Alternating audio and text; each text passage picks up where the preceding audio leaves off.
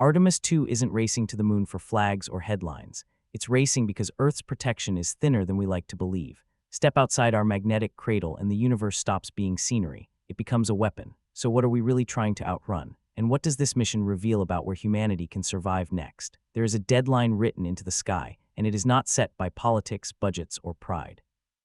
Artemis II moves now because the next great threat won't ask whether we are ready.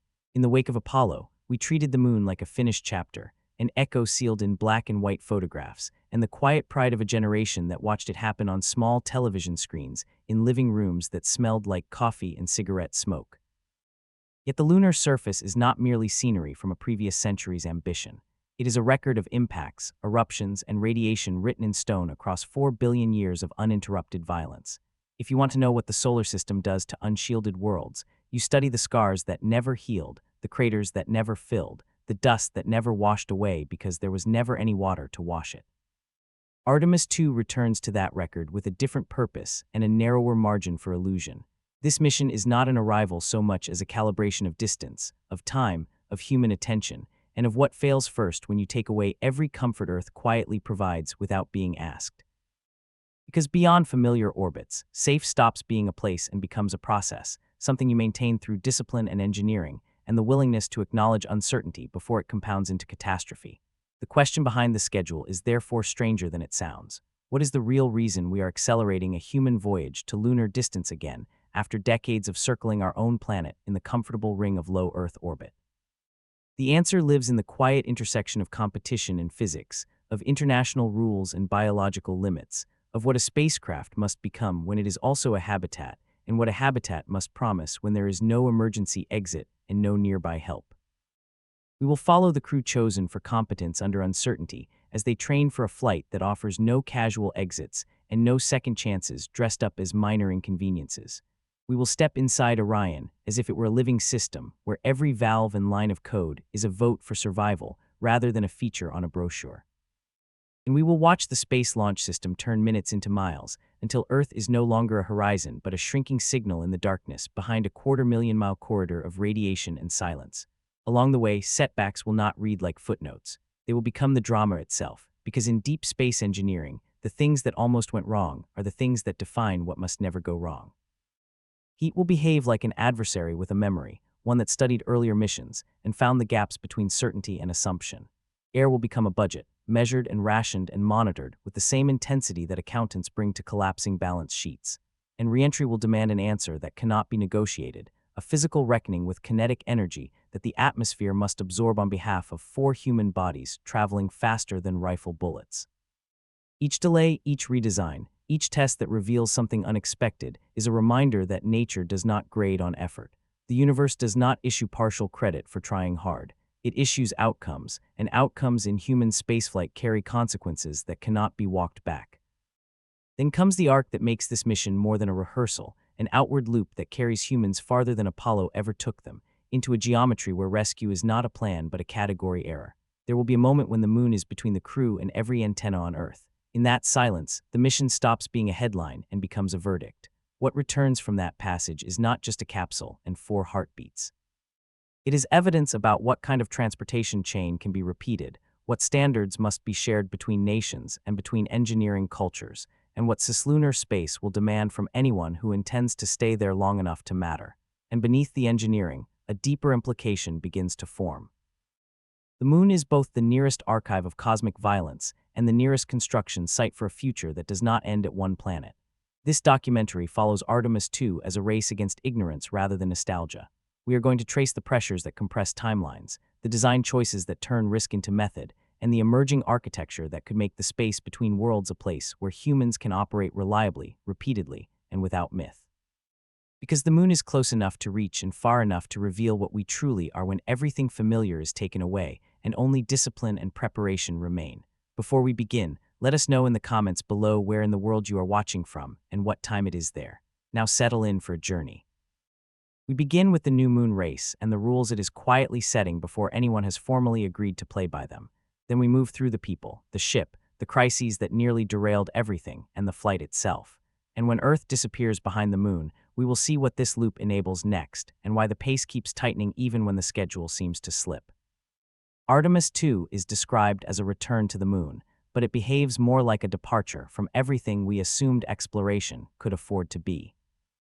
It leaves the familiar economy of low Earth orbit, where rescue is measured in hours and communication is measured in milliseconds, and it tests the first link in a chain that is meant to hold people in deep space long enough to stay, to work, and to come back with systems intact and knowledge that can be handed forward.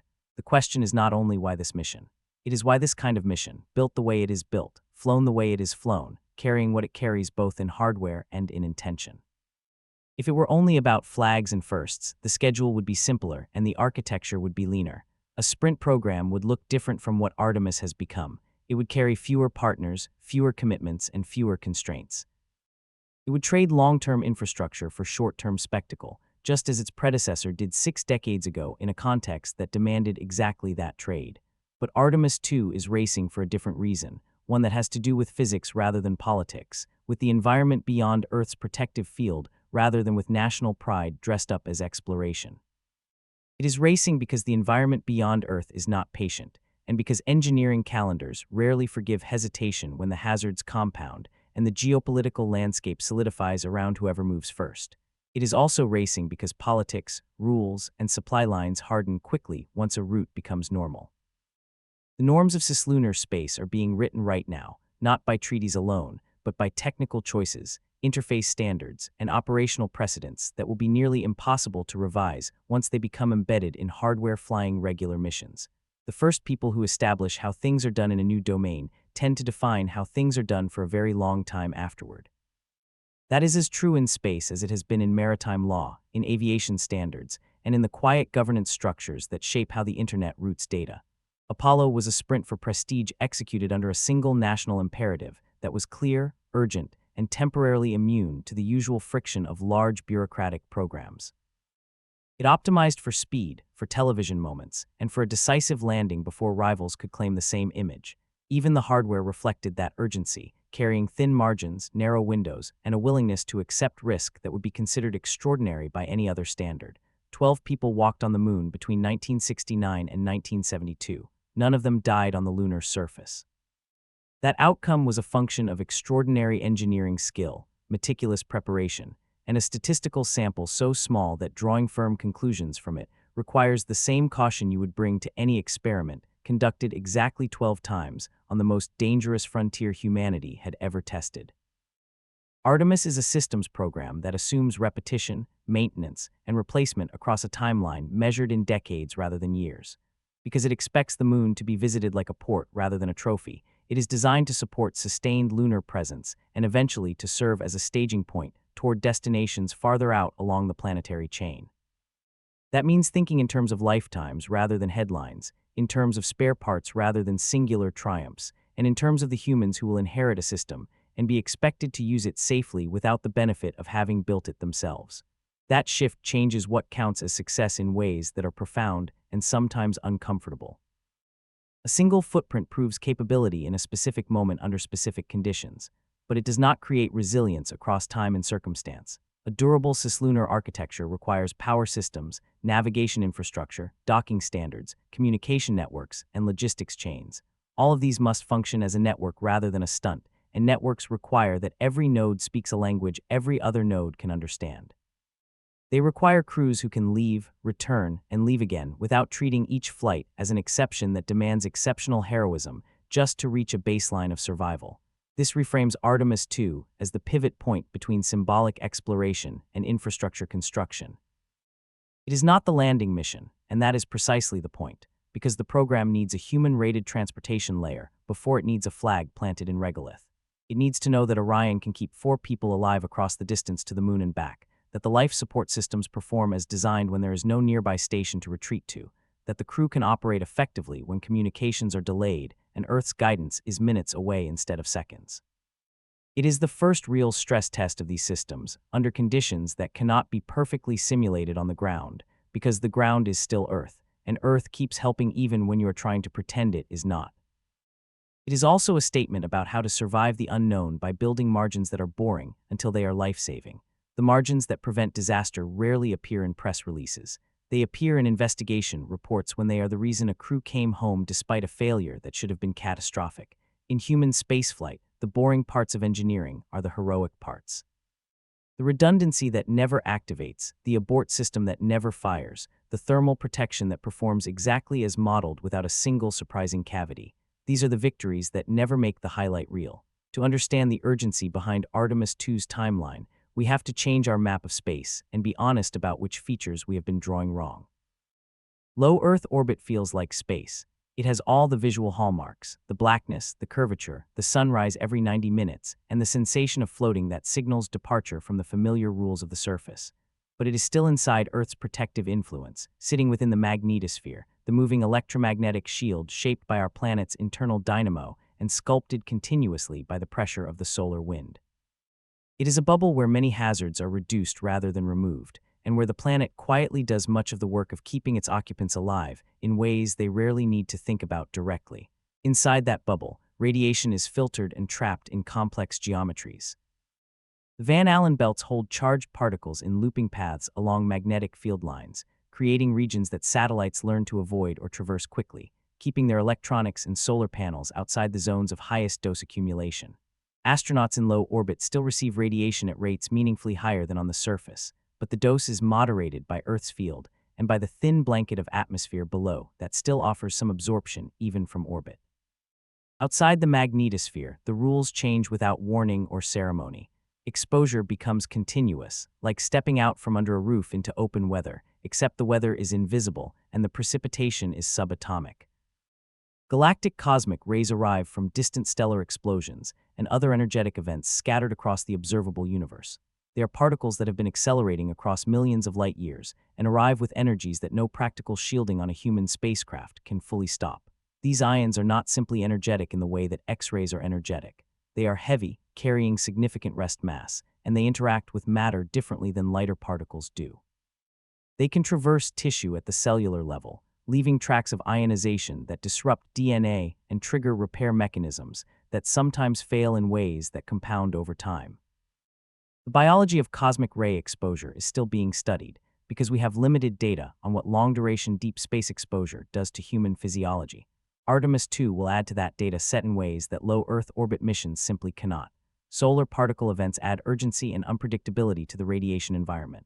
The Sun periodically releases vast quantities of accelerated protons in events associated with solar flares and coronal mass ejections.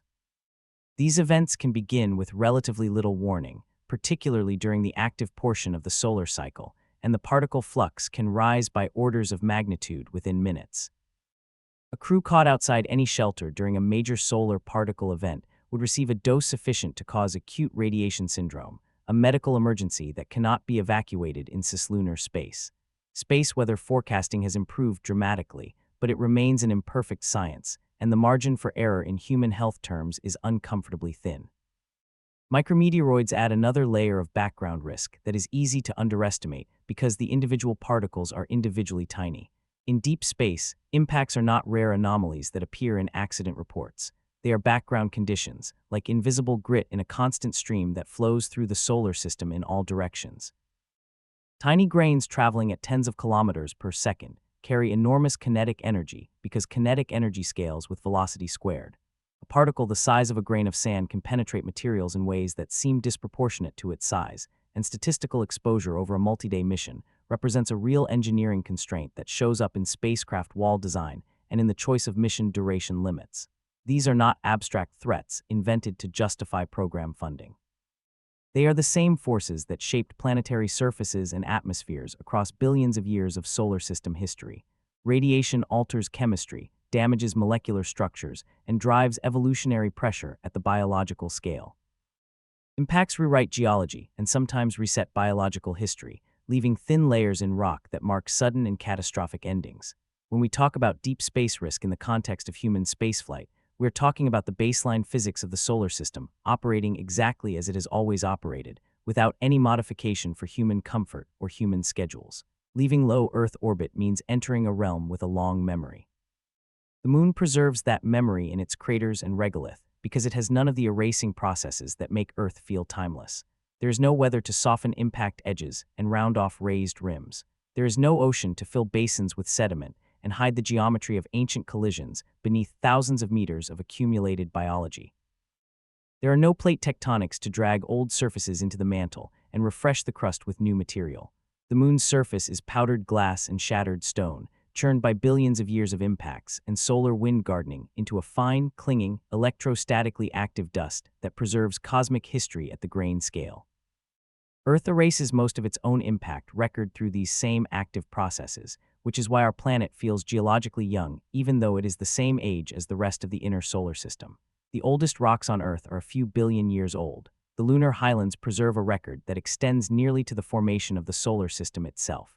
In that sense, the moon is not simply a destination for Artemis II. It is also the nearest available archive of what the solar system was like during its most violent period, the late heavy bombardment, and the earlier stages when impact rates were orders of magnitude higher than they are today.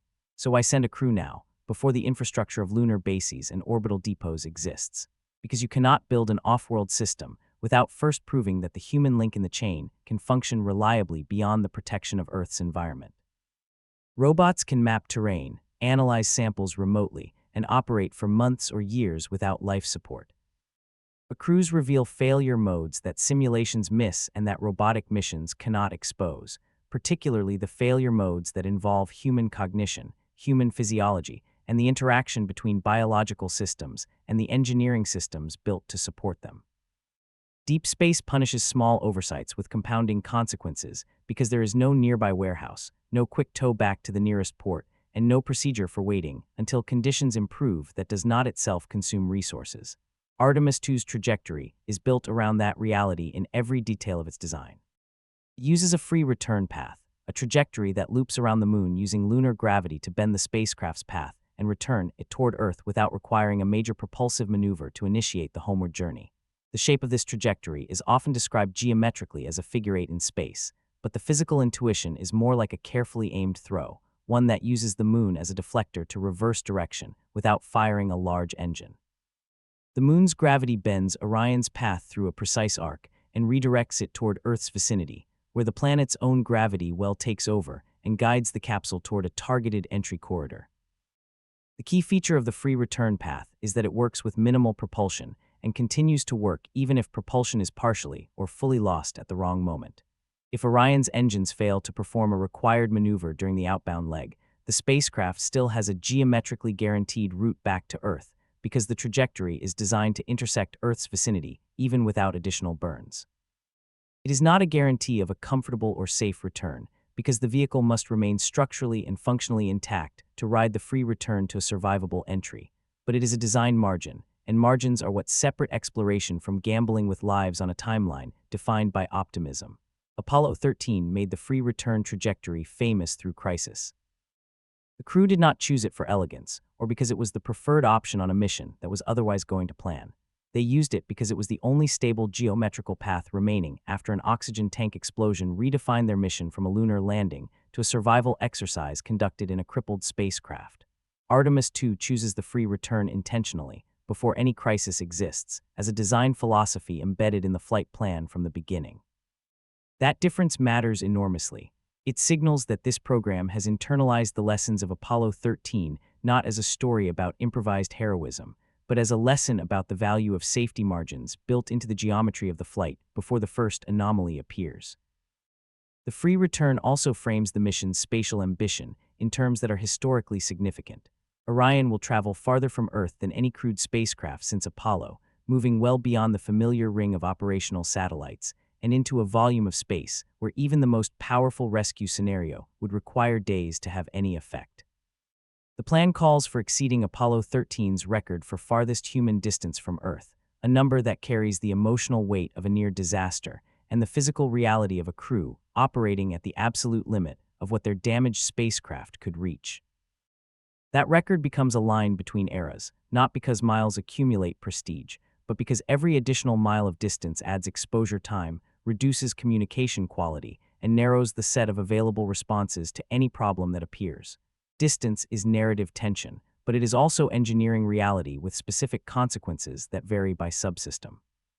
Communications delays grow as distance increases, and even a few seconds of round-trip light travel time can change how crews communicate with controllers, how they interpret instructions, and how quickly a developing situation can be understood and addressed from the ground. Rescue becomes impossible in any practical sense past a certain distance, which forces self-reliance to become a system requirement written into procedures rather than a motivational aspiration written on a wall. Radiation dose accumulates as time in deep space increases, making mission duration itself a parameter that must be managed alongside propellant, power, and consumables. The farther you go, the more you must carry your own world with you, your own air, your own water, your own heat management, and your own capacity to diagnose and repair whatever breaks in an environment that will not help you. Artemis II carries this understanding as a design constraint rather than as a theoretical concern. Every system aboard Orion is sized, redundified, and tested with the assumption that if something goes wrong during the mission, the only hands available to fix it are the 4 sets of hands already inside the capsule. That constraint changes how systems are designed, how interfaces are laid out, and how procedures are written. This makes Artemis II a rehearsal for permanence rather than a celebration of distance. It is not yet settlement, but it is rulemaking in hardware, where every valve and display and connector implies a future routine that someone will have to maintain without the original engineers in the room. Every procedure tested on this flight, every checklist confirmed, every recovery from an anomaly that was handled correctly becomes a template. Templates become standards over time, and standards become the invisible infrastructure that makes future operations safer without anyone noticing how much work went into establishing them. Even the mundane moments of the mission carry this institutional weight. Sleep cycles, waste handling, carbon dioxide scrubbing, water recovery, and thermal regulation are not interesting in the way that lunar orbit views and translunar injection burns are interesting. But they are what keeps the crew functional, and a non-functional crew cannot do any of the interesting things. Getting the mundane right, repeatably and reliably, is the prerequisite for everything that comes after. Artemis II is the first time Orion's life support must keep real human beings alive through a complete mission profile in deep space conditions, and that test cannot be completed in a vacuum chamber in Houston. The second race that frames this mission is not a mirror of the first moon race, and it carries none of the same cinematic simplicity. It is multipolar rather than binary, and it unfolds through policy documents and technical standards as much as through rocket launches and press conferences. China has a clear and consistently executed lunar timeline, built through a series of robotic missions that have established credibility through repeated success rather than through ambitious claims. Its partners in the International Lunar Research Station concept are building an alternative framework for lunar operations, one that comes with different technical interfaces, different diplomatic expectations, and a different model for sharing access to lunar resources and data. In this landscape, the moon is not just a destination that will be photographed and celebrated, and then visited again when schedules allow. It is a place where operational norms will be established by whoever shows up first, operates reliably over time, and demonstrates the capacity to share access without creating conflict. The question of who defines safe behavior, responsible resource use, and coordination protocols in cislunar space is being answered right now, not by deliberate international negotiation alone, but by the precedents created every time a mission succeeds or fails, and by the lessons that are shared or withheld afterward. The Artemis Accords represent one attempt to establish those norms early enough to matter. They emphasize transparency in operations, interoperability of systems, and peaceful purposes as baseline expectations for participation in the broader Artemis framework. These principles sound abstract until hardware has to dock with hardware from a different manufacturer in a different country, or until 2 missions operating in the same orbital regime need to share tracking data to avoid interference. At that point, the language of the Accords becomes a technical specification, a requirement that shapes engineering choices made years before any hardware leaves the ground. The coalition aspect of the Artemis program is therefore central to understanding why the timeline feels like a race, even when individual launch windows slip by months. When more than 60 nations have signed the Accords, a diplomatic perimeter begins to form around future activity, one that makes participation in the alternative framework feel like a choice with long-term strategic consequences. When private companies become partners through commercial contracts for landing systems, lunar logistics, and orbital services, the program gains momentum that is partially independent of any single government's budget cycle. Industry moves when contracts turn technical risk into business opportunity, and business opportunity creates pressure to meet schedules that no single agency controls. Public-private contracts turn exploration into supply chains in ways that Apollo never achieved, and supply chains demand the kind of predictability that changes how programs are managed. When multiple companies depend on a consistent launch cadence to keep their own programs viable, the program's continuity becomes part of its message to partners and investors. Stopping becomes expensive in ways that go beyond the government budget line, because stopping sends a signal to every partner who has committed engineering resources and manufacturing capacity to a schedule they were told would be maintained. This is a different kind of momentum than Apollo had, and it is more durable in some ways even when it is more complicated. Apollo could end when the political goal was met because the architecture was deliberately narrow and the partnerships were bilateral and easily dissolved. Artemis cannot end cleanly if it becomes an ecosystem of interdependent partners with shared investments and shared technical dependencies. The program's continuation becomes a negotiated outcome rather than a discretionary choice, which creates its own pressures on timelines and on the definition of success at each milestone. Artemis II sits at the hinge between aspiration and governance in this broader landscape. It is the crewed mission that validates the transportation layer, and transportation layers decide who can participate in cislunar space and at what cost.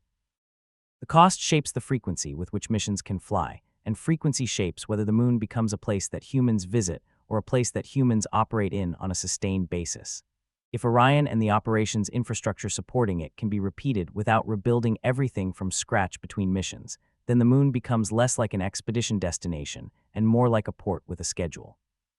Yet the program still needs public meaning to maintain the political support that sustains its budget across election cycles and administration changes.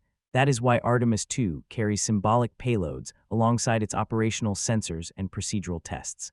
Orion carries an archive of 5.6 million names from people around the world who registered to send their identity on the mission, a mass expression of participation that connects the public to the distance without requiring everyone to understand the technical details of translunar injection or free return trajectories.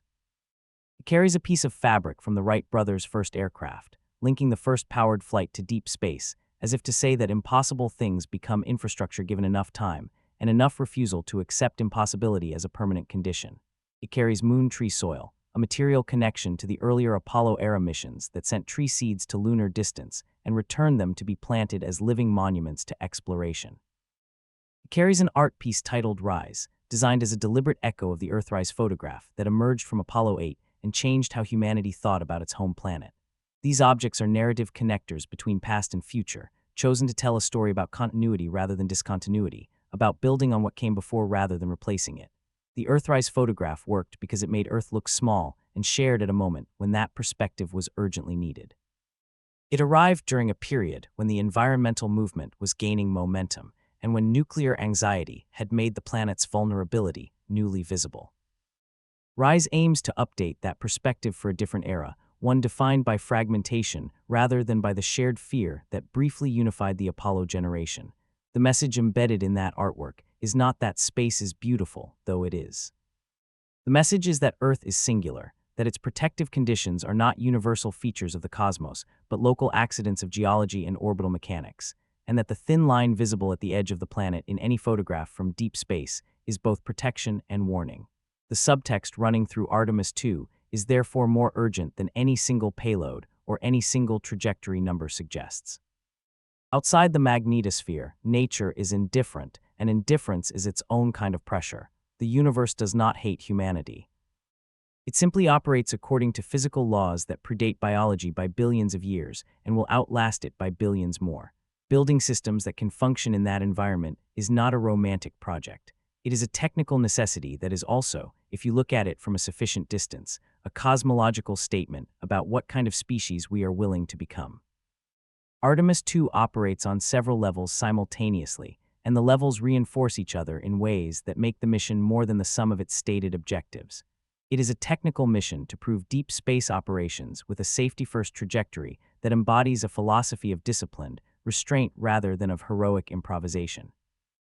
It is a geopolitical move to anchor operational norms and partnership frameworks before alternative frameworks dominate by default. It is a demonstration of manufacturing and logistics capability that will determine whether cislunar space becomes a sustainable operating environment or an endlessly experimental frontier. And it is a cosmological reminder that the conditions enabling human life on Earth are local exceptions in a universe that runs by different rules. The central question returns with sharper edges than when we first asked it. Is Artemis II racing for glory or racing to build a foothold before the hazards and politics converge into a situation that cannot be reversed by a single successful mission? If the universe is a hostile medium, then infrastructure is the real form of exploration, because infrastructure is what makes hostility survivable across decades rather than moments. The moon becomes the first test site for living beyond Earth's protection, where every success is measured not in flags or photographs, but in repeatability, in the ability to do it again with a different crew on a shorter schedule with a smaller margin of uniqueness. What does it mean to call somewhere home when home must be assembled from components manufactured across multiple continents, launched on a vehicle that takes years to produce, and maintained by a crew that cannot order spare parts or call a technician? From here, we move from framing to mechanics. We follow Orion out of the magnetospheric bubble and into the radiation weather of cislunar space, where the numbers on dosimeters become part of the operational story rather than a scientific footnote. We examine what must work, what can fail, and what this mission quietly commits us to becoming: a species that survives by planning for the ordinary in a universe that offers nothing ordinary except physics. Artemis II is a flight test, but it is also a human experiment conducted inside a sealed machine, traveling through an environment that offers no assistance and accepts no excuses. The environment beyond Earth's shield was named in the first chapter, and its hazards were measured in the language of physics. This chapter asks what kind of people can function there when the universe offers no sympathy and no second chances dressed up as learning opportunities. The crew is 4 specialists, but the mission treats them as one organism with shared senses, shared responsibility, and shared exposure to everything the solar system decides to contribute during the days they spend outside the protective field. Reed Weissman commands the vehicle and the tempo of decisions, and timing in deep space can be as critical as thrust, because a decision delayed by minutes can become a problem compounded by hours. Victor Glover flies the mission profile and guards the margins built into every phase of the flight, because margins are what preserve options when the unexpected reframes every prior assumption. Christina Koch owns systems thinking across the entire vehicle, approaching the spacecraft as an integrated network where small anomalies are early warnings rather than late surprises. Jeremy Hansen carries a national first as the first Canadian to travel beyond low Earth orbit, and with that first comes the particular pressure of representing a partner nation's investment in a program that assumes shared risk as a foundation of shared purpose. Their stakes are not abstract in the way that mission objectives can sometimes feel when they are described in technical documents and press briefings. Translunar injection is a one-way commitment in both physics and psychology. Once Orion lights that burn and commits to the translunar trajectory, the quick return to Earth scenario that gives low Earth orbit its psychological comfort disappears. The timeline becomes stubborn, the options narrow with every hour of flight, and the crew must live inside that narrowing without letting it compress their judgment or their willingness to acknowledge problems early enough to address them. The moon is not far only in distance, which is why the common framing of the mission in terms of miles traveled misses the deeper operational reality. It is far in consequence, because the time required to return from that distance stretches every failure mode from a recoverable event into a sustained emergency that must be managed with whatever resources are on board. And it is far in the communications geometry that defines how crew and controllers can share situational awareness, because light travel time at lunar distances introduces delays that change the fundamental character of the relationship between the people flying and the people supporting them. A mistake can become a multi-day problem before Earth can do anything meaningful, and multi-day problems in a sealed capsule beyond rescue range do not scale gracefully. They compound through consumable depletion, through crew fatigue, through the cascading effects of systems that were designed to work together and that fail together in ways that isolated testing may not have revealed. In mission design, translunar injection is a precise energy change, a burn that targets a specific velocity vector with sub-meter-per-second accuracy to thread the spacecraft into the correct arrival corridor. In human terms, it is a door closing behind you without drama, without ceremony, and without the option of changing your mind once the propellant has been spent. The crew chose a call sign: integrity. The word becomes a design requirement rather than a motivational sentiment when you examine it in operational context. Integrity means telling the truth early, before pride or embarrassment turns an acknowledged uncertainty into an unacknowledged crisis. In a sealed system far from assistance, a hidden problem is not just a failure of honesty. It is an engineering failure mode, because the team cannot address what it does not know exists, and the clock does not pause while the crew decides whether to disclose something uncomfortable. Integrity means admitting uncertainty before it masquerades as confidence and drives a decision based on incomplete information that everyone in the room secretly suspects is incomplete. Integrity means trusting crewmates enough to accept correction in real time without treating correction as a threat to authority or competence. In a spacecraft traveling to lunar distance with no emergency exit, the hierarchy of command must coexist with the culture of candor, and the two can pull against each other under stress if they are not both deliberately trained. The call sign also echoes an older tradition in which crews named themselves to establish a tone that would persist through the pressures of training and flight. Apollo crews carried names that became shorthand for their style, and sometimes for the character of their missions. In Artemis, the name is chosen with full awareness of what the lunar environment demands and what earlier failures of institutional culture in human spaceflight cost in human lives. Human factors are treated like mission-critical hardware throughout the Artemis II training program, not as soft culture or motivational talk that fills the schedule between the serious technical subjects. Fatigue changes perception, and perception changes the quality of flight control inputs in small, cumulative ways that become visible only in aggregate. Stress narrows attention, and narrowed attention misses the cascading failures that begin as minor anomalies, requiring only a small correct response before they require a large, desperate one. In deep space, psychology becomes engineering because cognition is part of the control loop, and the control loop is literal rather than metaphorical. Because humans interpret displays and then command actuators, the quality of that interpretation under varying conditions of fatigue, stress, and cognitive load is as important to mission safety as the reliability of any physical component. A tired brain reads a number, delays a response, and a valve stays open too long. A distracted mind hears a callout, misfiles it in the wrong priority queue, and a checklist step is skipped. The spacecraft does not know why the error happened, and it cannot distinguish between a human error caused by fatigue and one caused by misunderstanding. It only lives with the consequences, and in deep space, the consequences accumulate.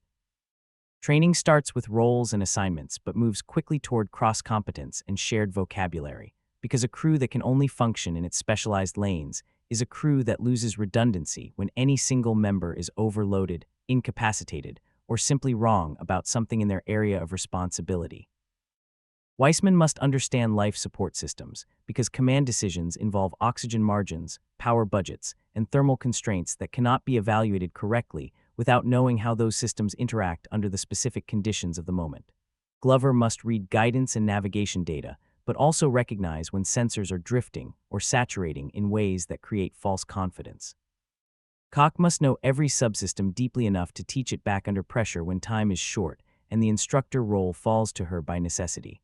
Cross-competence is not about creating four identical people, because specialization remains critical. It is about building redundancy that can think and adapt, because hardware redundancy can only switch states between predetermined configurations, while human redundancy can improvise, reinterpret, and apply expertise across domain boundaries. When one crew member is overloaded or has developed a blind spot about a problem they have been living with too long, another must notice and intervene before performance degrades beyond the threshold that matters. That intervention must be welcomed rather than resisted, which is why integrity is a trained behavior and not just a stated value. The mission profile looks conservative on paper, a loop around the moon with no landing, no spacewalk, and no extended surface operations. But it is cognitively demanding in ways that promotional materials rarely capture. Orion will arc toward the moon, using the translunar trajectory to carry it out of Earth's immediate gravitational dominance and into the combined gravitational influence of two bodies. As it approaches the moon, the crew will conduct observations, operate systems, manage consumables, and maintain their own physical condition against the slow insistence of microgravity physiology. Then the spacecraft will swing behind the moon, and the world will go quiet in a very specific and planned way.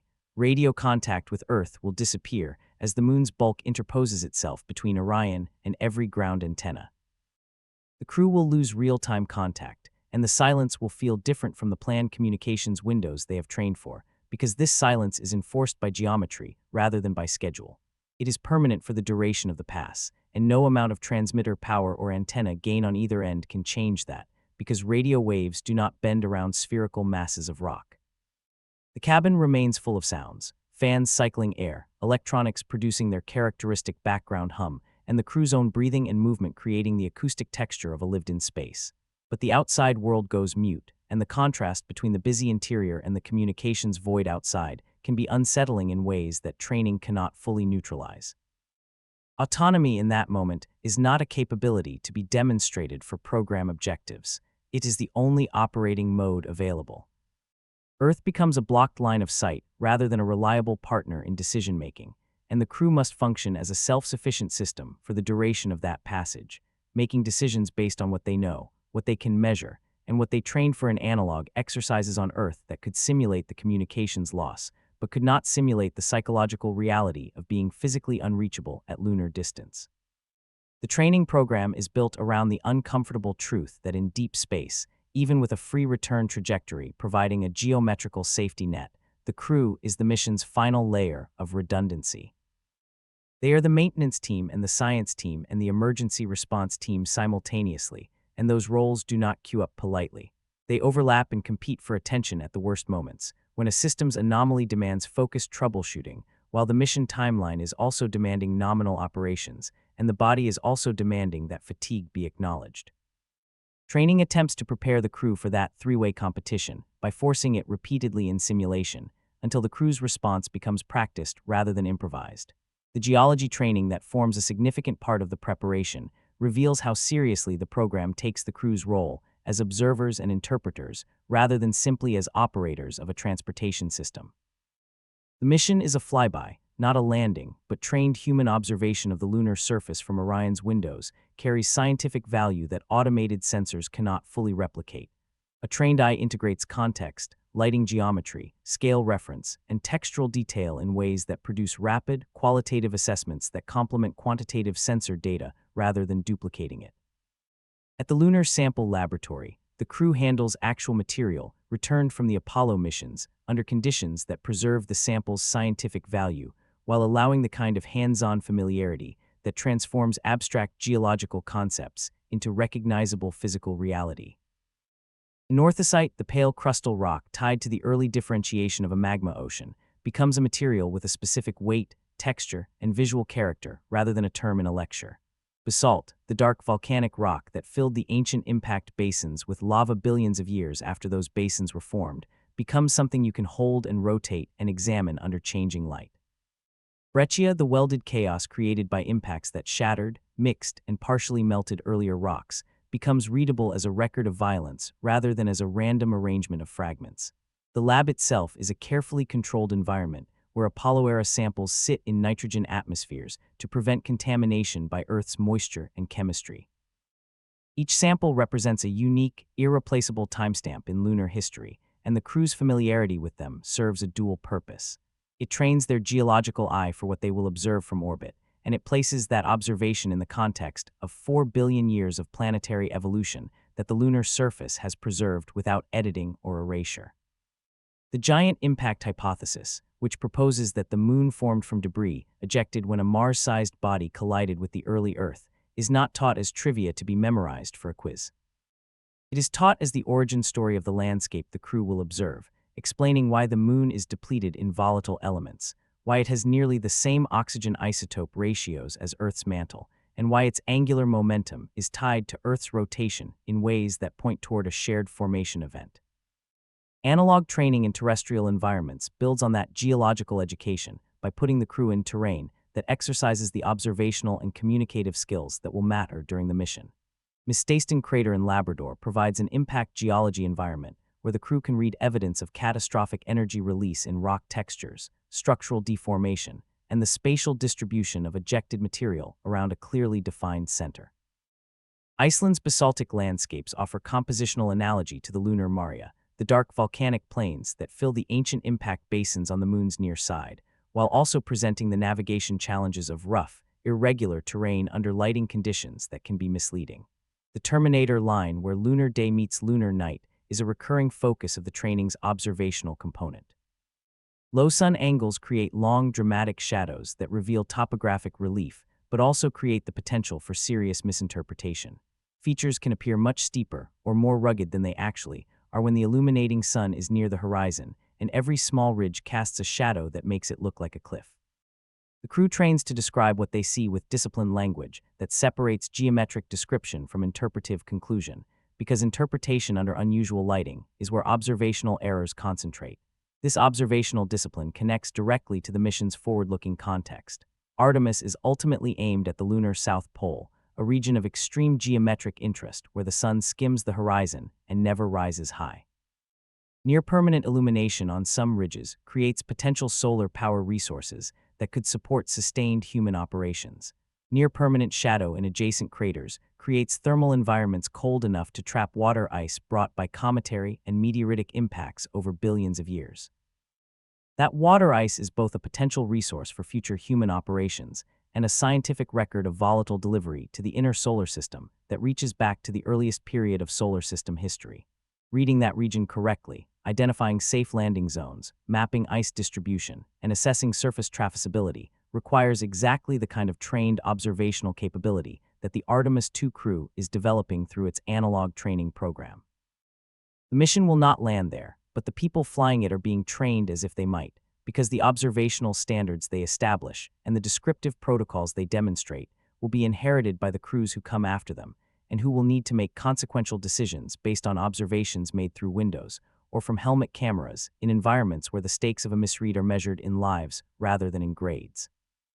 Isolation and autonomy training forms another pillar of the preparation, because isolation is a force multiplier for every other stressor and every other failure mode that the mission might encounter.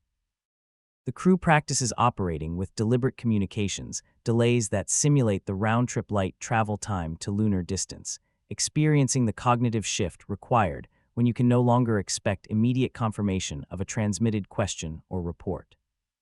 They run extended scenarios in which guidance from Earth arrives too late to influence the decision that has already been made, forcing them to develop the judgment and confidence to act on their own assessment, while remaining open to correction that arrives after the fact.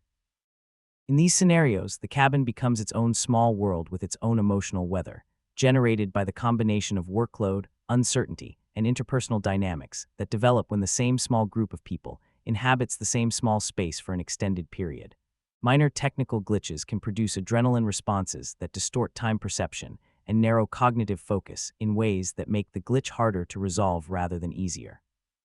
The crew practices the physiological regulation techniques that convert a stress response from a performance degrader into a performance enhancer by slowing breathing, slowing speech, slowing physical movement, and creating the deliberate pace that complex troubleshooting requires. The body's limits are treated as engineering constraints throughout the training program, because microgravity is not neutral to human physiology across any timescale that matters to mission duration. Fluid shifts toward the head create elevated intracranial pressure that can alter vision over weeks and months, sometimes permanently reshaping the optic nerve and degrading visual acuity in ways that affect operational performance. Muscles and bones begin to decondition within days of exposure to microgravity, requiring consistent countermeasures that must themselves be fitted into the mission timeline without consuming time needed for operational activities. Sleep becomes fragile when the normal cues of day and night are replaced by 90-minute orbital sunrises or the constant darkness of deep space transit, and when the noise and vibration of life support systems create a background that the brain never fully habituates to. Radiation is woven into the operational planning as a measurable constraint rather than a theoretical concern. Dosimeters become part of the daily reporting cadence, their readings discussed alongside power levels and consumable margins. The crew learns what specific dose readings imply for mission continuation decisions, what actions can reduce exposure in practical operational terms, and what the difference between chronic background exposure and an acute event from a solar particle burst requires in terms of immediate response. Shelter options within Orion's layout are identified and rehearsed so that a radiation alert does not require improvisation in a moment when improvisation is the least available cognitive resource. Emergency simulation is where the training becomes most direct and most demanding. Fire is the nightmare scenario in any sealed, pressurized environment, and in a spacecraft traveling at lunar distance, it is a nightmare with no nearby exit. The crew trains to respond to fire with a choreography that must be fast enough to prevent growth, but controlled enough to avoid creating secondary hazards, because using the wrong extinguishing agent in the wrong location can create a toxic atmosphere problem that replaces one life-threatening condition with another. They learn to identify the source of smoke or heat using the distribution of sensors and their own senses, to isolate the affected area if possible, and to manage the atmosphere that remains after firefighting has altered its chemistry.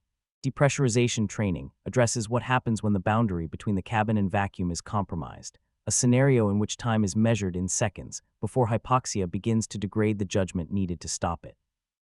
The crew trains the donning of emergency oxygen equipment until the physical action is automatic, stored in procedural memory that does not require cognitive resources during the moments when those resources are already being consumed by the emergency itself. They practice isolating leaks, evaluating the rate of pressure loss against consumable reserves, and making the decision about whether to attempt repair, to move to a different module, or to initiate emergency return procedures. Life support failures receive particular emphasis because they are the most insidious failure mode, the one most likely to degrade crew capability before it announces itself as an emergency.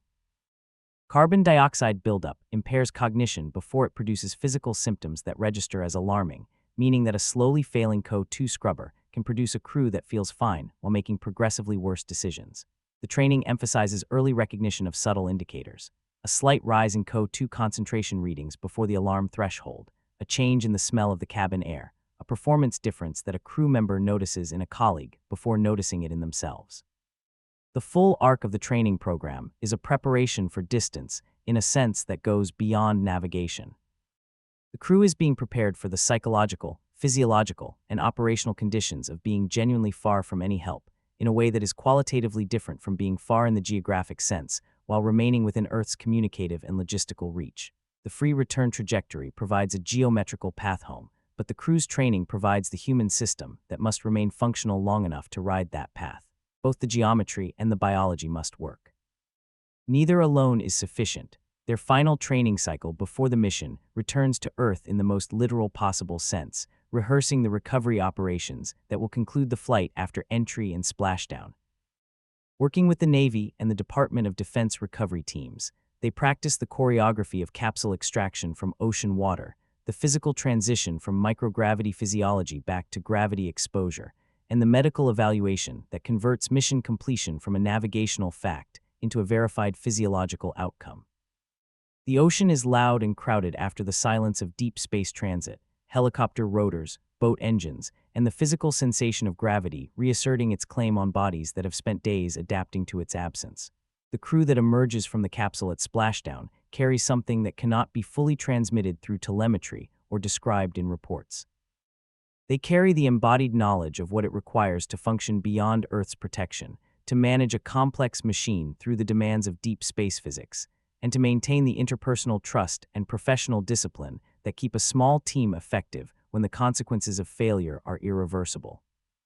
That embodied knowledge will be translated into procedures, into training curriculum updates, into design recommendations, and into the accumulated wisdom that makes the next mission somewhat safer than this one and the one after that safer still. The crew called Integrity is the program's answer to the gap between worlds, built from training and from deliberate culture.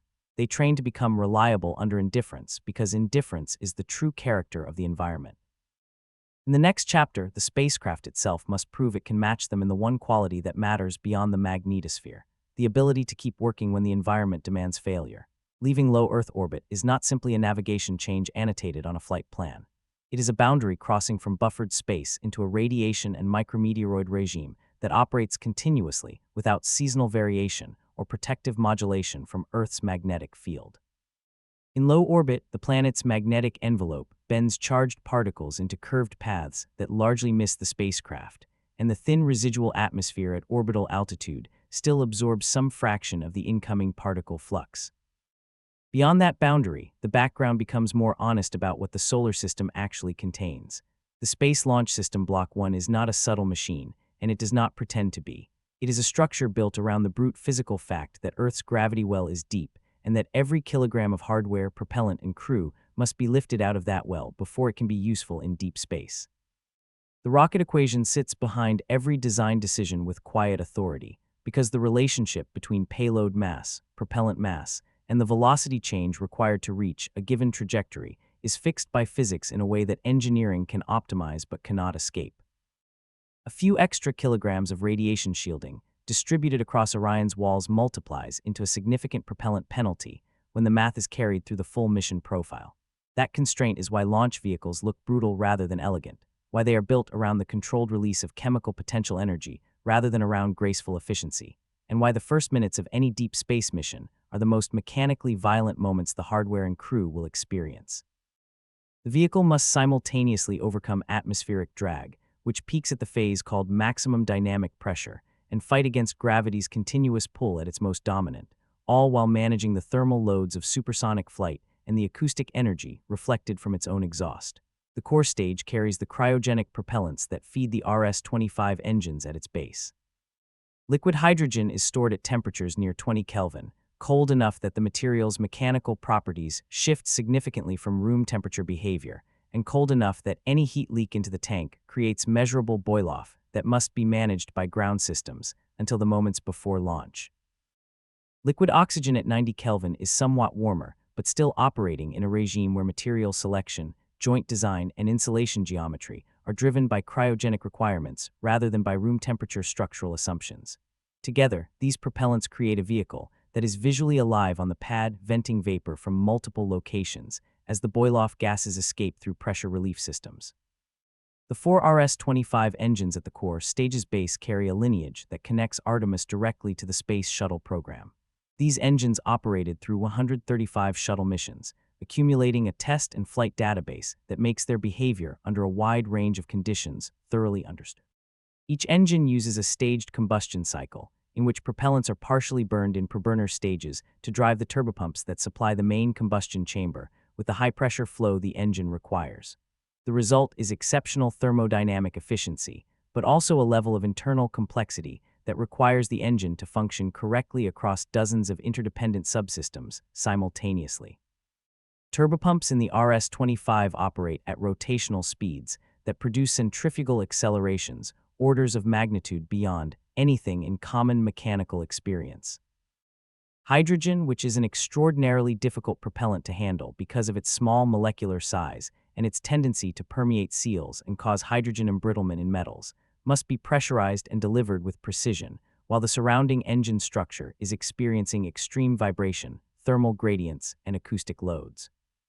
The choice to use these engines despite their manufacturing complexity reflects the same conservative philosophy that shapes the heat shield and the free return trajectory. In a crewed deep space mission, known behavior under extreme conditions is worth more than theoretical improvements that introduce new uncertainty. The 5-segment solid rocket boosters flanking the core stage provide the dominant thrust during the first 2 minutes of flight, when the vehicle's total mass is highest and the gravitational and atmospheric loads are most demanding. Solid rocket propellant cannot be throttled once ignited, and unlike liquid propellant engines, the burn cannot be interrupted. Once the igniters fire, the propellant grain burns on a predetermined trajectory toward burnout, following a thrust profile that was designed into the geometry of the propellant grain's cross-section long before the vehicle reached the pad. This simplicity is also a constraint because it places enormous weight on the quality of manufacturing and inspection rather than on the ability to adjust in flight. The launch sequence itself is a compression of competing hazards into a window measured in minutes. Maximum dynamic pressure arrives early, when velocity has increased substantially, but the atmosphere is still dense enough to create significant aerodynamic loads on the vehicle's structure. The vehicle is simultaneously a pressure vessel, an aerodynamic body, and a resonant mechanical structure at this moment, and the interaction between its thrust-induced vibrations and the aerodynamic forces produces a complex loading environment that the structural designers must bound with margins that account for the full envelope of possible conditions rather than just the nominal case. After staging, when the solid boosters separate and the core stage continues toward orbit insertion, the character of the flight changes. The violence of the ascent attenuates, the acoustic environment simplifies, and the spacecraft enters a phase where the primary challenge shifts from surviving the ascent to preparing for the conditions of deep space. The translunar injection burn, when it comes after the checkout phase in the parking orbit, is the formal commitment to everything that follows. It is a burn that changes velocity by enough to escape Earth's gravitational dominance and commit the trajectory to the path that ends at lunar distance and then returns.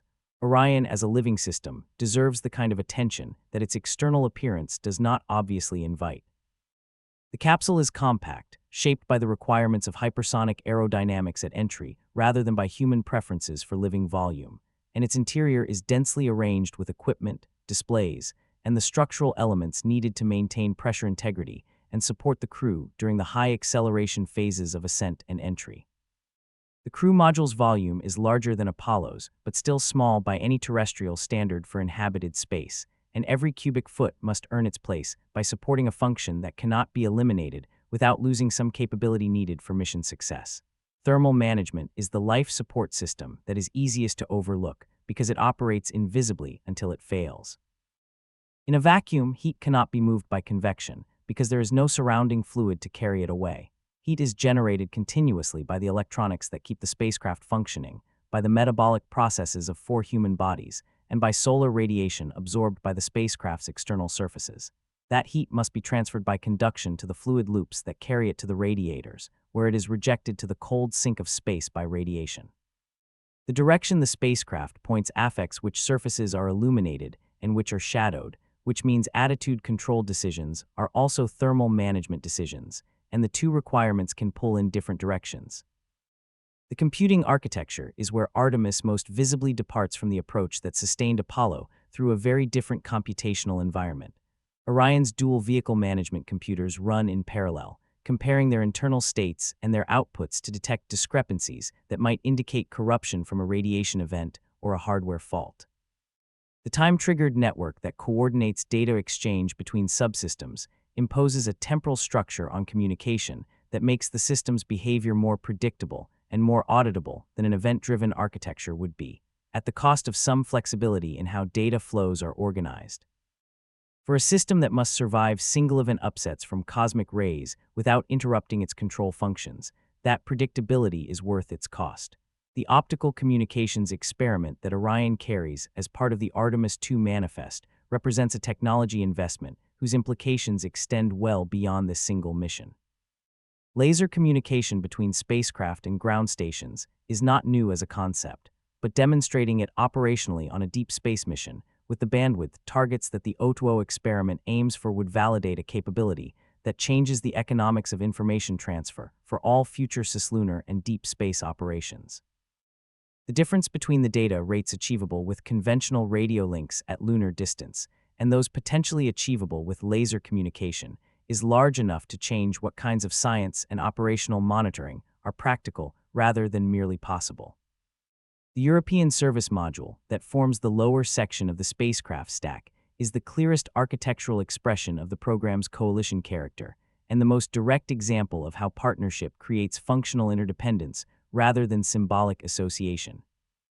The service module provides the main propulsion system for in-space maneuvers, the solar power generation that supplies the crew module's electrical systems, and the consumable storage that extends mission duration beyond what the crew module alone could support. These are not supplementary capabilities. They are core mission functions, and their provision by a partner agency means that the mission's success depends on hardware designed and manufactured outside the United States performing correctly across the full operational envelope. The main engine of the European service module carries heritage from the orbital maneuvering system engine used on the space shuttle, another example of the program's conservative approach to propulsion in the systems where failure is most consequential. This engine is not fired continuously during the mission, but when it must fire, for orbital insertion at the moon if required, for attitude corrections, or for abort scenarios, it must fire reliably and deliver the required impulse accurately. Heritage provides confidence based on extensive flight experience rather than on analysis alone. Manufacturing evolution is addressed throughout the Artemis program in ways that represent a shift from the one-of-a-kind fabrication that characterized earlier deep space hardware. Additive manufacturing is used where qualification has established that printed components meet the structural and material requirements of their application, and the qualification process itself is part of the infrastructure investment. Three-dimensional printing enables geometries that would be difficult or impossible to machine from billet material, allows rapid design iteration in response to test findings, and can shorten supply chains by reducing the number of discrete parts that must be sourced from specialized suppliers. But it also introduces its own inspection challenges, because internal defects in printed structures can be difficult to detect with conventional methods, and those defects can grow under repeated thermal and mechanical cycling. The program treats manufacturing repeatability as a mission requirement rather than as a production goal, because the gap between a spacecraft that works once and a spacecraft that can be produced reliably enough to support a regular launch cadence is the gap between a demonstration and an infrastructure capability. Infrastructure requires that the process for building it can be repeated without heroic individual effort, that quality can be verified systematically rather than through exceptional scrutiny of each article, and that lessons learned from earlier production units are captured in procedures and specifications rather than living only in the memories of the technicians who did the work. The central question of this chapter is what it means to say the spacecraft is ready. Ready for what exactly? Ready to survive the ascent loads, ready to maintain cabin pressure in the thermal environment of deep space, ready to maintain CO2 below dangerous levels for the duration of the mission, ready to continue operating after a single event upset from a cosmic ray, ready to communicate with Earth when the geometry allows, and to operate autonomously when it does not. The answer is yes to all of these, and it must be yes to all of them simultaneously, because deep space does not grant partial credit for partial readiness. The machine is not one machine. It is a negotiated agreement between the RS-25 engines and the rocket equation, between the heat shield chemistry and the entry trajectory, between the computing architecture and the radiation environment, between the solar arrays and the thermal management system, between the European modules and the American crew module. And ultimately between all of these systems and the 4 human beings whose lives depend on every agreement being honored when the distance from Earth becomes irreversible. What this chapter's examination of the hardware reveals, beneath the technical specifications and the manufacturing processes, is the same cosmological truth that the environment chapter established from the outside and the crew chapter approached from the inside. The universe is indifferent to engineering effort. It applies physical laws consistently and without exception. The spacecraft is humanity's argument against that indifference, built from metal and software and chemical bonds and institutional memory, and the argument must be made perfectly in a domain where imperfection is the only thing the environment guarantees. Chapter 1 named the hostile environment beyond Earth's shield, where radiation and vacuum punish every assumption that Earth's protective bubble quietly satisfies without being asked. Chapter 2 trained humans to endure that environment because biology is fragile, even when the technology surrounding it is strong. Chapter 3 built the ship, assembling metal and software and procedure into something that can leave home and keep its occupants alive while doing so. Chapter 4 asks if the ship can survive coming home, because returning from the moon is where the most dangerous physics of the entire mission concentrates itself into a few minutes of irreversible commitment above the Pacific Ocean. Artemis II is framed as a deep space mission, and correctly so. But its hardest physics waits in air rather than in emptiness, in the thin shell of compressible gas that surrounds Earth rather than in the vacuum that surrounds the moon. The lunar distance and the radiation exposure and the communications blackout behind the far side are all genuine challenges that the mission must successfully navigate.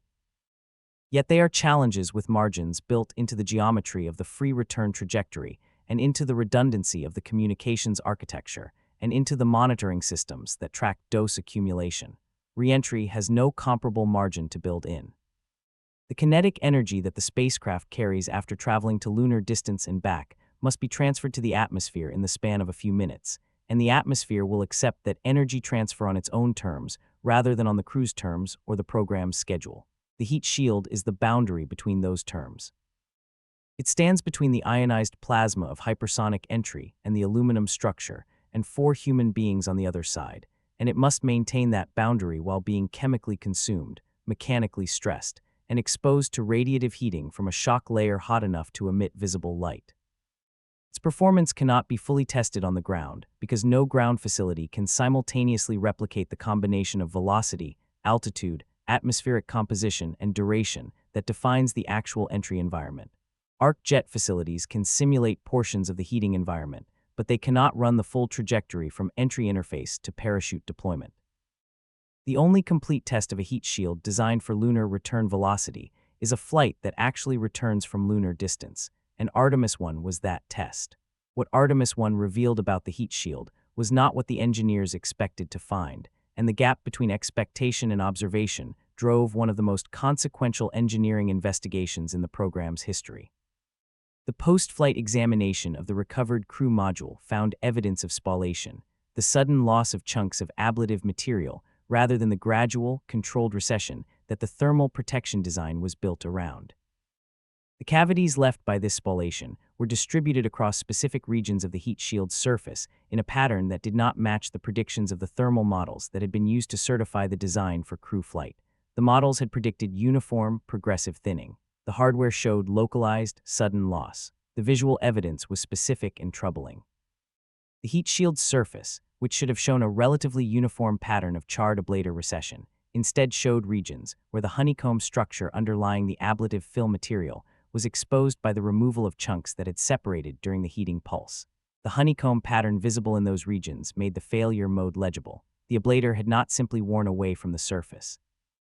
It had been ejected, taking with it material that was supposed to remain in place and continue providing thermal protection throughout the entry. The question of why it had been ejected, and whether the conditions that caused it would recur on a crewed mission with a different trajectory, became the central engineering challenge of the Artemis II preparation period. Avcoat, the ablative material used on Orion's heat shield, is not a simple material, and its behavior under hypersonic heating is not simple either. It is a filled epoxy novolac resin applied in a honeycomb substrate that both holds the material in place and controls the way damage propagates through it. The honeycomb geometry creates cells that limit crack propagation, preventing a localized failure from spreading across the shield surface, the way a crack in a sheet of glass can travel across the entire pane. This damage-limiting function is why the honeycomb is a structural feature of the thermal protection design rather than simply a manufacturing convenience. Under hypersonic heating, Avcoat undergoes a process called pyrolysis, in which the polymer chains that form the resin matrix break apart chemically rather than simply melting or burning. This chemical decomposition releases gases that must migrate through the porous char layer that forms at the heated surface and escape into the boundary layer of the entry flow. The escape of these gases performs multiple functions simultaneously. It carries energy away from the surface through mass transfer, contributing to the overall cooling of the shield. It forms a protective layer of pyrolysis products at the surface that changes the chemistry of the boundary layer and reduces convective heat transfer to the remaining solid material. And it maintains the porosity of the char layer in a state that allows continued gas flow without building up destructive internal pressures. The problem that Artemis I revealed, and that the subsequent investigation worked to understand, was that under certain conditions of heating rate, internal pressure, and material microstructure, the pyrolysis gases could not escape fast enough through the char layer to prevent the buildup of pressure behind it. When the internal pressure exceeded the mechanical strength of the char in a localized region, the failure mode shifted from gradual surface ablation to sudden mechanical ejection of a chunk of material. The distinction is critical because gradual ablation removes material at a predictable rate that the design margins account for, while sudden spallation removes material in an unpredictable pattern that can expose underlying structure to heating conditions it was never designed to withstand. Porosity is the parameter at the center of this failure mechanism, and it represents a coupling between chemistry and mechanics that makes the problem genuinely difficult to model from first principles. Higher porosity in the ablator allows pyrolysis gases to escape more easily, reducing the risk of pressure-driven spallation, but also potentially changing the ablation rate and the structure of the insulating char layer. Lower porosity makes defects easier to detect through ultrasonic inspection during manufacturing, improving quality assurance confidence, but it also creates more resistance to gas flow that can drive the pressure buildup associated with spallation. Changing porosity to improve one aspect of performance can degrade another aspect of performance under the specific conditions that exist only during actual hypersonic entry. The manufacturing process for Avcoat had been updated before Artemis I to address earlier concerns about inspection reliability and material consistency. The update changed the porosity characteristics of the material in ways that were understood in terms of quality assurance, but were not fully characterized in terms of their effect on gas transport during entry heating. The combination of updated material properties with the specific trajectory of Artemis I, which used a skip entry profile that distributed heating across two pulses separated by a period of reduced heating, created conditions that the existing thermal models had not bounded adequately. The models had been validated against test data and earlier flight experience, but that validation had not included the specific combination of material properties and trajectory conditions that Artemis I encountered. This is one of the most uncomfortable truths of aerospace engineering, and it appears repeatedly in the history of human spaceflight in different forms. The validation of a design against tests and earlier experience establishes confidence within the regime that the tests and experience covered. When a new combination of conditions creates a regime that sits at the edge of or outside the validated envelope, the design can behave differently from its predictions without any individual decision being obviously wrong. The engineering process worked as intended, and the result was still a surprise because the validated regime did not fully encompass the actual entry environment. The investigation that followed Artemis I's heat shield findings was methodical and genuinely difficult in the way that investigations are difficult when the failure mechanism involves multiple coupled physical processes rather than a single identifiable root cause. Teams examined the spatial distribution of spallation across the shield surface and correlated it with the predicted heating distribution during entry, looking for evidence that specific regions experienced conditions that exceeded the material's resistance to pressure-driven failure. They conducted additional arc jet testing with material samples prepared to match the updated manufacturing process, examining how porosity affected gas transport and pressure buildup under controlled heating conditions. They reviewed the trajectory data from Artemis I to characterize the heating history experienced by different regions of the shield surface during both pulses of the skip entry profile. The investigation identified the skip entry trajectory's two-pulse heating profile as a contributing factor to the spallation pattern observed. The first heating pulse raised the ablator to temperatures that drove significant pyrolysis and created a char layer of specific porosity and mechanical properties. During the cooler period between the two pulses, the char continued to evolve chemically and mechanically. When the second heating pulse arrived, the char layer's properties were different from what they would have been had the material experienced a single continuous heating event, and those differences affected how pyrolysis gases were transported and where pressure could build up.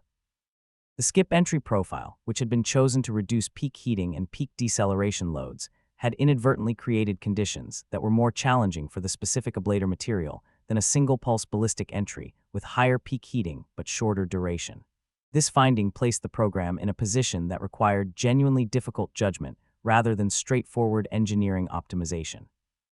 The skip entry trajectory had been chosen for good reasons. It reduced peak aerodynamic loads on the structure and crew, it reduced peak heating rates at the surface, and it extended the range of possible landing zones by allowing more energy to be dissipated during the first atmospheric dip before targeting the final landing location. These were real benefits that addressed real constraints. But the investigation suggested that this trajectory profile, combined with the updated material properties, had created the conditions for spallation that was not fully bounded by the design margins. The alternative was a ballistic entry with a single heating pulse, higher peak heating rate, shorter total time at elevated temperature, and higher peak deceleration experienced by the crew. A ballistic entry is less efficient in some respects and more demanding on the crew in terms of G-load, but it avoids the two-pulse heating history that the investigation associated with the observed spallation pattern. The choice between these two options required weighing the spallation risk on the skip entry trajectory against the higher peak loads of the ballistic trajectory, with imperfect data on both sides of the comparison, under a schedule pressure that was real, but that could not be allowed to drive a decision that should be driven by safety margins. The program chose to fly Artemis II on a trajectory that reduces the total time spent at the temperatures most associated with the spallation risk, accepting higher peak heating and G-load as part of the trade. This choice was not made by preference or by the desire to appear decisive.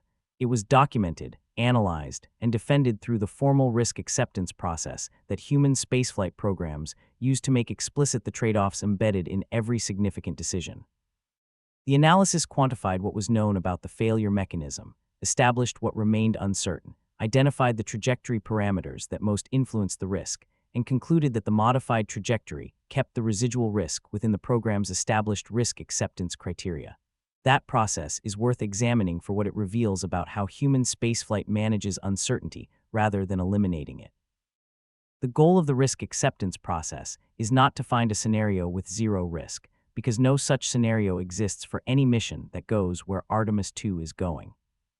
The goal is to ensure that the risks are understood as completely as available evidence allows, that residual uncertainties are bounded rather than ignored, that the accepted risks are within criteria established before the specific mission context created pressure to accept more than those criteria would otherwise allow, and that the decision is made by people with the authority to make it, and with access to the technical analysis that supports it. The heat shield investigation also revealed something about the relationship between ground testing and flight validation that is fundamental to deep space exploration, and that cannot be engineered away through more comprehensive testing programs. Ground testing can bound the behavior of a design within the parameter space that testing covers, but it cannot cover the full multidimensional space of conditions that an actual flight encounters. The combination of material properties, trajectory parameters, atmospheric variability, and vehicle attitude that defines the actual entry heating environment is too complex to be fully replicated in any ground facility. Flight experience is therefore irreplaceable as a source of information about how designs actually behave, and the cost of that information is the risk of discovering that behavior differs from prediction in a way that matters. Artemis I paid that cost and provided information that Artemis II will benefit from.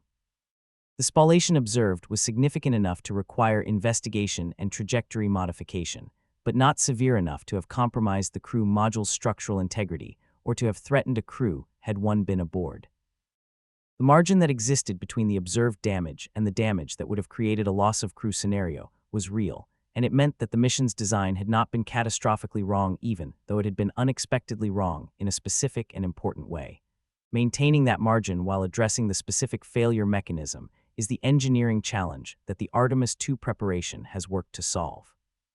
The parallel crisis that emerged in the life support systems domain arrived without the visual drama of a scarred heat shield surface, and without the kind of post-flight evidence that can be pointed to and photographed and measured with calipers. It arrived in the behavior of circuits under conditions that standard testing had not fully explored, and it was discovered through the kind of systematic analysis that looks for failure modes before they produce failures rather than after.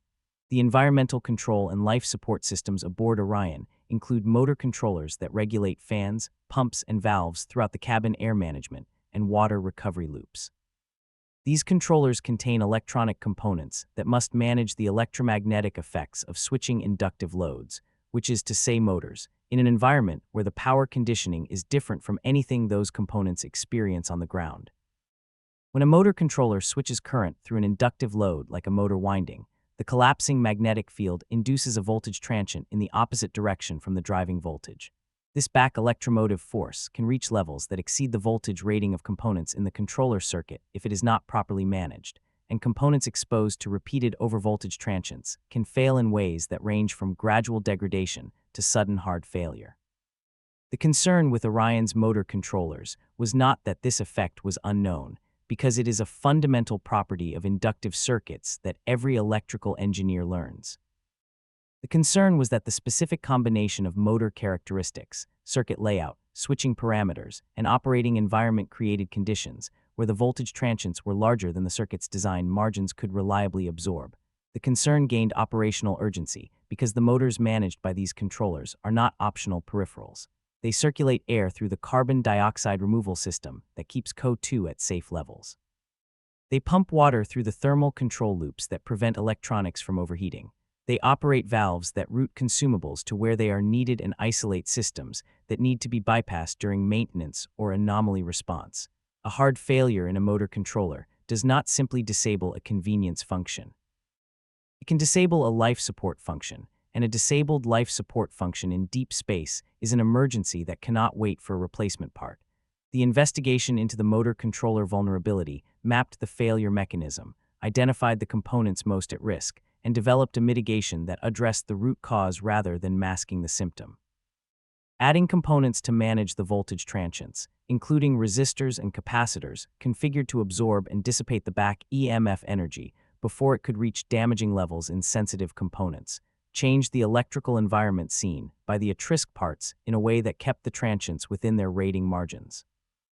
The fix was then subjected to the full qualification test campaign that any new or modified design element must pass before it can be trusted in a crewed mission, which included thermal vacuum testing to verify performance in the actual operating environment and vibration testing to confirm that the added components would survive the launch loads without degrading.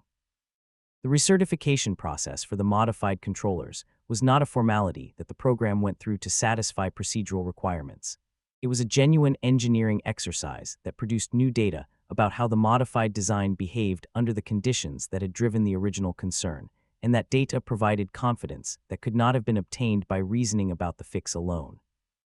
In aerospace, the belief that a fix works is not the same as knowing that it works, and the distinction matters when the consequences of being wrong include loss of crew.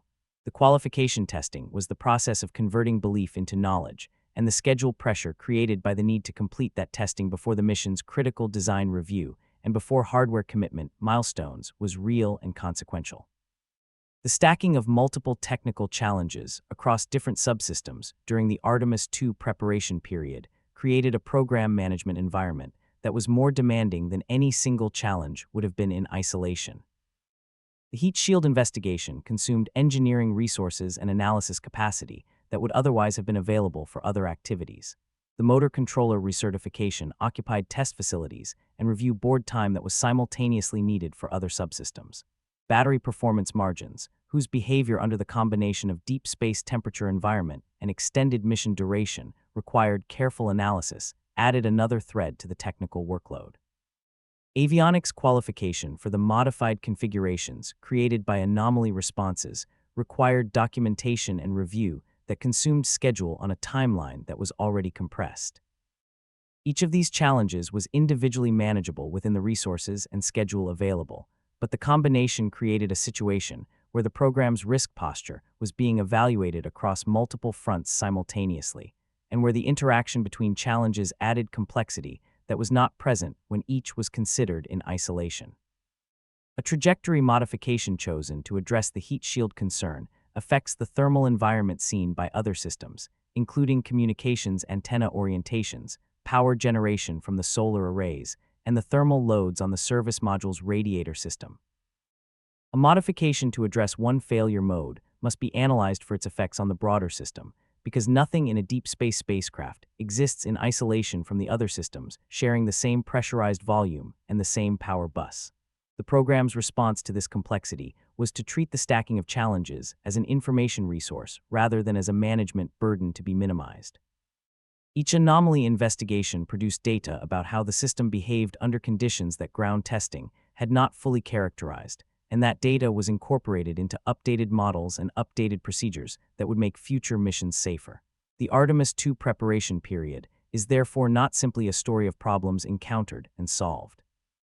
It is a story of learning that was purchased through rigorous investigation, and that will persist in the program's technical foundation long after the specific anomalies that motivated it have been resolved.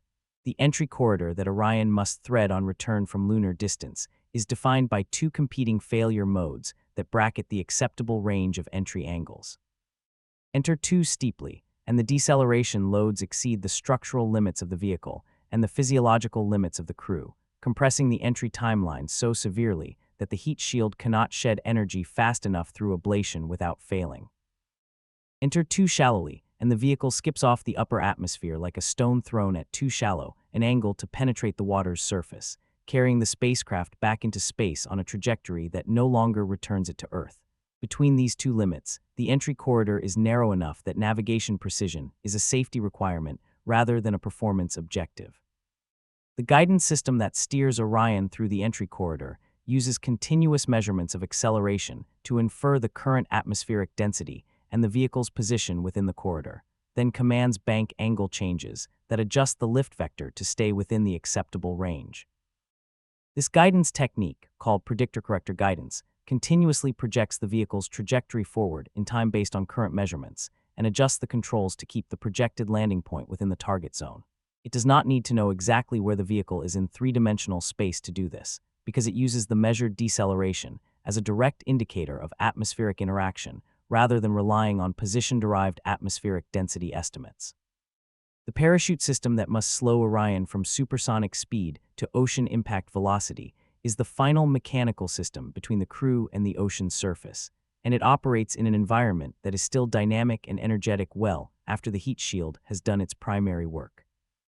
Two drogue parachutes deploy first at supersonic speed, decelerating the vehicle and stabilizing its attitude for the subsequent main parachute deployment. Three main parachutes then inflate in a sequence process that avoids the loads that would result from all three inflating simultaneously, bringing the vehicle to a terminal descent rate that ocean recovery operations can work with. The parachute system's reliability depends on materials, geometry, and deployment sequencing that have been validated through extensive drop testing at conditions designed to bound the range of entry states that could present themselves at parachute deployment altitude. A heat shield anomaly that modified the vehicle's aerodynamic shape could, in principle, affect the flow environment seen by the parachute system, because the parachutes deploy into the wake of the capsule, and the character of that wake depends on the capsule's shape and attitude. The connection between the heat shield investigation and the parachute system is therefore not purely hypothetical, and the program's analysis of the Artemis I spallation findings included consideration of whether the observed damage could have affected parachute deployment conditions in ways that mattered for crew safety. The analysis concluded that the observed damage was not sufficient to alter the aerodynamic behavior of the vehicle in ways that would have compromised parachute deployment, but that conclusion had to be earned through analysis rather than assumed. Splashdown in the Pacific Ocean is the conclusion of the mission profile, but it is not the end of the mission's data collection. Recovery of the crew module provides the first opportunity to examine the hardware in the same detail that the Artemis I heat shield had been examined, and that examination will produce the dataset that closes the engineering story of the heat shield investigation. If the trajectory modification successfully addressed the spallation mechanism, the recovered shield will show a recession pattern that matches the model predictions for the ballistic entry profile, and that match will provide confidence for future missions. If unexpected spallation is again observed, the investigation will continue with a dataset that includes both the Artemis I and Artemis II results, and that may reveal aspects of the failure mechanism that neither alone could have exposed. The ocean is an appropriate ending for a mission that began with the controlled violence of a rocket launch and continued through the sustained hostility of deep space.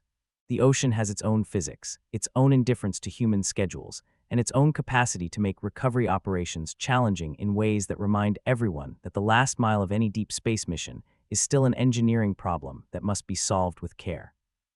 The recovery forces, working with helicopters, boats, and diving teams in whatever sea state the Pacific presents on the day of splashdown, must extract the crew and secure the vehicle quickly enough to support the medical evaluations that will characterize how the crew's bodies responded to the mission.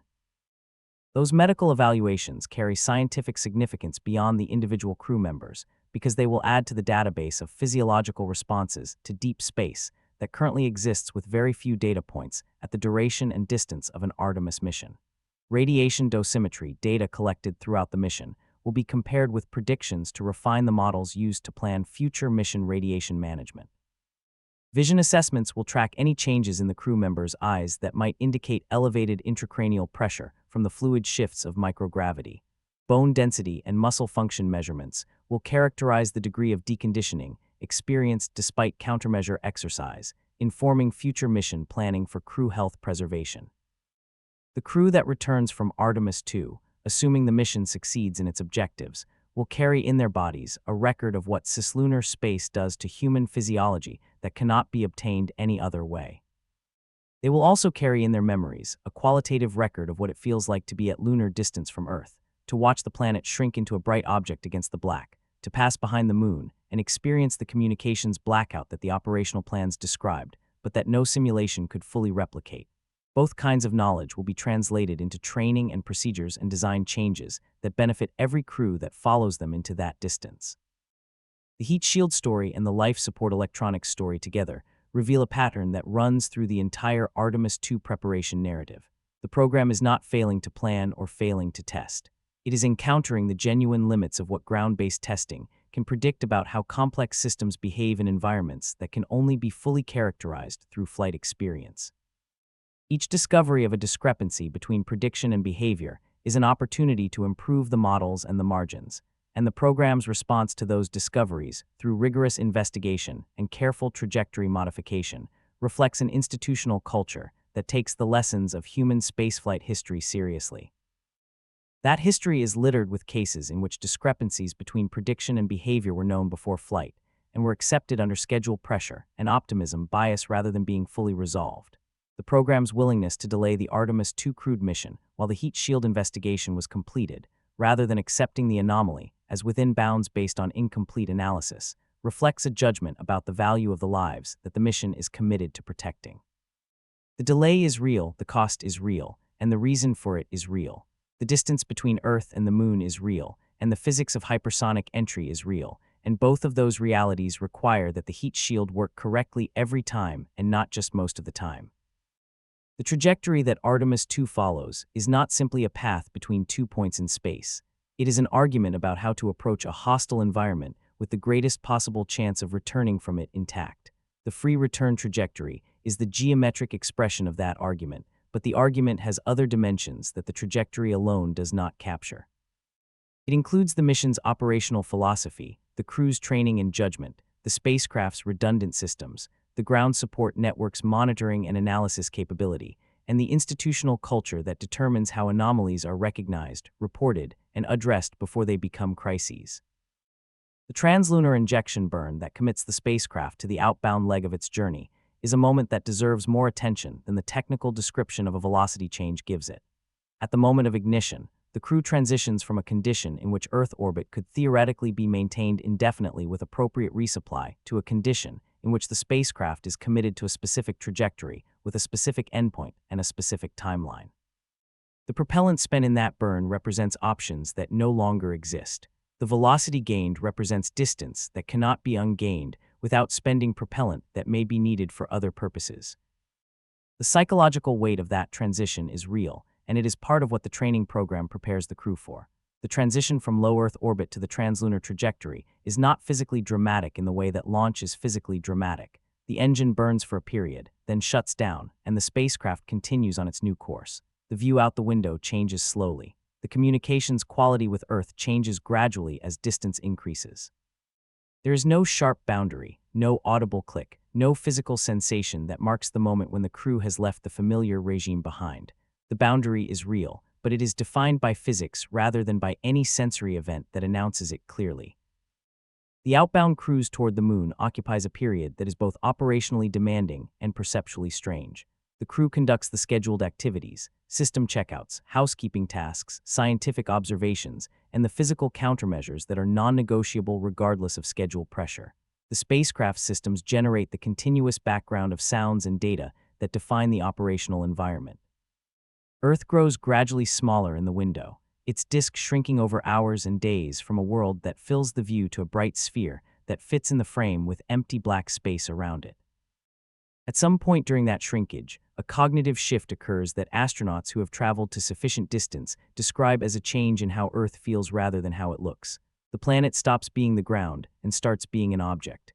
It stops being the default context for everything and starts being one thing among other things visible in the window. That perceptual shift has been described in various ways by people who have experienced it, and the consistency of those descriptions across different individuals and different missions suggests that it reflects something real about human spatial cognition rather than being idiosyncratic to particular personalities or particular moments in particular missions.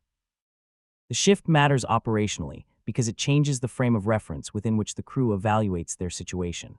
When Earth is the default context, everything that happens in the spacecraft is evaluated relative to Earth's standards and Earth's proximity.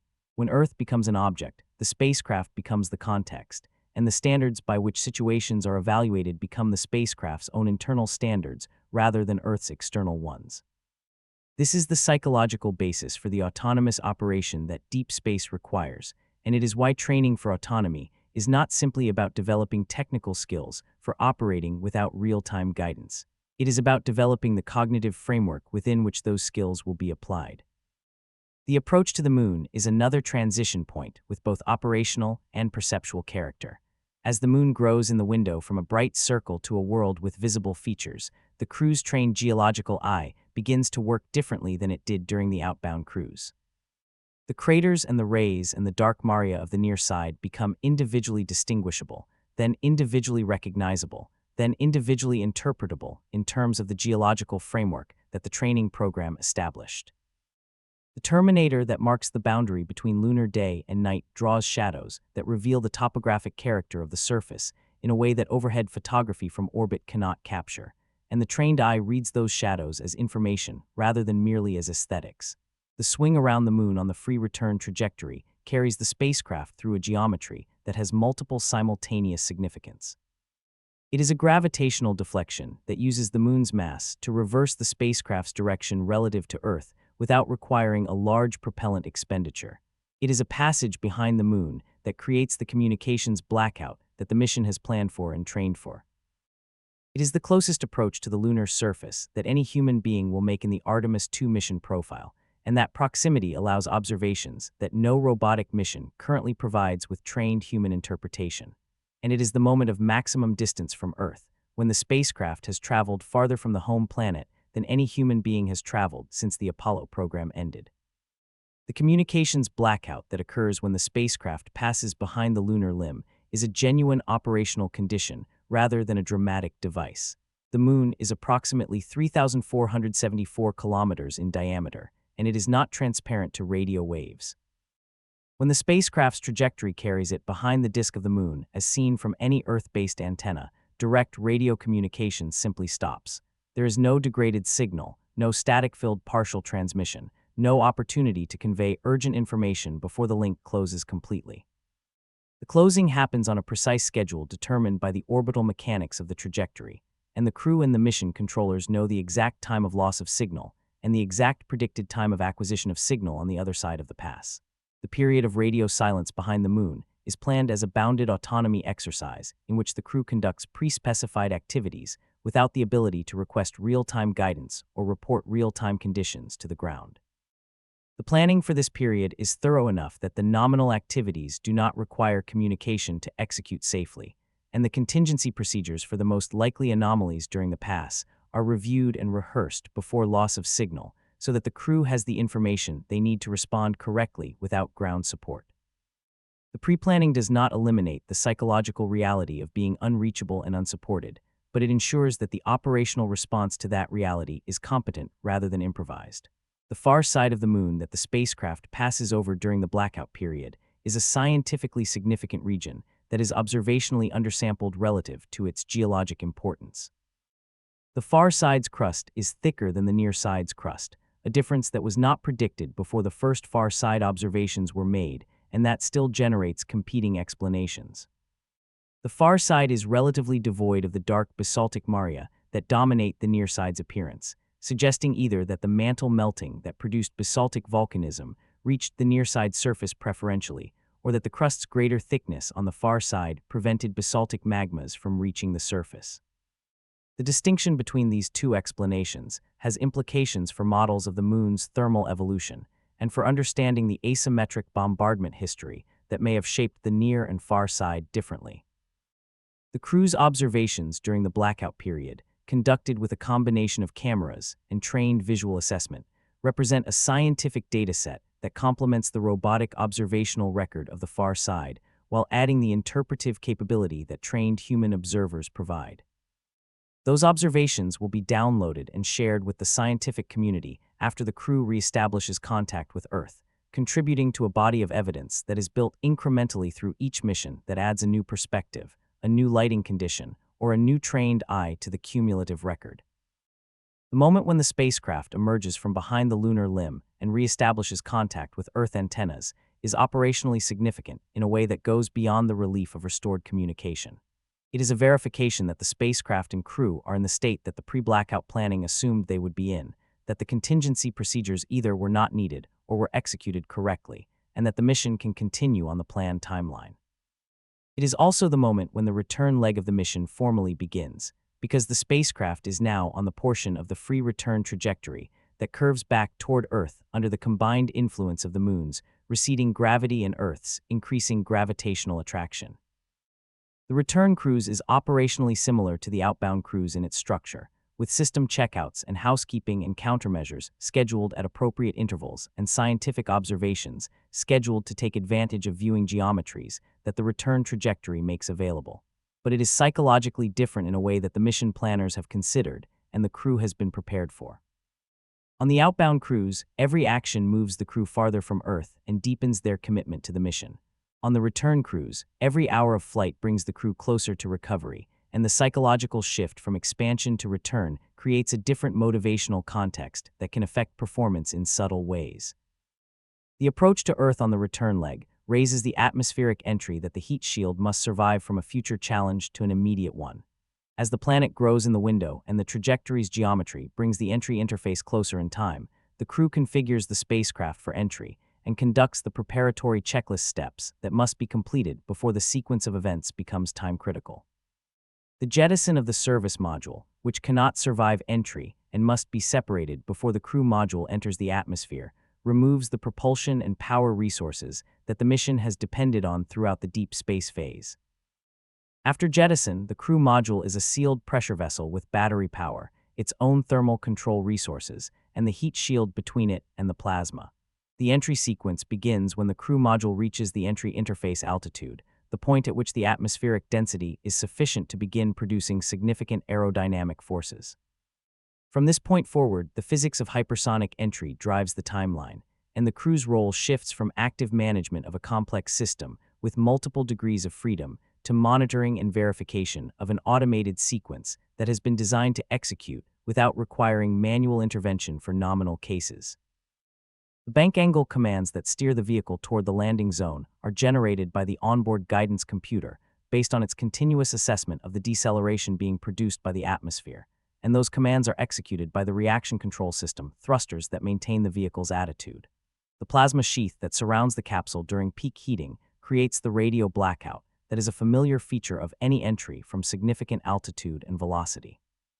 During this period, the crew is isolated from ground support by the same physics that is simultaneously protecting them, because the ionized gas that carries the lethal heat load also absorbs and scatters radio waves in the frequency bands used for voice communication. The blackout is not as absolute as the behind-the-moon communications loss, and it is much shorter in duration, but it occurs at the moment of maximum heating and maximum deceleration, when the psychological value of contact with the ground would be highest if it were available. The deceleration loads that the crew experiences during entry are substantially higher than anything in the outbound or return cruise phases of the mission. The atmosphere converts the spacecraft's kinetic energy into heat and deceleration force, and the crew feels the deceleration as a weight pressing them into their seats from the direction of the heat shield. The peak loads for a ballistic entry from lunar return velocity are higher than for the skip entry profile, reflecting the trajectory trade that was made in response to the heat shield investigation. The crew has trained for these loads in centrifuge exercises that replicate the magnitude and direction of the forces, building both physiological tolerance and cognitive practice at functioning effectively while under load. Parachute deployment at supersonic speed is a dramatic mechanical event felt as a sharp deceleration jolt that announces the beginning of the deceleration to terminal velocity. The drogue chutes inflate into the supersonic flow with a violence that is by design rather than by accident, because the energy that must be dissipated is large, and the drogues must be strong enough to survive the inflation loads while also being light enough to carry in the limited space available. The transition from drogue to main parachutes involves a brief period of free fall as the drogues are released, and the mains are pulled from their containers by the pilot chutes, and that brief free fall is another physiologically distinct moment in a sequence full of physiologically distinct moments. The three main parachutes fill with air in a sequence designed to avoid the structural catastrophe that simultaneous full inflation would produce, and the asymmetric inflation of three parachutes of slightly different inflation state creates a dynamic oscillation that damps out as all three reach full inflation and begin sharing the load equally. The final descent on the main parachutes is relatively slow and steady by comparison with everything that preceded it, giving the crew and the recovery forces time to track the vehicle and position for recovery. The ocean impact is firm enough to feel as an event, cushioned by the main parachutes, the airbags if deployed, and the seat design that limits the transmission of impact loads to the crew's spines. The recovery choreography that follows splashdown has been rehearsed with the same discipline that every other phase of the mission has been rehearsed. The recovery teams know their timing and their positioning, the crew knows what to do inside the capsule to support access from outside, and the medical teams know what assessments to prioritize in what order. The sequence that extracts 4 human beings from a floating capsule in the Pacific Ocean and returns them to a controlled medical environment reflects months of preparation that might seem disproportionate to the simplicity of the operation described, until you consider what those 4 people have just experienced and what their bodies have been through across the full arc of the mission. The heat shield recovered from Artemis II will be examined with the same methodical attention that was applied to the Artemis I shield, and the comparison between the two datasets will constitute one of the mission's most significant technical contributions to the program's long-term trajectory. If the trajectory modification worked as the analysis predicted, the spallation will be significantly reduced or absent, and the design margins will be confirmed as adequate for the ballistic entry profile. If unexpected damage is again observed, the investigation will continue with 2 data points instead of 1, and the models that bound the failure mechanism will be refined against a richer empirical foundation. The significance of that comparison extends beyond the specific technical question of heat shield performance. It represents the operational logic that makes the Artemis program something different from the single-mission expeditions that characterized Apollo's landing missions.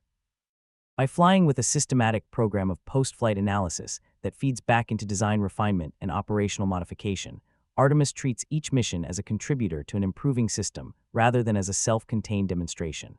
The knowledge gained from Artemis II, whether it confirms predictions or challenges them, will make Artemis III safer, and the knowledge from Artemis III will make subsequent missions safer still. That accumulation is infrastructure, even though it does not require concrete or steel or the kind of physical permanence that the word usually implies. The free return trajectory is an elegant solution to a genuine problem, but its elegance should not obscure the fact that it represents a constraint as much as a safety feature. Committing to the free return geometry means foregoing trajectory options that would be available with a more flexible propulsion budget, and the free return path is not a comfortable cruise.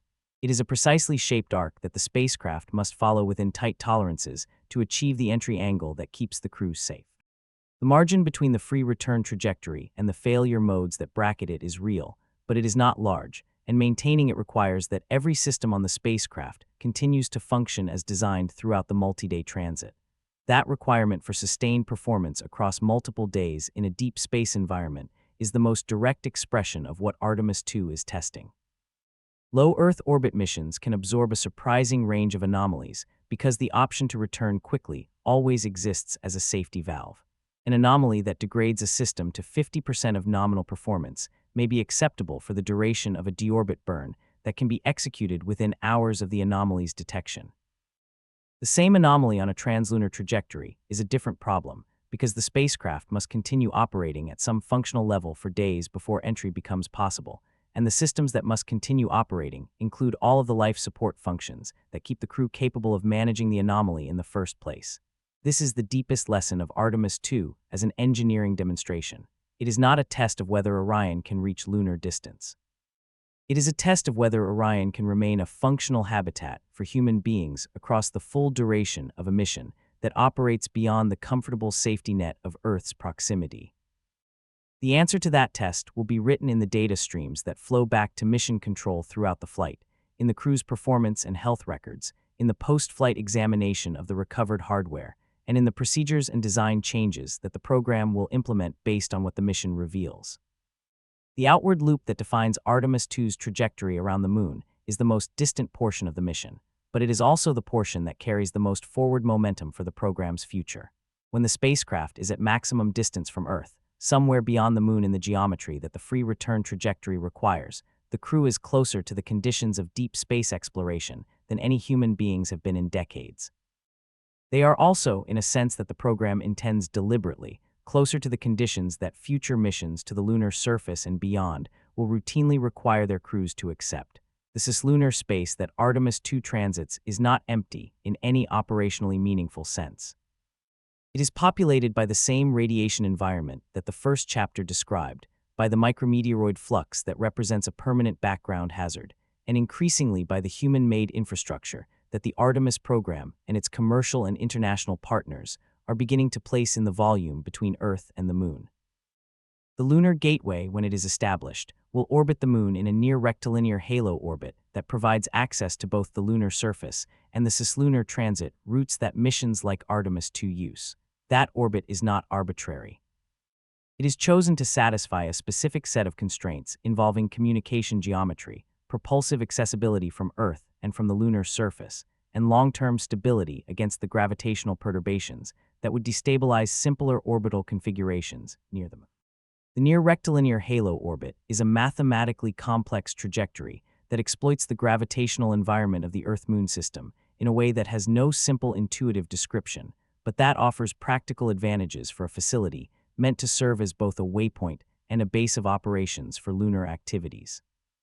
A spacecraft in this orbit spends most of its time near the lunar south pole, which is where the most scientifically and operationally interesting regions of the lunar surface are located, while also maintaining line-of-sight communication with Earth for a large fraction of each orbital period.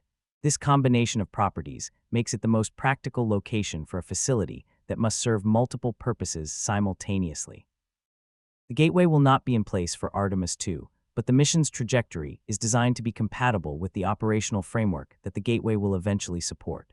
The communications infrastructure, the navigation standards, and the operational procedures that Artemis II validates are all intended to function as the foundation on which gateway operations will be built.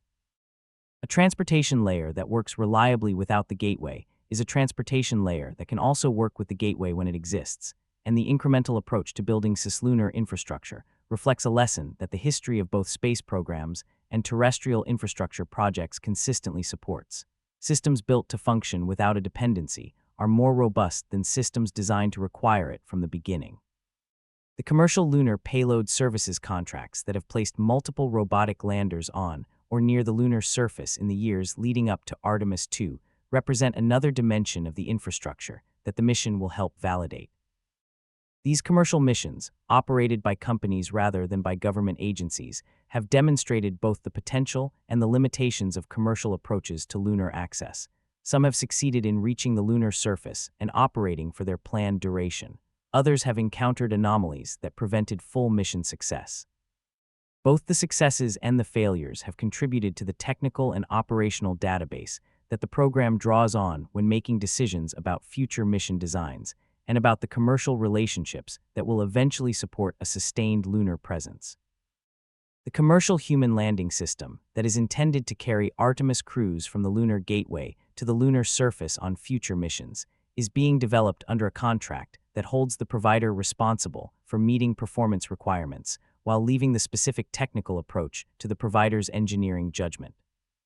This model of government-defined requirements with commercially provided technical solutions is a departure from the approach that produced the Apollo lunar module, and it carries both advantages and risks that are still being characterized through the development process. The advantage is that it leverages the commercial sector's efficiency and innovation capability in a domain where the government's traditional approach has been slow and expensive. The risk is that the government has less direct insight into the development process, and therefore less ability to identify and address technical problems before they become schedule or safety issues. The navigation of that tension between commercial efficiency and government oversight is one of the defining management challenges of the Artemis era, and it has direct implications for the timeline that Artemis II is operating against. A commercial provider that encounters unexpected technical challenges during development can affect the program's overall schedule in ways that were not fully anticipated when the contracts were structured. The interdependency between the government-provided transportation layer that Artemis II is validating and the commercial lunar lander that future missions will depend on means that delays or technical issues in either element affect the program's ability to execute its mission sequence on a schedule that keeps the geopolitical and institutional momentum alive. The lunar South Pole is the program's current primary target for surface operations, and the scientific and operational rationale for that target is more substantive than its dramatic description, as the frontier of the unexplored might suggest. The permanently shadowed craters at the lunar South Pole contain deposits of water ice that have been confirmed by multiple robotic missions using a combination of neutron spectroscopy, infrared spectroscopy, and radar measurements. The presence of water ice at accessible depths represents both a scientific opportunity and a potential resource for future operations, because water can be electrolyzed into hydrogen and oxygen, providing both propellant and breathable air for crews operating from surface facilities. The amount and accessibility of that water ice is not yet known with the precision that operational planning for resource extraction would require, and one of the scientific objectives of Artemis surface missions is to characterize the ice deposits in detail sufficient to support that planning. But even before those missions begin, the engineering decisions being made about surface mobility systems, drilling equipment, and processing infrastructure reflect assumptions about what the ice will be like and where it will be accessible. Those assumptions are being refined by each robotic mission that adds to the observational record, and the overall trajectory of the scientific characterization effort is moving toward the precision that operational planning will eventually require. The permanently illuminated ridges near the South Pole that might serve as locations for solar power generation present their own set of engineering challenges related to the extreme temperature gradients between the illuminated ridges and the shadowed craters immediately adjacent to them. A surface facility located on an illuminated ridge would have access to near-continuous solar power, but would also need to be able to operate equipment that regularly crosses the thermal boundary between bright sunlight and deep shadow, where temperature differences of hundreds of degrees Celsius can be encountered within very short distances. The materials and mechanisms that must function across that thermal gradient without failing require engineering solutions that are still being developed and tested. The human factors of operating at the lunar South Pole under these lighting conditions are also being actively characterized through the crew training program that Artemis II participants are engaged in. The low sun angles that make the polar region scientifically and operationally interesting also create the visual environment that the Iceland and similar terrain analog training is designed to address. A crew operating near the lunar South Pole will frequently encounter situations where the illumination geometry makes it difficult to judge terrain character, slope, and hazard from direct observation, and where the decision about whether to proceed or to stop and request additional information from orbital assets must be made under time pressure that the mission timeline imposes. The training that Artemis II crew members have received in making those judgments with disciplined language and appropriate epistemic humility is directly applicable to the decisions that future surface crews will need to make, and the observational standards that Artemis II establishes will inform the criteria that those future crews are trained against. In this sense, the flyby mission is already doing surface mission preparation work, building the human capability and the operational precedent that surface operations will inherit. The broader architecture that Artemis II fits within extends beyond the Moon itself toward the eventual goal of Mars missions that the program holds as its long-term objective. The Orion spacecraft and the Space Launch System are not optimized for a Mars mission, and reaching Mars will require capabilities that the current program does not yet possess, including propulsion systems capable of deep space transit on Mars mission timescales, life support systems designed for multi-year operation without resupply, and radiation protection strategies adequate for the radiation environment beyond the Moon's gravitational influence. But the operational knowledge, the institutional practices, and the technical standards that Artemis is building are all foundational to a Mars program in ways that justify treating the lunar program as a necessary precursor, rather than as a detour from the real destination. The crew of Artemis II is aware of this broader context, and it shapes how they approach their mission's significance. They are not simply conducting a flyby of the Moon and returning. They are establishing operational precedents that will be cited and built upon across the decades of human deep space exploration that follow them. Every procedure they execute, every anomaly they handle, every communication they have with mission controllers about the character and quality of their experience in deep space adds to a record that will outlast the mission itself, and that will inform the training and preparation of people who have not yet been selected for the missions they will fly. That record extends to the public dimension of the mission as well, because the images and data that Artemis II returns from lunar distance will be the most immediate and personal documentation of what cislunar space looks like and what it feels like to operate there.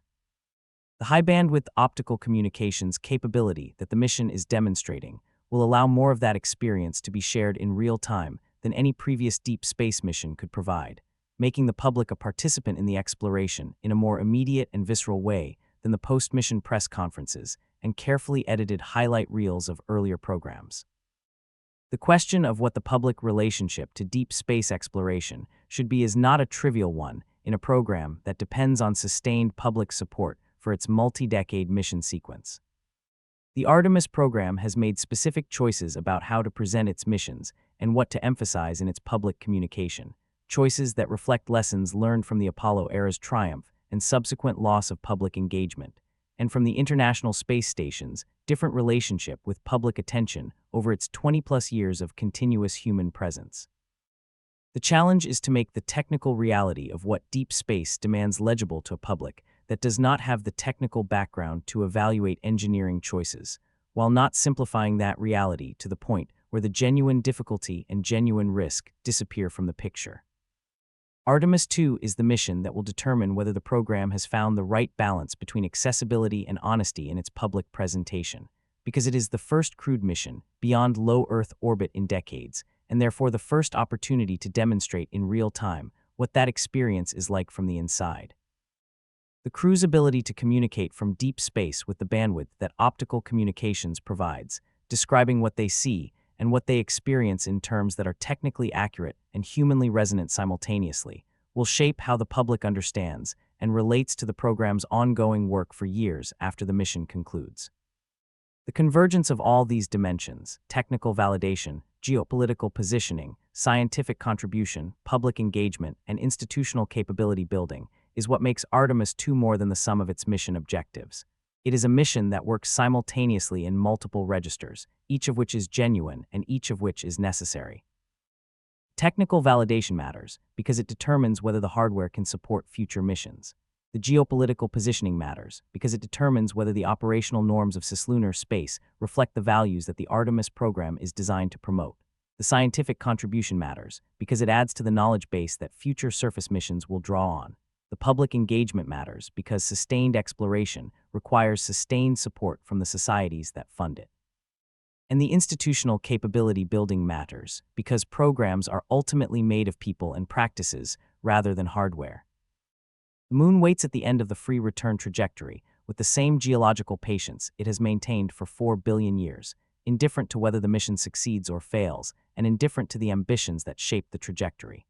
Its craters will remain unchanged by the passage of Orion through the space above them. Its regolith will continue to accumulate solar wind particles and cosmic ray gardening, whether or not a trained human eye observes it from a few thousand kilometers distance. The physics of its environment will continue to operate exactly as it always has, without modification for the convenience of visitors. That indifference is the deepest context for Artemis II and the deepest reason why the mission matters. Humanity is attempting to establish a relationship with an environment that has no interest in the relationship, that offers no reciprocity, and that will continue on its own terms regardless of what humanity does or fails to do. The spacecraft is the boundary between human intention and physical indifference, maintained by engineering and procedure and discipline. When it works, the boundary holds. When it fails, the indifference shows through. Artemis II is a test of whether the boundary is strong enough to be maintained reliably, and whether it can be maintained reliably enough to be called infrastructure. The mission profile of Artemis II has been examined from the perspective of the environment it crosses, the crew it carries, the spacecraft it depends on, and the entry physics it must survive. Each of these perspectives reveals a different dimension of what the mission is testing and what it commits the program to demonstrating. But there is a dimension that underlies all of the others, and that is rarely discussed in the technical language that dominates mission documentation. It is the dimension of institutional knowledge, the accumulated understanding of how complex systems fail, how organizations respond to failure, and how the lessons extracted from failure can be preserved and transmitted across the decades that separate one generation of exploration from the next. Human spaceflight has a history that is long enough to contain multiple cycles of success, complacency, failure, and recovery. The pattern appears in different forms across different programs and different eras, but its essential character is consistent. A program achieves a level of operational success that builds confidence in its procedures and its hardware. That confidence, which is earned through genuine achievement, gradually shifts from an accurate assessment of demonstrated reliability to an assumption of reliability that extends beyond what has actually been demonstrated. The gap between demonstrated reliability and assumed reliability accumulates quietly, invisible to the people inside the program who are too close to the work to see how their understanding of risk has drifted from the physical reality. Then the gap is exposed, suddenly and catastrophically, in a way that makes the drift obvious in retrospect, while raising the question of why it was not obvious in advance. The history of Artemis II's preparation is a history of refusing to let that drift accumulate. The heat shield anomaly discovered after Artemis I was not a catastrophic failure. The crew module survived its entry, the hardware was recovered, and the program's timeline continued. But the response to that anomaly was not to treat it as within the bounds of acceptable variation and proceed with the next mission unchanged. The response was to investigate it with the same rigor that would be applied to a near miss, to understand the failure mechanism as completely as available evidence allowed, and to modify the mission design in response to that understanding rather than in response to schedule pressure. That choice made by people who could have justified a less thorough response reflects an institutional understanding of how drift accumulates and how it is prevented. The motor controller anomaly in the life support system received a similar response. The vulnerability was not discovered in a flight incident that forced it to the program's attention. It was discovered through systematic analysis of how the system behaved under conditions that had not been fully characterized during original qualification testing. The program could have treated the analysis as overly conservative and proceeded on the basis that the system had been tested against its specified requirements and had passed. Instead, it treated the analysis as evidence that the specified requirements had not fully captured the relevant operating conditions, modified the hardware to address the identified vulnerability, and required new qualification testing to verify the modification before accepting it for crew flight. These are not dramatic stories. They do not have the narrative tension of an anomaly discovered in flight or the emotional weight of a close call that is recognized only after the fact. They are stories about the unglamorous daily work of maintaining the gap between assumed reliability and demonstrated reliability at a level small enough to be safe. The work is done by engineers who will not appear in the documentaries about the mission, by managers who made the harder choice when the easier choice was available, and by a program culture that treats anomaly investigation as an opportunity for learning rather than as an obstacle to schedule progress. That culture is itself a product of hard lessons learned in earlier programs, and those lessons are worth examining in their specificity, because specificity is what prevents them from becoming empty slogans that everyone agrees with and no one applies. The loss of Challenger in 1986 was investigated by a commission that identified not only the physical failure mode, the O-ring seal behavior in cold temperatures, but the institutional dynamics that allowed a known concern to be rationalized away under schedule pressure. The O-ring concern had been raised before the Challenger mission. It had been discussed in pre-launch meetings. It had been presented in data that, viewed correctly, argued against launching in cold conditions. But it had been presented in a format that made the concern less clear than it was, and it had been evaluated in a decision-making culture that placed the burden of proof on those arguing against launch rather than on those arguing for it. The loss of Columbia in 2003 was investigated by a commission that found a different manifestation of the same essential pattern.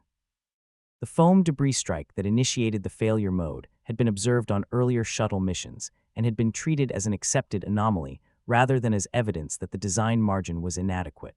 The Columbia investigation's most damning finding was not about foam or heat shields. It was about how the organization processed information that contradicted its operational assumptions. Evidence that challenged the prevailing understanding of system safety had been accommodated rather than confronted, because confronting it would have required the program to accept operational disruption that the institutional culture was not prepared to absorb.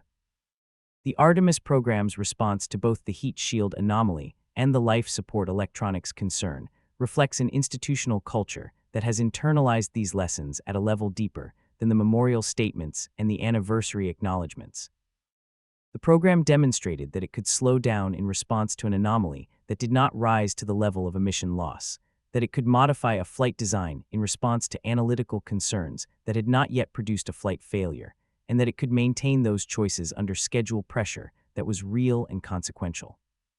Those demonstrations are as important to the program's long-term safety as any specific engineering fix, because the engineering fixes address specific failure modes, while the institutional culture addresses the meta-level failure mode of not looking for specific failure modes rigorously enough. The specific content of what the program learned from its anomaly investigations is also worth examining because it reveals something about the nature of complex system failures that applies beyond aerospace engineering. Both the heat shield spallation and the motor controller vulnerability share a common structural feature. They were failures of a system to behave within its predicted envelope under a specific combination of conditions that had not been fully anticipated during the design and qualification process. In both cases, the individual components of the condition that drove the unexpected behavior were known and understood. The avcoat porosity was a measured parameter. The hypersonic entry heating was a characterized environment. The motor switching transients were a known electromagnetic phenomenon. What was not fully anticipated was how those known elements would interact under the specific conditions of the actual mission. This type of failure, sometimes called an emergent failure mode, because it emerges from the interaction of individually understood components, rather than from the failure of any component in isolation, is particularly challenging to anticipate and particularly humbling to encounter, because it defeats the most common engineering intuition about how to prevent failures. The most common intuition is that understanding the components is sufficient to understand the system. Complex systems teach repeatedly that this intuition is wrong, and that the interactions between components can produce behaviors that are not predictable from understanding the components in isolation.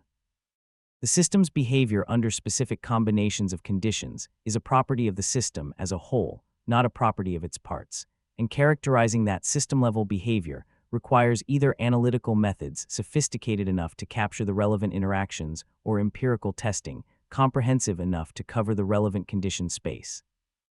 Neither analytical sophistication nor empirical comprehensiveness is available in unlimited quantity in any real engineering program, which means that every human spacecraft ever built has been deployed with some combination of conditions that was not fully characterized before flight. The question is not whether unknown interactions exist, because they always do.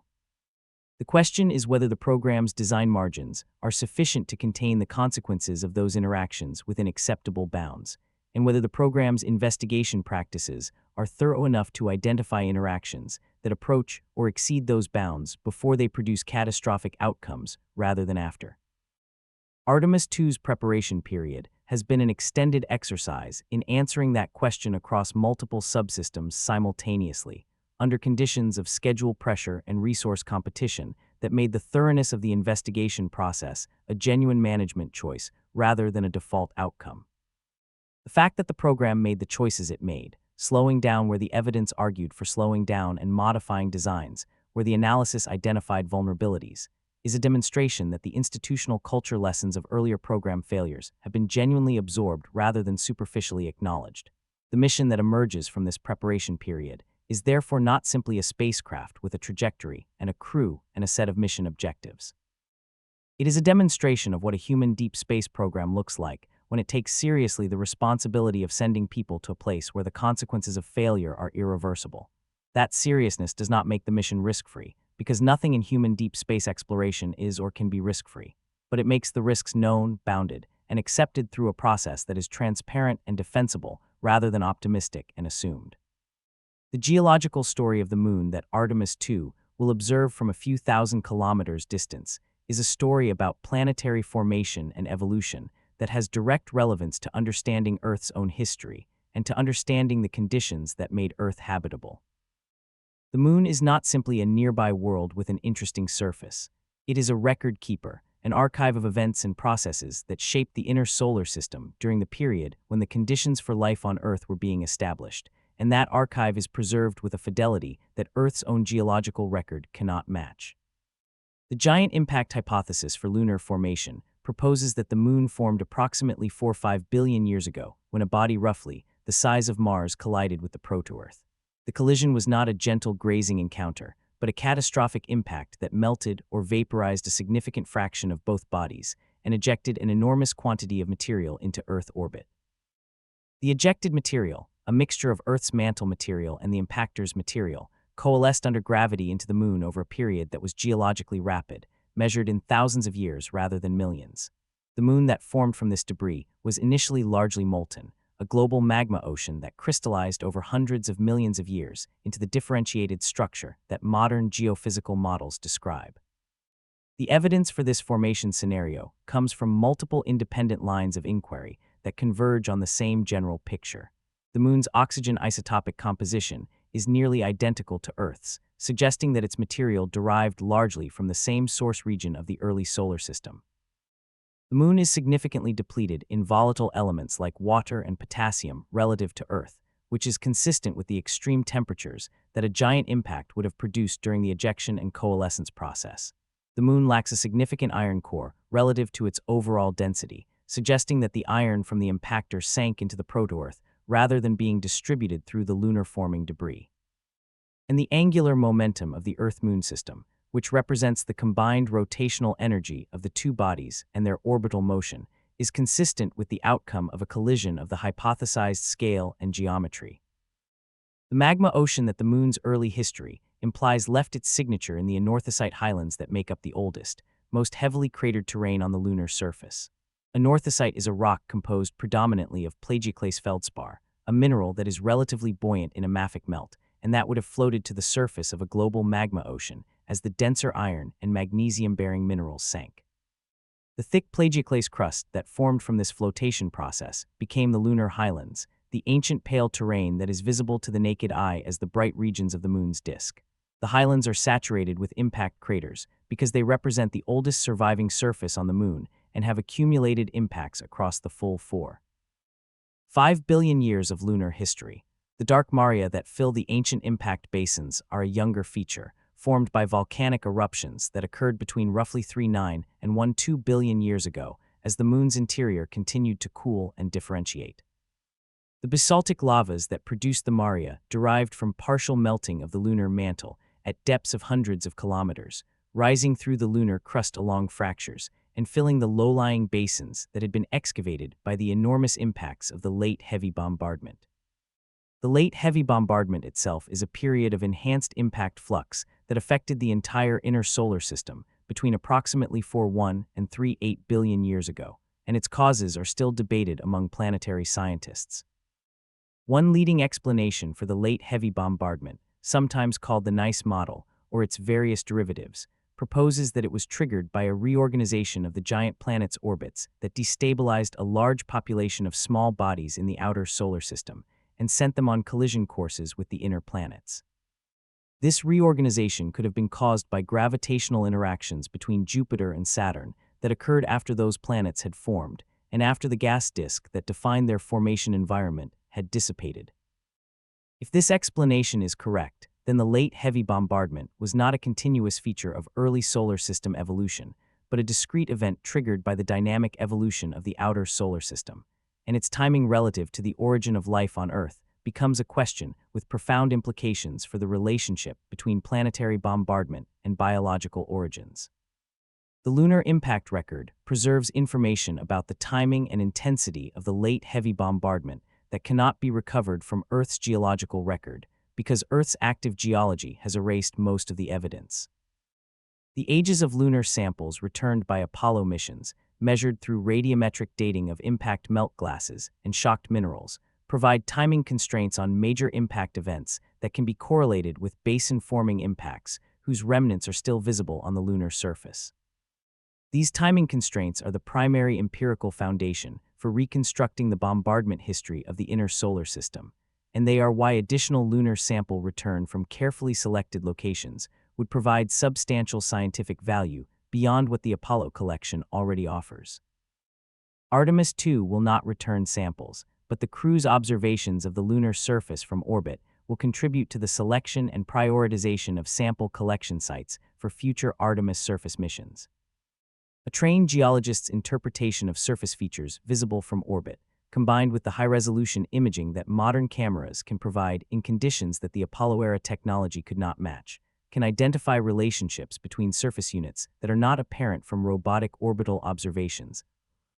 The human eye's ability to integrate context, to notice features that are unexpected against the background of what the geological model predicts, and to formulate the questions that additional data could answer, is a scientific capability that complements automated survey systems without replacing them. The South Polar region, that is the program's primary target for surface operations, is scientifically distinctive in ways that go beyond the water ice deposits that dominate the public discussion of why the South Pole matters. The permanently shadowed craters at the South Pole are among the coldest places in the solar system, with temperatures that can fall below 40 Kelvin in regions that have not seen direct sunlight for billions of years.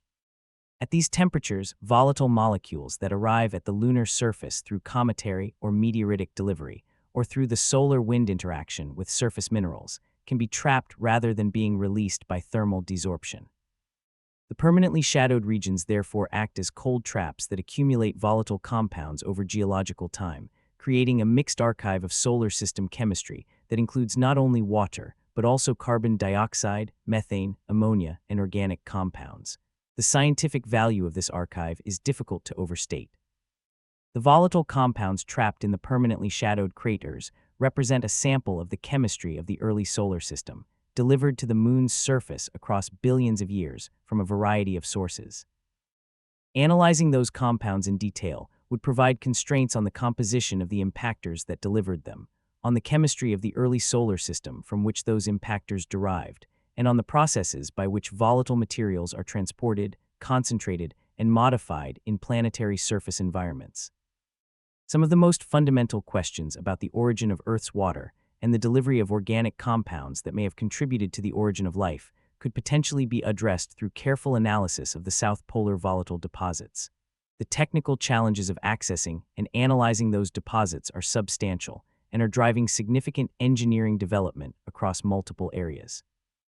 A vehicle that can land safely near the South Pole must contend with the extreme illumination geometry that creates the conditions making the region interesting, because the same low sun angles that create the permanently shadowed craters also create the navigation and terrain assessment challenges that the crew training program addresses. The surface mobility system that would carry astronauts from a landing site to a sample collection site in a permanently shadowed crater must operate at temperatures that challenge lubricants, electronics, and battery systems. The sample collection and preservation system must prevent the volatile compounds being collected from being lost through warming or contamination before they can be analyzed.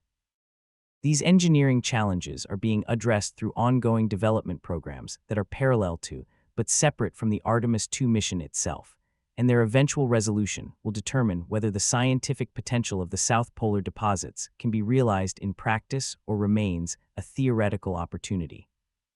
But the decisions being made now about landing site selection, surface mobility architecture, and sample handling protocols are being made in a context shaped by the observational record that the Artemis program is building, and Artemis II is a contributor to that record even though it does not land. The moon's value as a scientific object extends beyond its own history to its utility as a platform for observing other parts of the universe. The far side of the moon is perpetually shielded from Earth's radio emissions, making it the quietest radio environment accessible to near-Earth infrastructure. Radio astronomy conducted from the far side would be able to access frequency ranges that are blocked by Earth's ionosphere and overwhelmed by human-generated radio frequency interference on Earth's surface. Low-frequency radio observations of the early universe, which probe the period before the first stars formed and that carry information about the large-scale structure of the cosmic web, require exactly the kind of quiet radio environment that the lunar far side provides. Optical astronomy from the lunar surface would also offer advantages over Earth-based observatories in some wavelength ranges, particularly in the ultraviolet where Earth's atmosphere is absorptive. The moon's slow rotation, which means that any point on its surface experiences approximately 14 Earth days of continuous night, followed by 14 Earth days of continuous daylight, creates opportunities for extended uninterrupted observations that Earth-based telescopes cannot match without the coordination of multiple sites across the globe. A lunar observatory optimized for deep-field observations during the long lunar night could accumulate photons from extremely faint objects at rates that even the best Earth-based and space-based telescopes would struggle to match. These astronomical applications of a sustained lunar presence are among the reasons that the scientific community's engagement with the Artemis program has been substantive rather than superficial. The moon is not only a destination for planetary science. It is a platform for astrophysics, for cosmology, and for the kind of fundamental physics experiments that require access to the low-gravity, low-interference, thermally stable environment that the lunar surface provides in locations where engineering infrastructure can make that environment accessible. The connection between the geological science of the moon's surface and the astronomical science that the lunar environment could support is not coincidental. Both reflect the same fundamental fact about the moon that makes it uniquely valuable as a scientific platform. It is close enough to Earth to be accessible with human infrastructure, and it is different enough from Earth in its surface environment to provide capabilities that cannot be replicated on the ground. The combination of accessibility and distinctiveness that makes the moon the right next destination for human exploration also makes it the right next platform for a broad range of scientific activities that benefit from human presence and human judgment in ways that purely robotic missions cannot fully provide. Artemis II is the mission that begins to establish the human link in the chain between Earth-based science and lunar surface science, and it does so by proving that humans can travel to lunar distance and return safely in a vehicle, and with operational procedures that can support a sustained program. The scientific value of that proof extends beyond the specific observations that the Artemis II crew will make during their flyby, important as those observations are, to the long-term capability that the mission demonstrates and validates. A transportation system that can repeatedly carry trained scientists to the moon and return them safely is the prerequisite for all of the lunar science that the scientific community has outlined in its decadal surveys and strategic plans, and the prerequisite is worth proving before the science that depends on it can proceed. The international dimension of the Artemis program is not a diplomatic overlay applied to a fundamentally national mission. It is a structural feature of how the program works technically, financially, and operationally, and understanding it requires looking past the ceremonial elements of partnership announcements to the engineering and institutional commitments that make the partnerships real. The European Service Module is the most visible example of how international partnership translates into functional interdependence, but it is not the only one and perhaps not the most consequential in the long run. The Artemis Accords have been described as a diplomatic document, and they are one, but their most important provisions are technical rather than political. The commitments to interoperability, transparency, and peaceful purposes that the Accords articulate translate into engineering requirements that shape how systems must be designed to participate in the Artemis framework. An interoperable docking system means that a spacecraft from a partner nation can dock with Orion or with the Gateway without requiring custom adapter hardware designed for a single bilateral interface. An interoperable communications system means that tracking and data relay infrastructure from partner nations can support Artemis missions without requiring separate mission control architectures. These technical interoperability requirements are the real substance of the partnership framework because they determine whether the partnership is operationally meaningful or merely symbolic. The technical standards that emerge from the Artemis Accords and from the engineering interfaces defined for the Gateway and other elements of the cislunar architecture will become de facto standards for cislunar operations in the same way that technical standards established in earlier phases of space exploration have become embedded in how space operations work today.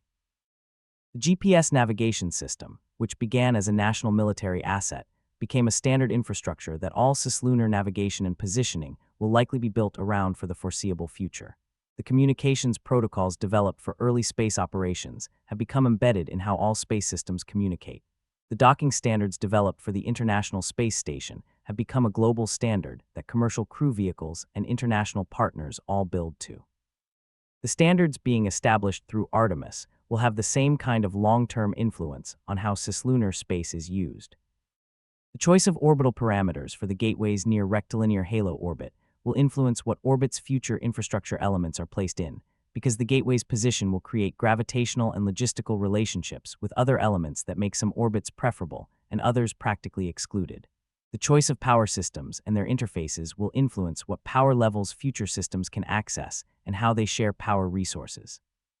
The choice of life support system interfaces will influence how crews can transfer between vehicles and how systems from different providers can be integrated without requiring complete redesign.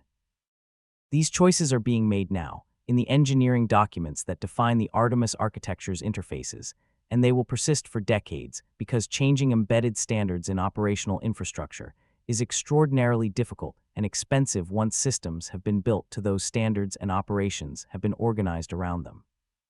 The parallel standards being developed for the International Lunar Research Station framework present an alternative approach to some of these interface questions, and the existence of two alternative standard-setting processes creates a coordination problem for any future mission or facility that wants to interact with both frameworks. That coordination problem is not hypothetical. It is an engineering reality that future mission designers will have to navigate, and the way it is resolved will determine whether cislunar space develops as an interoperable environment where multiple actors can cooperate efficiently, or as a fragmented environment where political boundaries are embedded in technical incompatibilities. The space resources question that sits at the intersection of science, engineering, and international law is one of the most consequential open issues in the governance of cislunar space, and its resolution will shape the long-term trajectory of human presence beyond Earth in ways that current policy discussions only partially capture. The Artemis Accords address the resources question by affirming that the extraction and utilization of space resources for the support of space operations is consistent with international law, while also noting that such extraction does not constitute national appropriation of the celestial body from which the resources are extracted. This formulation attempts to thread a needle between the commercial and operational interest in being able to use resources found in space, and the legal principle established in the Outer Space Treaty that celestial bodies cannot be claimed by national appropriation. The needle being threaded is genuinely narrow, and different legal scholars reading the same accords reach different conclusions about whether it has been successfully threaded. The practical question of what it means for a crew to extract water ice from a permanently shadowed lunar crater and process it into propellant for their return trip is clear enough in operational terms. The question of what legal framework governs that extraction, who else has rights to the resource being extracted, and what happens when two missions from different nations want to extract resources from the same location is considerably less clear, and the lack of clarity creates uncertainty that could become consequential as lunar operations scale up. The safety zone concept that the Artemis Accords introduce is one attempt to address the operational dimension of this uncertainty by establishing a principle that operators of lunar surface facilities have the right to define exclusion zones around their operations sufficient to prevent interference, while clarifying that such exclusion zones do not constitute territorial claims. The concept is practically necessary because a mining or processing operation that could be approached and interfered with by any passing actor would not be viable regardless of the legal framework that nominally governed the resources. But the concept also raises questions about how large safety zones can be, who adjudicates disputes about their extent, and what recourse exists when one actor believes that another's safety zone is being used to exclude competition rather than to prevent genuine operational interference. These questions do not have settled answers, and the absence of settled answers means that the governance framework for cislunar space is being built incrementally through practice and precedent rather than through comprehensive agreement. Artemis II is part of that practice, not because the mission itself involves resource extraction or territorial disputes, but because the operational precedents it establishes, the standards it validates, and the norms it demonstrates will be cited when those more contentious questions eventually demand resolution. A mission that operates transparently, shares its data with the scientific community, coordinates with other actors in the cislunar environment, and maintains its safety zone in a manner that is proportionate to its operational needs, is demonstrating the kind of behavior that the Artemis Accords are intended to establish as a norm, and demonstrations matter in the early stages of a governance framework that depends on voluntary compliance. The commercial dimension of cislunar governance adds another layer of complexity that the Artemis program is navigating in real time. The companies that hold commercial contracts for lunar landing services, lunar surface mobility, and lunar logistics are not subject to the Artemis Accords in the same way that the government agencies that are signatories are, because the accords are agreements between national space agencies rather than between commercial entities. The commercial entities are bound by the laws of the nations in which they are incorporated and by the terms of their contracts with those nations' space agencies, but the accords themselves are not their direct legal obligation. This creates a governance gap that becomes more significant as commercial activity in cislunar space increases. A commercial company operating a lunar mining operation under contract to a signatory nation would presumably be expected to operate in accordance with the Accord's principles as a condition of its contract, but the enforcement mechanism for that expectation is unclear and has not been tested. A commercial company operating without a government contract or operating under contract to a nation that has not signed the Accords would face even less clear expectations. As commercial lunar activity increases in scale and variety, the gap between the governance framework designed for government-operated missions and the reality of commercial-dominated operations will become more apparent and more practically consequential. The Artemis program's approach to this challenge reflects a bet that establishing strong operational norms through government-led missions early in the development of cislunar infrastructure will create expectations that commercial operators will find it in their interest to conform to even without explicit legal obligation.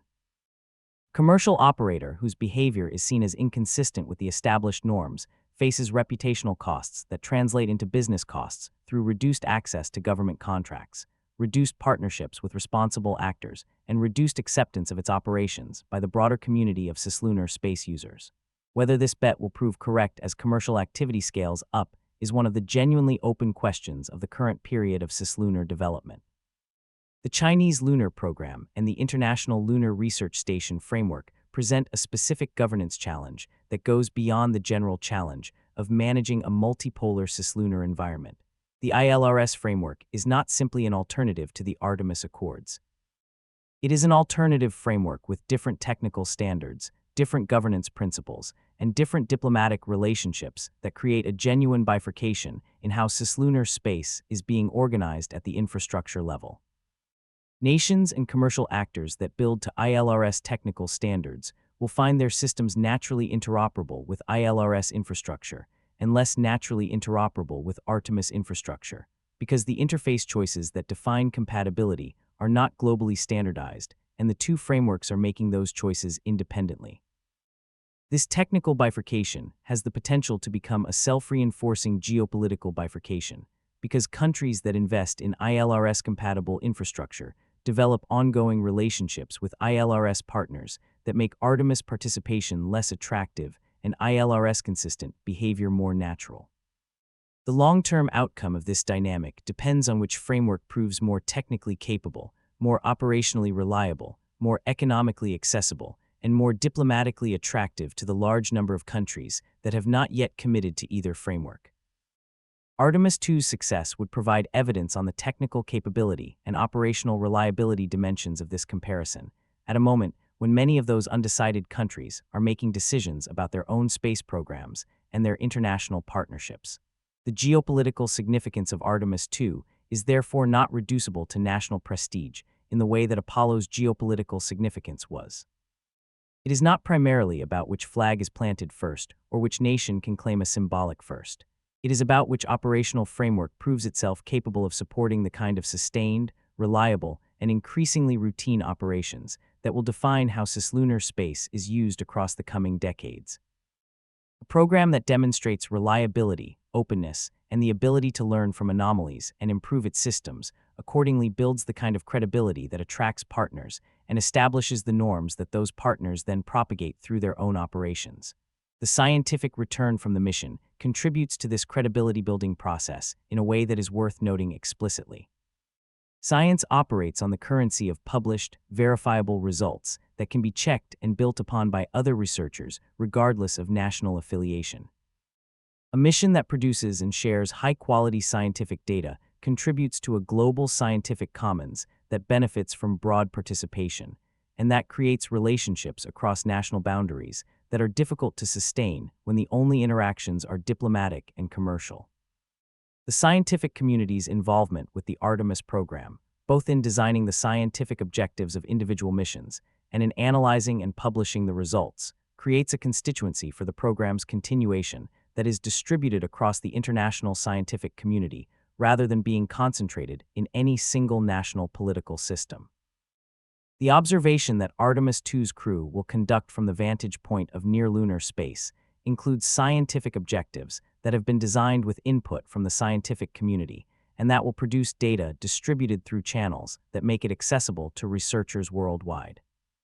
The geological observations, the imaging of the lunar surface under specific lighting conditions and from specific viewing geometries, and the measurements of the radiation environment in cislunar space are all contributions to a scientific record that belongs to the global community rather than to any national program. This sharing is not altruistic in a naive sense.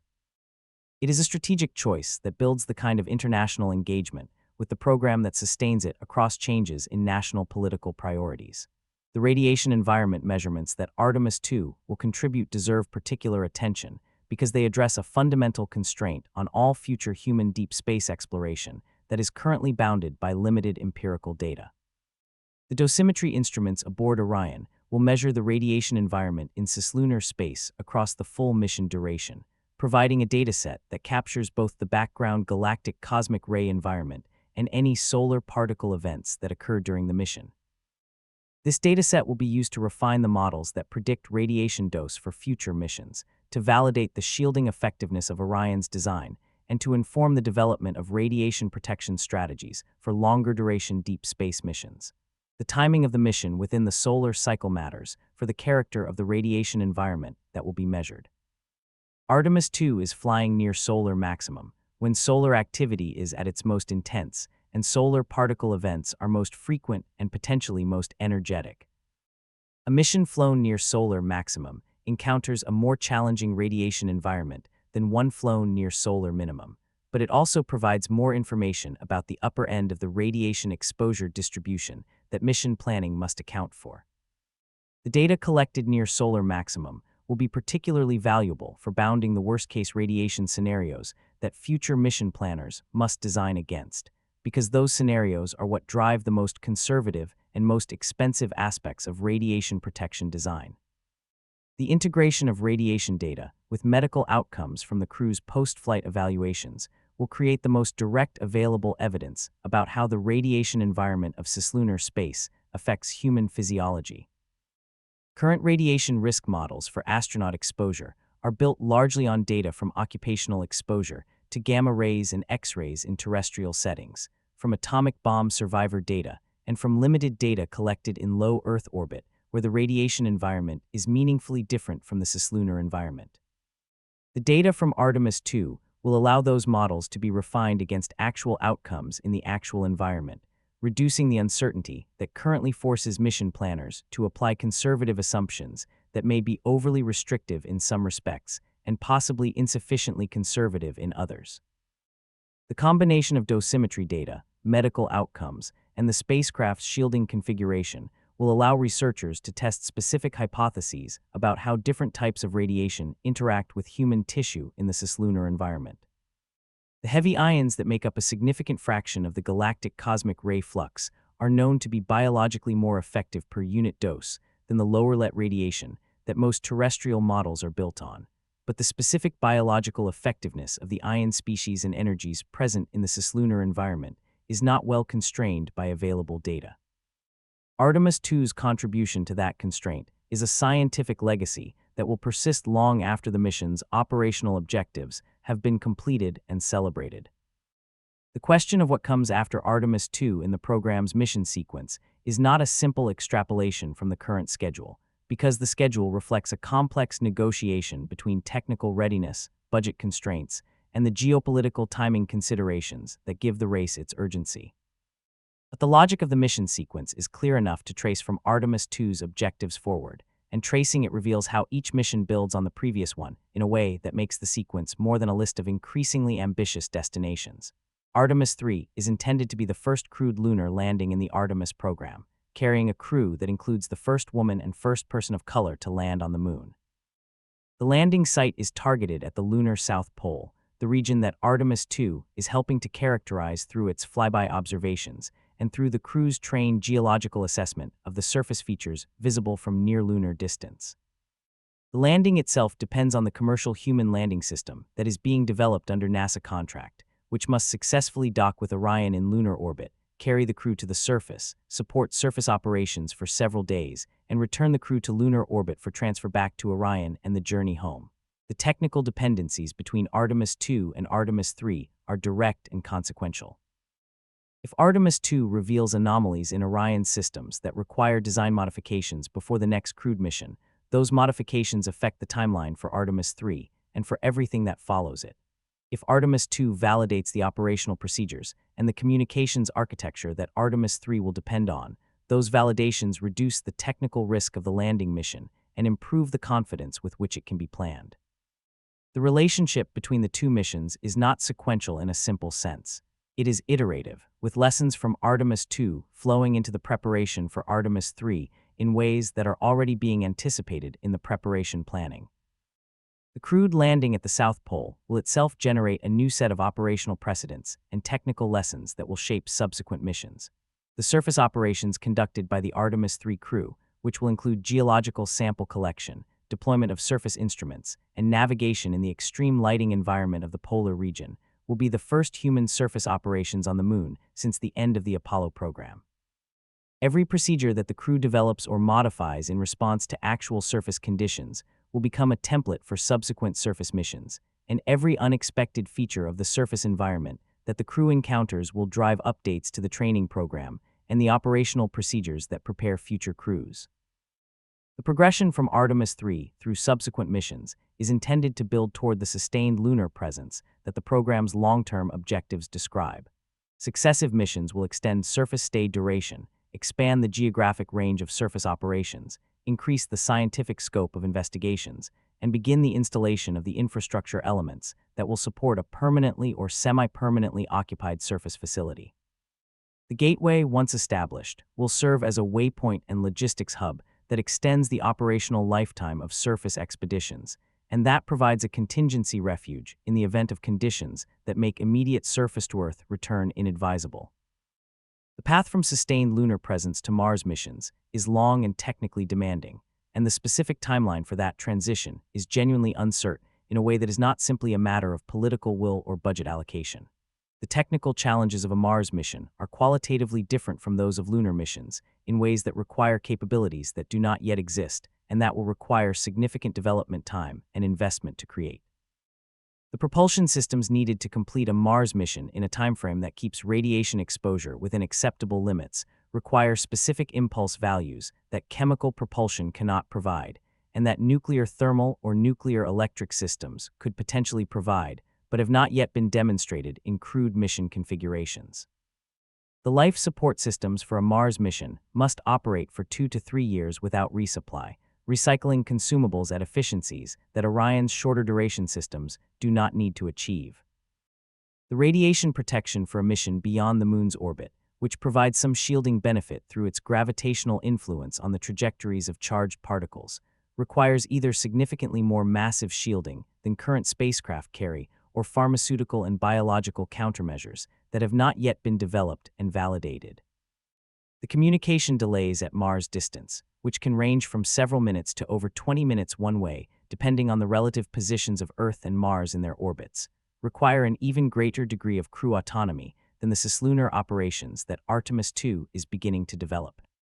Each of these challenges is a research and development program in itself, and the Artemis program's lunar operations provide the context in which some of the foundational capabilities can be developed and demonstrated before the full Mars mission capability is required.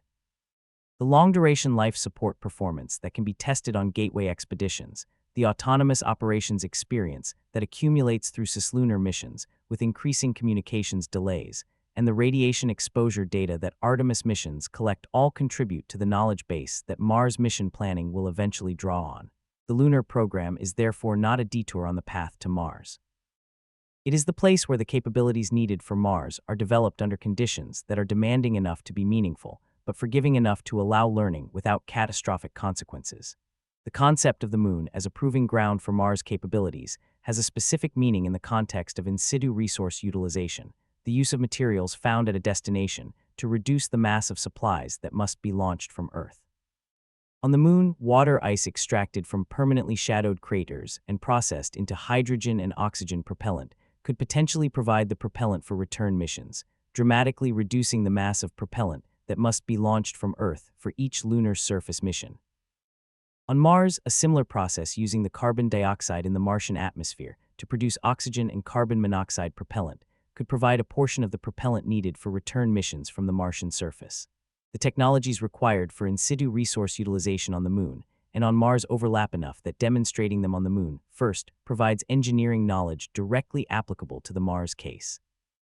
The cryogenic processing, storage, and transfer of propellants produced from in situ resources, the power systems needed to drive those processes in environments where solar power is less abundant than in low Earth orbit, and the operational procedures for managing resource production and storage alongside crew operations are all capabilities that can be developed and validated on the Moon before they are committed to in the irreversible context of a Mars mission. The Artemis program's contribution to in situ resource utilization development is embedded in several of its mission elements, including the MOXIE demonstration on the Perseverance Mars rover and the planned ISRU demonstrations on future Artemis surface missions. The connection between lunar and Mars ISRU development reflects a broader philosophy of using the Moon as a technology demonstration environment for Mars capabilities, testing systems in conditions that are demanding enough to be meaningful, while remaining close enough to Earth that anomalies can be investigated and addressed without the irreversibility of a Mars mission failure. The question of whether the Artemis program will successfully execute this vision across the decades and the political changes and the budget pressures that lie ahead is genuinely uncertain, and honestly acknowledging that uncertainty is part of what it means to take the program seriously rather than to celebrate it uncritically. Programs of this duration and complexity have historically been vulnerable to loss of momentum when political priorities shift, when technical challenges prove more expensive to resolve than anticipated, or when alternative approaches emerge that appear to offer the same goals at lower cost or shorter timeline. The Artemis program has already experienced several years of delay relative to its original schedule, driven by exactly the combination of technical challenges and political uncertainty that has historically threatened long-duration exploration programs. What is different about the current moment, and what gives the program a claim to durability that earlier post-Apollo lunar initiatives lacked, is the combination of commercial involvement, international partnership, and geopolitical urgency that makes the program's continuation serve multiple interests simultaneously. A program that supports commercial investment, creates diplomatic relationships with 60-plus partner nations, and establishes operational precedents that affect the geopolitical character of cislunar space is harder to stop than a program that serves a single national goal and can be ended when that goal shifts or when its cost becomes politically inconvenient. Artemis II is the moment when the program demonstrates whether that combination of interests can be sustained through the real operational challenges of a crewed deep space mission, rather than through the promises of planning documents and the momentum of development milestones. A successful mission will provide evidence that the program can deliver on its most fundamental commitment, safely carrying human beings to cislunar space and returning them intact, while also validating the technical, operational, and institutional framework that subsequent missions will build on. The evidence from that success will be cited in budget debates, in partnership negotiations, and in the training programs that prepare future crews for missions that Artemis II will have helped to make possible. The mission's significance is therefore larger than any single metric of its success can capture. It is not simply the distance traveled, although that distance is historically meaningful. It is not simply the systems validated, although those validations are technically essential. It is not simply the scientific data collected, although that data will be scientifically valuable. It is the demonstration that all of these things can be done together, by a program that has learned from its anomalies, maintained its safety culture under pressure, built genuine operational partnerships with international and commercial partners, and remained committed to the goal of making deep space accessible to humanity across the multi-decade timeline that accessibility requires. The deeper story of Artemis II, the one that runs beneath the technical narrative and the geopolitical framing, is a story about how humanity relates to the cosmos it finds itself in. For most of human history, the cosmos was scenery. It was the backdrop against which the human story played out, observable and meaningful and occasionally threatening in the way that weather is threatening, but fundamentally external to the human project rather than being a domain in which human beings could act. The astronomical discoveries of the past few centuries have progressively dissolved that externality, revealing that Earth is not the center of anything in particular, that the Sun is one of hundreds of billions of stars in a galaxy that is itself one of hundreds of billions, and that the physical processes operating in the universe at large also operate here, shaping the conditions of life in ways that the life itself did not ask for and cannot negotiate away. The recognition that Earth's habitability is not a permanent feature of the cosmos, but a temporary local condition maintained by a specific combination of factors, some of which can change on timescales shorter than human civilization, is one of the most consequential shifts in perspective that modern science has produced. The magnetic field that deflects charged particles, the atmosphere that filters ultraviolet radiation and regulates temperature, the geological activity that cycles carbon through the climate system and prevents runaway heating or cooling, the orbital parameters that keep Earth in the habitable zone of a relatively stable star. Each of these factors is real, each is finite, and none of them is guaranteed. The Moon's battered surface is the nearest available reminder of what happens to worlds that lack this combination of protective conditions. Artemis II's crew will see that reminder from a few thousand kilometers away, looking down at a world that has been exactly where it is for 4 billion years, accumulating scars without complaint and preserving history without context. The craters will look exactly the same from the Orion windows as they look in the robotic photographs that have been returned by decades of orbital missions, and yet they will look completely different because the human eye and the human head and the human body and the human spacecraft will bring a quality of presence to that observation that photographs taken by machines cannot replicate. The crew will know what they are looking at in the geological sense because their training has given them that knowledge. But they will also know what they are looking at in the cosmological sense because the mission has made that meaning unavoidable. They will see the craters and know that the impactors that made them were not aimed. They will see the dark maria and know that the volcanic activity that filled them stopped billions of years ago and will not resume.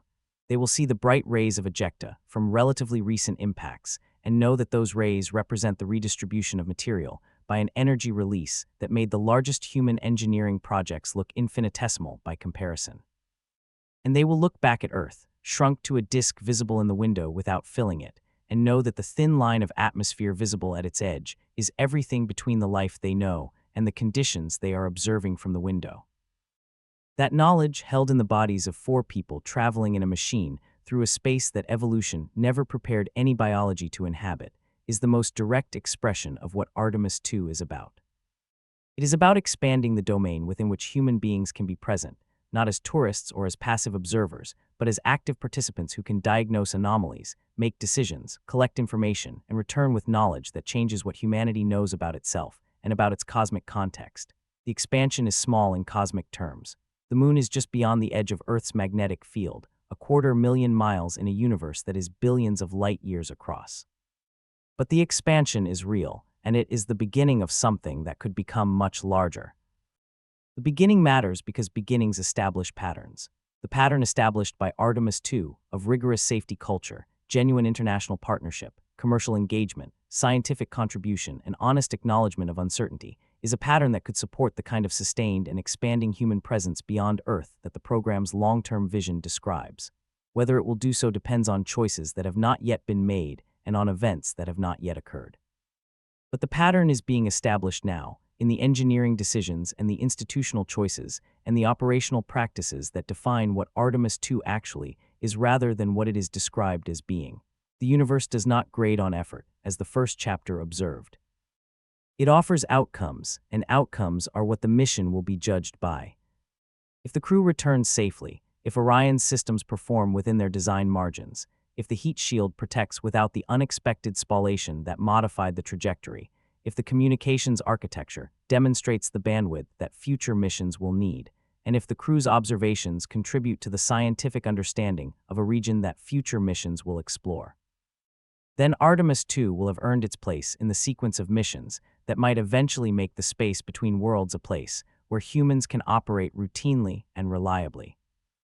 And if some subset of those outcomes is not achieved, if an anomaly occurs that was not anticipated despite the thoroughness of the preparation, if a system fails in a way that tests the crew's training and the mission control's judgment, if the margin that was thought to be adequate proves to be insufficient, then Artemis II will have earned a different kind of place in that sequence, as the mission that revealed what was not yet understood well enough, and that provided the data needed to understand it before the stakes grew higher. Either way, the mission will have told the truth about where the program stands, and truth is the only foundation on which reliable deep space infrastructure can eventually be built. The moon waits, the physics operates, the crew trains. And the machine is prepared as carefully as the accumulated knowledge of human spaceflight allows it to be prepared. What happens next will be determined by the interaction of all of these elements with the specific conditions of the actual mission, which will be somewhat different from any simulation conducted in advance, because the universe reliably produces conditions that simulations do not fully anticipate. The response to those conditions will determine what Artemis II actually demonstrates, as opposed to what it is designed to demonstrate. That gap between design and demonstration is where all human deep space missions ultimately live, and it is why the missions matter in ways that simulations and analyses cannot fully replicate. The mission is the test. The universe is the examiner. And the result will be recorded in data and in human memory, and in the procedures and designs of subsequent missions, adding one more layer of empirical knowledge to the slowly growing foundation on which humanity's presence beyond Earth is being built carefully, honestly, and without illusion about what the universe requires of those who would operate within it. The story of how humanity learned to leave its planet is not a single narrative with a clear beginning and a triumphant arc toward an obvious conclusion. It is a collection of parallel stories that intersect at specific moments when technology, politics, biology, and institutional culture happen to align well enough to make something possible that was not possible before. Artemis II is one of those intersection moments, and understanding what it represents requires following each of the parallel threads back far enough to see where they came from and forward far enough to see where they might lead. The thread that begins with propulsion leads back to the fundamental physics of chemical energy release, and forward to the question of whether chemical propulsion is sufficient to carry humanity to the destinations where it eventually needs to be. The specific impulse achievable with hydrogen and oxygen combustion, the highest performance available from any practical chemical propellant combination, defines a ceiling on how efficiently mass can be converted to velocity using chemistry. That ceiling is not a secret or a surprise. It is a consequence of the energy stored in chemical bonds, which is orders of magnitude lower than the energy available from nuclear reactions or from the annihilation of matter and antimatter.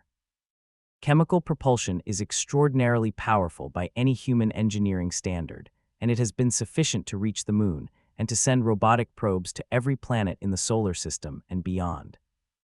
But it is not sufficient to carry human beings to Mars and back on a timeline that keeps radiation exposure within acceptable health limits, unless the mission is designed around propellant production at Mars rather than propellant transport from Earth.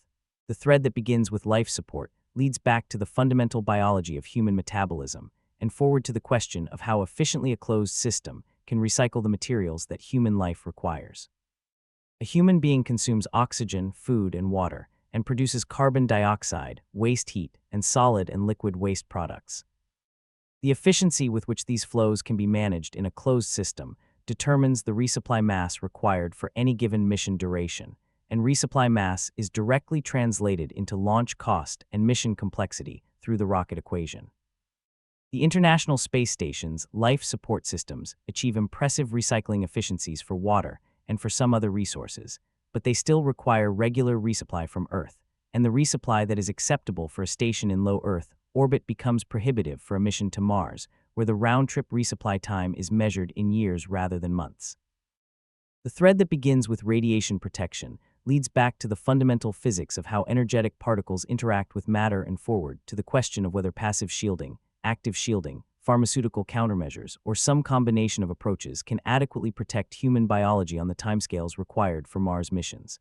Passive shielding adds mass, and mass costs propellant, and propellant cost is the constraint that makes everything harder. Active shielding using magnetic fields that deflect charged particles requires power and technology that are still in early development stages. Pharmaceutical and biological countermeasures that reduce radiation sensitivity or enhance repair of radiation-induced DNA damage are an active area of research, but have not yet produced validated approaches for the radiation types and doses associated with deep space missions. Each approach has promise and each has limitations, and the combination that will eventually enable Mars missions at acceptable health risk is not yet determined. The thread that begins with navigation leads back to the fundamental mathematics of orbital mechanics and forward to the question of how autonomously human spacecraft can navigate when communication delays make ground-based real-time guidance impossible. The navigation mathematics is well understood and has been applied in robotic missions to every corner of the solar system. But the application of those mathematics to crewed missions that must navigate autonomously while also managing life support, crew health, and a complex operational schedule requires computing and software capabilities that are still being developed and validated. The autonomy that Artemis II is beginning to test at cislunar distances will need to be substantially more capable and more robust before it can support the kind of fully autonomous operation that a Mars crew would require during the months when Earth is on the far side of the Sun, and communication is either impossible or severely degraded. These parallel threads all converge on the same conclusion. The capability to support sustained human presence in deep space does not yet exist in its complete form, and developing it requires a sustained program of incremental progress that builds each capability on the foundation of the previous one. Artemis II is the current leading edge of that program, testing cislunar operations with a crew in a spacecraft that represents the current state of the art in human deep space systems. What it learns will be incorporated into subsequent missions and subsequent systems, advancing each thread by a measurable amount and revealing where the next advances are most urgently needed. The history of technology development in aerospace provides a framework for thinking about how this kind of incremental progress works and how long it takes. The development of aviation from the Wright brothers' first flight in 1903 to the commercial jet age of the 1950s took roughly 50 years and involved tens of thousands of flights, hundreds of aircraft designs, multiple catastrophic accidents, 2 world wars that forced the pace of development, and enormous amounts of public and private investment. The development of rocketry from the first liquid-fueled rocket in 1926 to the first human spaceflight in 1961 took 35 years and followed a similarly iterative path. The development of human deep space capability from the first lunar landing in 1969 to a sustained Mars presence will likely take at least as long, and possibly longer, because the challenges are harder and the institutional momentum has not been consistent. The 50-year gap between Apollo and Artemis II is not evidence that the program has been failing. It is evidence that sustaining a program of this complexity and ambition across the full span of time required to develop the necessary capabilities is genuinely difficult, and that the institutional, political, and financial conditions required for that sustained development have not been consistently present across the intervening decades. The International Space Station was a major investment in human spaceflight capability that produced important knowledge about long-duration human spaceflight in low Earth orbit, but it was not designed to advance the specific capabilities needed for deep space missions in the way that a dedicated deep space development program would have been. Understanding this history does not diminish the achievement of Artemis II. It contextualizes it as one step in a process that is longer and harder than any single administration or any single generation can complete. The step is real and it is important, but it is a step rather than an arrival. The difference between treating it as a step and treating it as an arrival is the difference between a program that continues to build on what it learns and a program that celebrates what it has achieved and then loses momentum in the absence of the next clearly defined goal. The history of human spaceflight is full of examples of both patterns, and the lessons of those examples are encoded in how the Artemis program is structured and how it is described to its partners and to the public. The physical environment of cislunar space has been described in terms of radiation and micrometeoroids and the absence of Earth's magnetic protection, but there is another dimension of that environment that becomes increasingly important as human presence in cislunar space grows: the orbital debris environment. Low Earth orbit is already significantly populated with defunct satellites, rocket stages, and fragments from collisions and explosions, and that population is growing faster than natural orbital decay removes objects from it. The debris environment in cislunar space is currently much less populated than low Earth orbit, because fewer missions have operated in the volume between Earth and the Moon, and the objects that have been placed there tend to be on trajectories that eventually escape into heliocentric orbit or impact the lunar surface. But as cislunar activity increases, as the gateway and other infrastructure elements are established, and as commercial operations begin to populate the region with their own assets, the debris environment in cislunar space will change. Objects that are no longer functional, but that cannot be economically deorbited or disposed of on controlled trajectories, will accumulate in orbits that may persist for decades or centuries, depending on the specific orbital parameters and the perturbations acting on them. The near rectilinear halo orbit that the gateway will occupy is relatively stable against the lunar and solar perturbations that clear some other cislunar orbits relatively quickly, which means that objects placed in or near that orbit will tend to stay in the vicinity for long periods. The coordination of orbital operations in cislunar space to minimize collision risk and to manage the accumulation of debris is a governance challenge that the Artemis Accords address in principle, but that will require much more detailed operational coordination as the population of cislunar objects grows. The tracking of objects in cislunar space is currently less comprehensive than the tracking of objects in low Earth orbit, because the radar and optical assets that track low Earth orbit objects are optimized for that altitude range and provide less complete coverage at lunar distances. Improving cislunar space situational awareness is a technical and institutional challenge that multiple organizations are working on, because the safety of any crewed mission in cislunar space depends on knowing where other objects are and predicting where they will be. Artemis II's contribution to this challenge is indirect but real. The mission's operations in cislunar space will be conducted with awareness of the debris environment and will add to the operational experience of managing trajectories in a region where debris tracking is less complete than in low Earth orbit. The procedures developed for Artemis II's cislunar transit will inform the procedures for subsequent missions, including procedures for monitoring the debris environment and for responding to tracking data that indicates an elevated conjunction risk. As the population of cislunar objects grows, those procedures will need to become more sophisticated, and the operational experience accumulated through missions like Artemis II will be part of the foundation on which that sophistication is built. The human factors of operating in an environment with incomplete situational awareness are part of what the crew training program addresses, because the crew must be prepared to make decisions about trajectory adjustments or collision avoidance maneuvers with incomplete information and under time pressure that may not allow waiting for updated tracking data from Earth. The training for this kind of decision-making draws on the same principles of epistemic humility and disciplined uncertainty management that characterize the crew's geological observation training and their anomaly response training. The common thread is the requirement to act on the best available information while explicitly acknowledging what is not known and what the consequences of acting incorrectly might be. The thermal environment of cislunar space also deserves more attention than it typically receives in descriptions of the mission's challenges, because thermal management is one of the most continuously demanding engineering problems in spacecraft design and one of the most difficult to fully validate on the ground. In cislunar space, the spacecraft's thermal environment varies substantially depending on its orientation relative to the Sun and its position relative to Earth and the Moon. When in sunlight, exposed surfaces can reach temperatures that would damage unprotected electronics or degrade structural materials, while in shadow, temperatures can fall to levels that affect the viscosity of lubricants, the performance of batteries, and the reliability of seals and gaskets. The thermal control system must manage these extremes continuously, moving heat from sources to sinks and maintaining the internal temperature within the narrow range that human biology and sensitive electronics require. The radiators that reject heat to space must be sized and positioned to provide adequate heat rejection in the worst-case combination of sun angle and internal heat generation, and the heat pipes and fluid loops that carry heat to the radiators must function reliably across the temperature range encountered during the mission.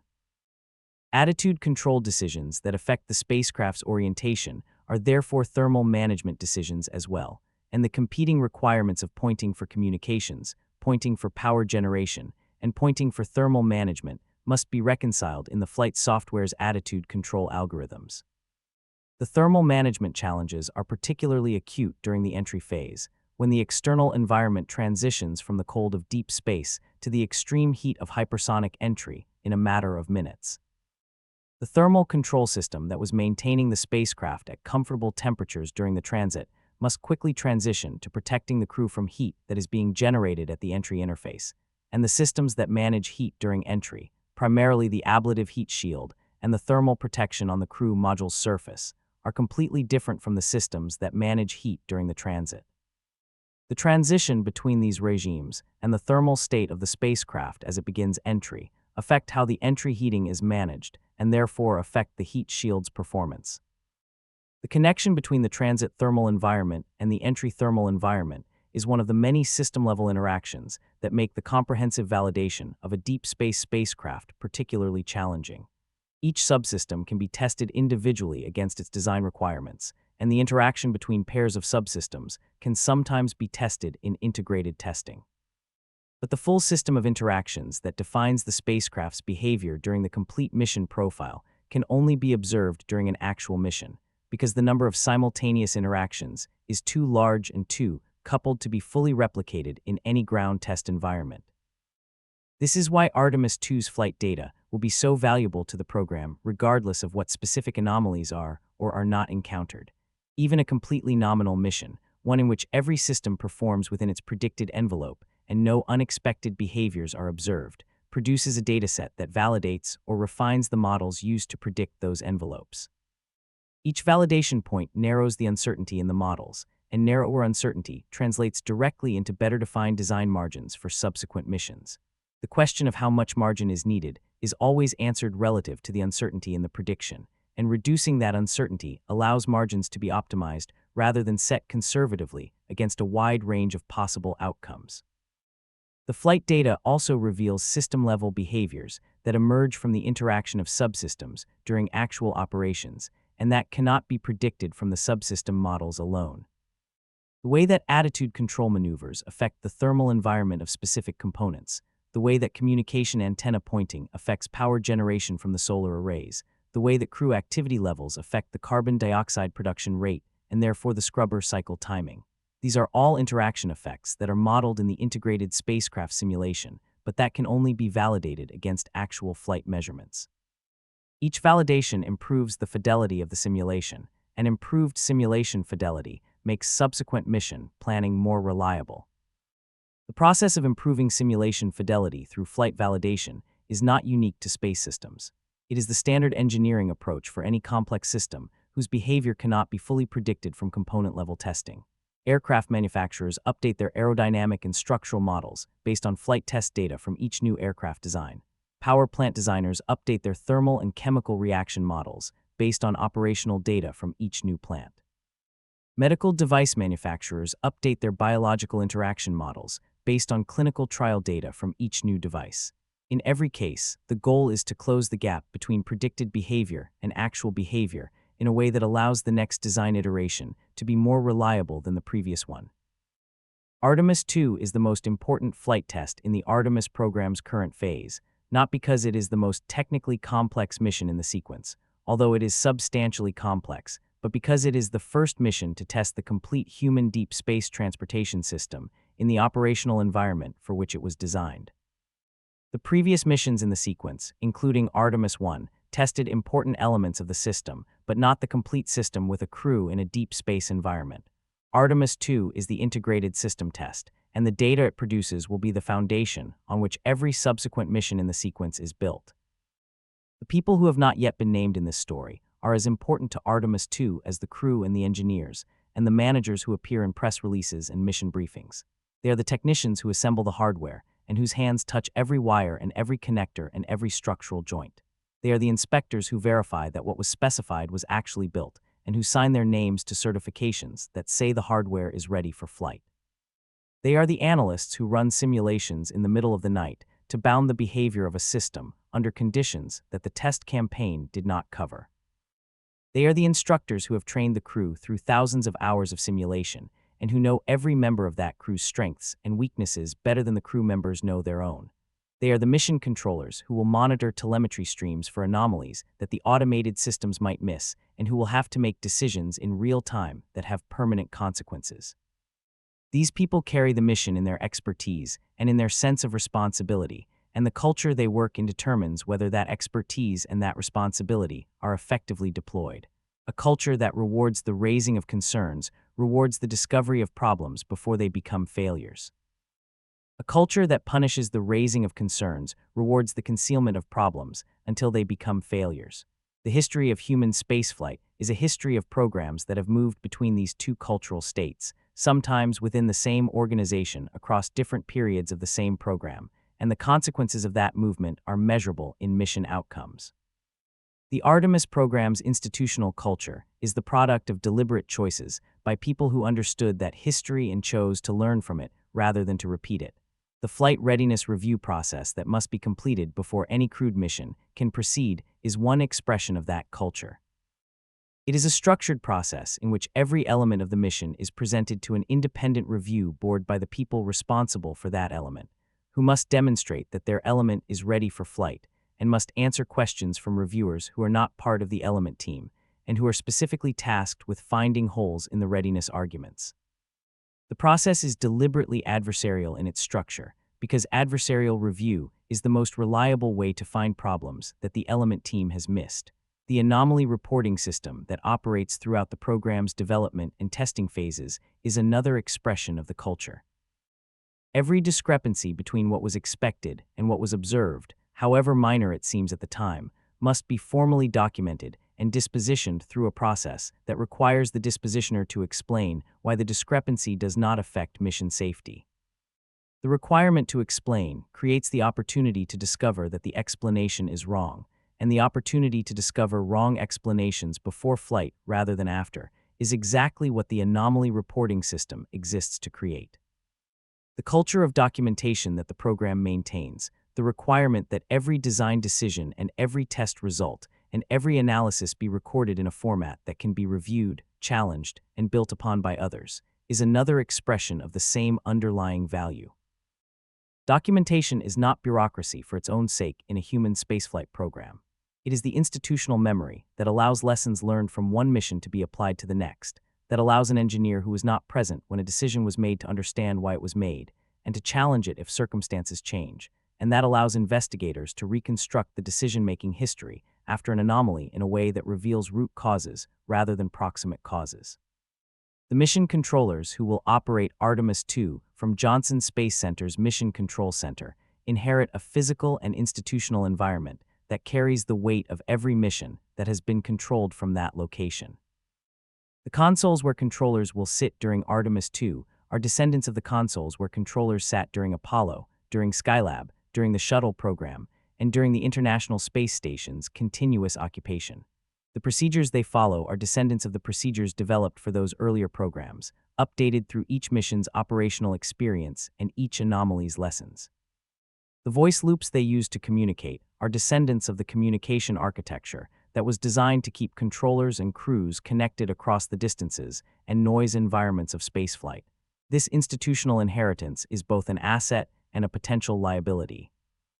As an asset, it represents an accumulation of operational experience that is genuinely irreplaceable, and that makes the controllers who work in that environment more capable than they would be in the absence of that heritage.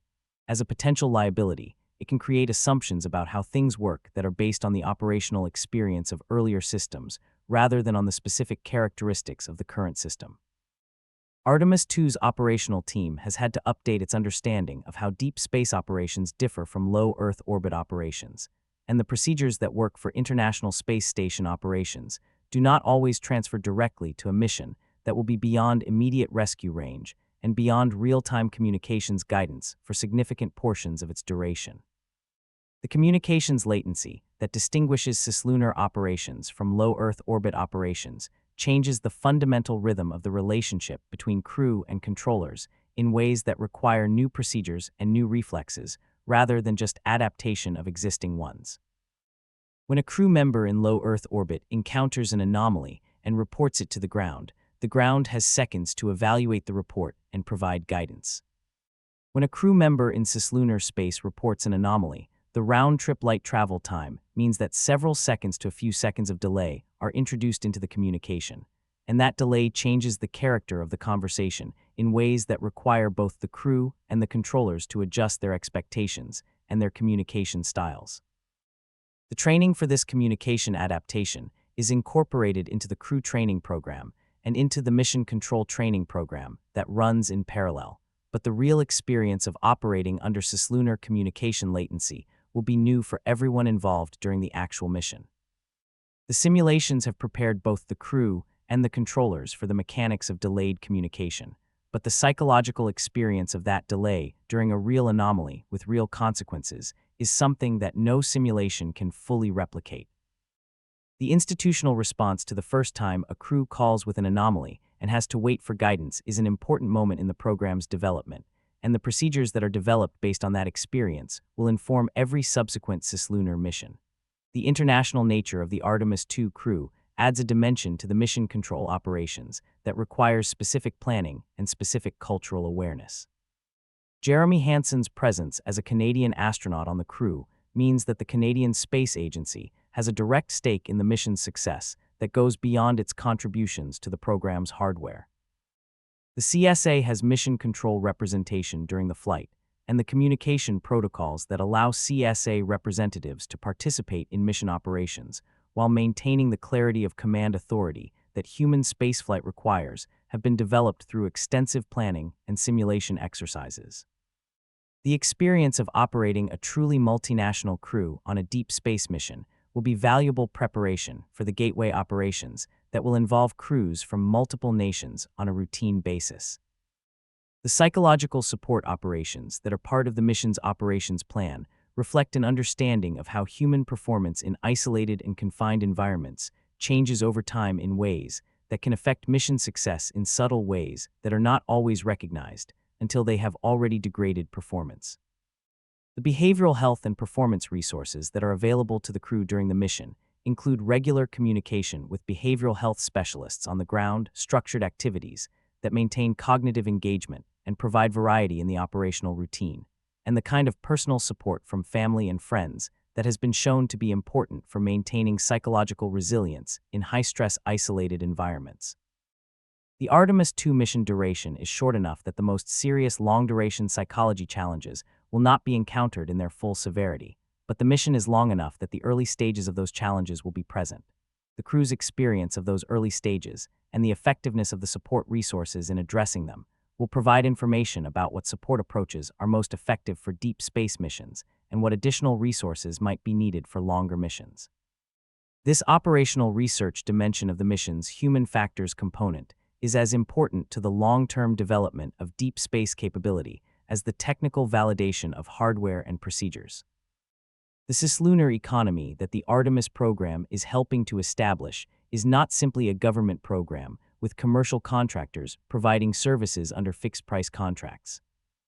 It is the beginning of an economic ecosystem that, if it develops as the program's most optimistic scenarios suggest, will eventually support multiple independent actors operating in cislunar space for a variety of purposes that extend well beyond the scientific and exploratory objectives that currently dominate the manifest. The conditions that would allow that ecosystem to develop are being established now, and the choices being made in the current period about technical standards, operational norms, and governance frameworks will shape the character of that ecosystem for decades. The Commercial Lunar Payload Services Program, that has placed multiple robotic landers on or near the lunar surface, represents the first commercial operations in the cislunar economy beyond the contract research and development that has always been a part of government space programs. The missions conducted under this program have demonstrated both the capability of commercial providers to deliver payloads to the lunar surface and the challenges that commercial development programs face when operating in a technical environment that has not been fully characterized by prior operational experience. Some missions have succeeded in delivering payloads to the intended location and operating them for their planned duration. Others have encountered anomalies during landing that prevented nominal mission completion. The lessons from both the successes and the failures are being incorporated into the technical knowledge base that subsequent commercial lunar missions will draw on, and the speed with which those lessons are being learned and applied reflects the commercial sector's capacity for rapid iteration that is one of the primary reasons for the Artemis program's embrace of commercial partnerships. A government-operated mission that encountered the same anomaly that affected a commercial landing mission would require years of investigation, design modification, and requalification before the next attempt. A commercial operator that encounters an anomaly can sometimes redesign, rebuild, and fly again on a timeline measured in months rather than years, at least for the elements of the mission that are within its direct control. The limitation of that commercial speed is that it depends on the availability of the technical knowledge needed to diagnose the anomaly correctly and design an effective fix.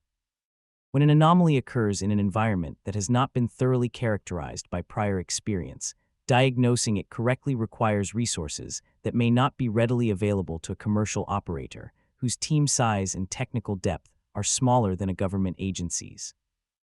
The collaboration between commercial operators and government technical teams that the Artemis program facilitates is therefore not simply a relationship of customer and contractor. It is a relationship of mutual technical support in which the government's technical depth and the commercial sector's operational agility complement each other in ways that neither could provide alone.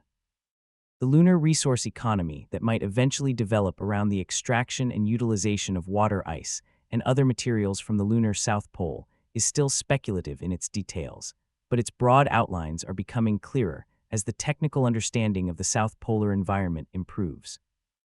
A water ice extraction and processing facility that could produce propellant for cislunar missions would change the economics of those missions substantially, because propellant currently must be launched from Earth at a cost that dominates the total mission cost for any mission that requires significant propulsive capability in cislunar space.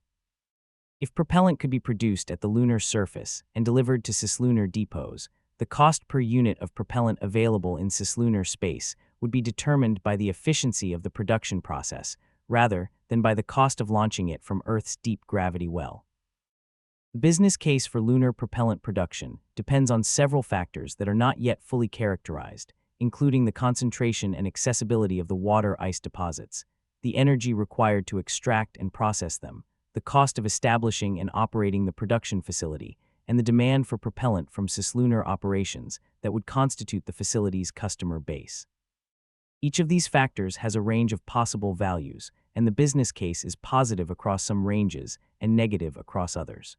The scientific characterization of the ice deposits that Artemis surface missions will conduct is therefore not only scientifically important. It is economically important because it will determine whether the most optimistic scenarios for lunar propellant production are feasible or whether more conservative assumptions must be used in planning the cislunar economy's development.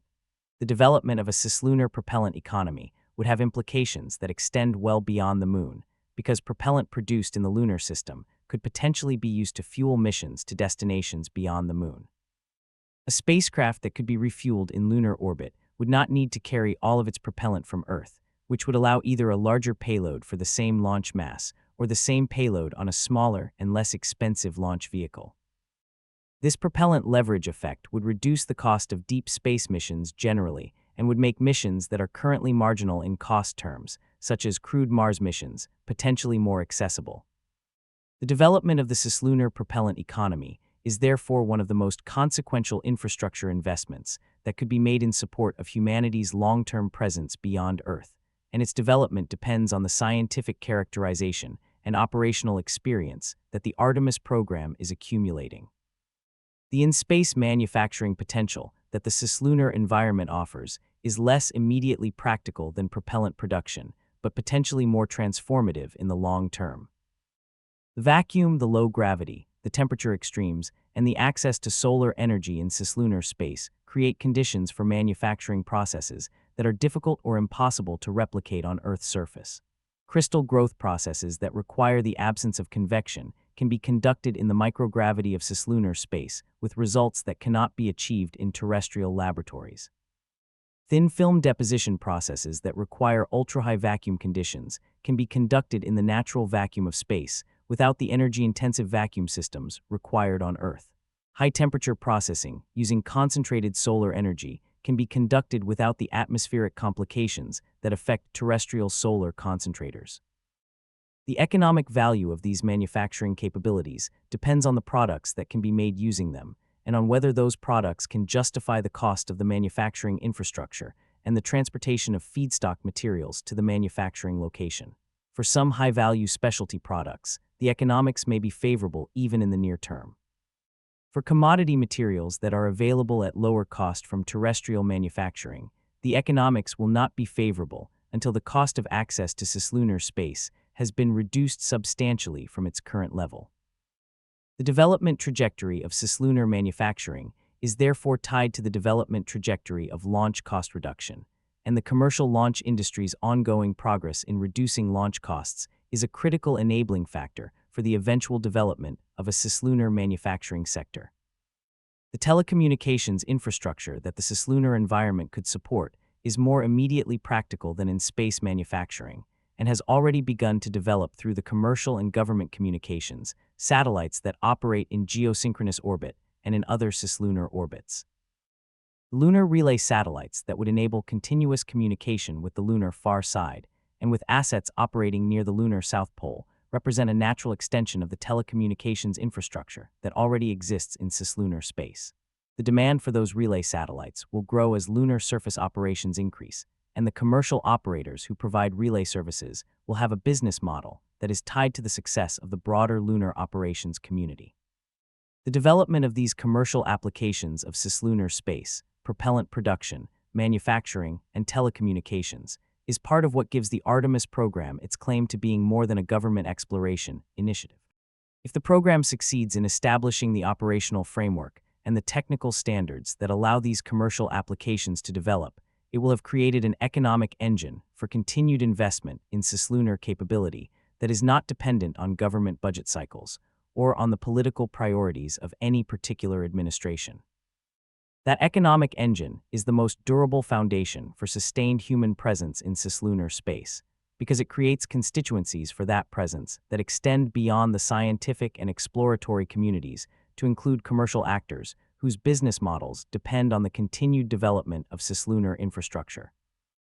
The moment when Orion passes behind the Moon on its free return trajectory and loses contact with Earth is the clearest operational expression of what distinguishes this mission from everything that has come before it in the post-Apollo era.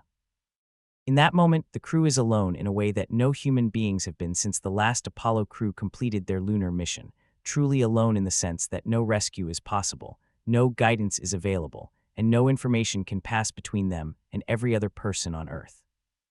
They are in a silence that is not empty, but is defined by the presence of the Moon between them and the rest of humanity, a sphere of rock that is simultaneously their reason for being there and the physical barrier that creates their isolation. The crew's preparation for that moment has been thorough and specific. They know what activities are scheduled during the loss of signal period, what systems should be in what state, and what contingency procedures apply to the anomalies most likely to occur during that phase. They have practiced operating through simulated loss of signal periods in their training, experiencing the combination of workload and communications void that the actual period will produce. They have discussed among themselves how they expect to feel during that period and what they will do if they feel something unexpected, because the psychological experience of genuine isolation at lunar distance is something that no training environment can fully replicate, and acknowledging that limitation is part of what their integrity as a crew means. What they will actually experience during that period is something that will only be known after the fact, because human responses to genuinely unprecedented situations are not fully predictable even by the people who will experience them. The training prepares the cognitive and procedural responses to the situations that can be anticipated, but the emotional texture of the experience and the specific way that each crew member's psychology responds to the combination of isolation, distance, and operational responsibility is something that will emerge from the actual experience rather than from simulation. That emergence is part of what makes the mission scientifically valuable from a human factors perspective, and the crew's debrief reports about their psychological experience during the loss of signal period will be one of the most carefully studied datasets that the mission produces. The acquisition of signal when Orion emerges from behind the Moon is the moment when the mission's verdict begins to be read. The telemetry streams that begin flowing when the radio link is re-established tell the story of what the spacecraft did during the blackout period, which systems operated nominally, which showed trends that require monitoring, whether any unexpected events occurred, and how they were handled. The crew's voices, when they first transmit after reacquisition, carry information that the telemetry cannot. The tone, the clarity, the sequence of their first transmissions after hours of radio silence tell experienced controllers something about the crew's state that no instrument can directly measure. The mission's return leg from the far side of the Moon toward Earth is the phase when all of the preparatory work, all of the training, all of the design margins, and all of the cultural commitments of the program converge into a single outcome. The heat shield must perform as the modified trajectory was designed to ensure. The parachutes must deploy as the qualification testing was designed to ensure. The ocean recovery must execute as the rehearsals were designed to ensure. And the crew must remain functional through all of these phases as the training was designed to ensure.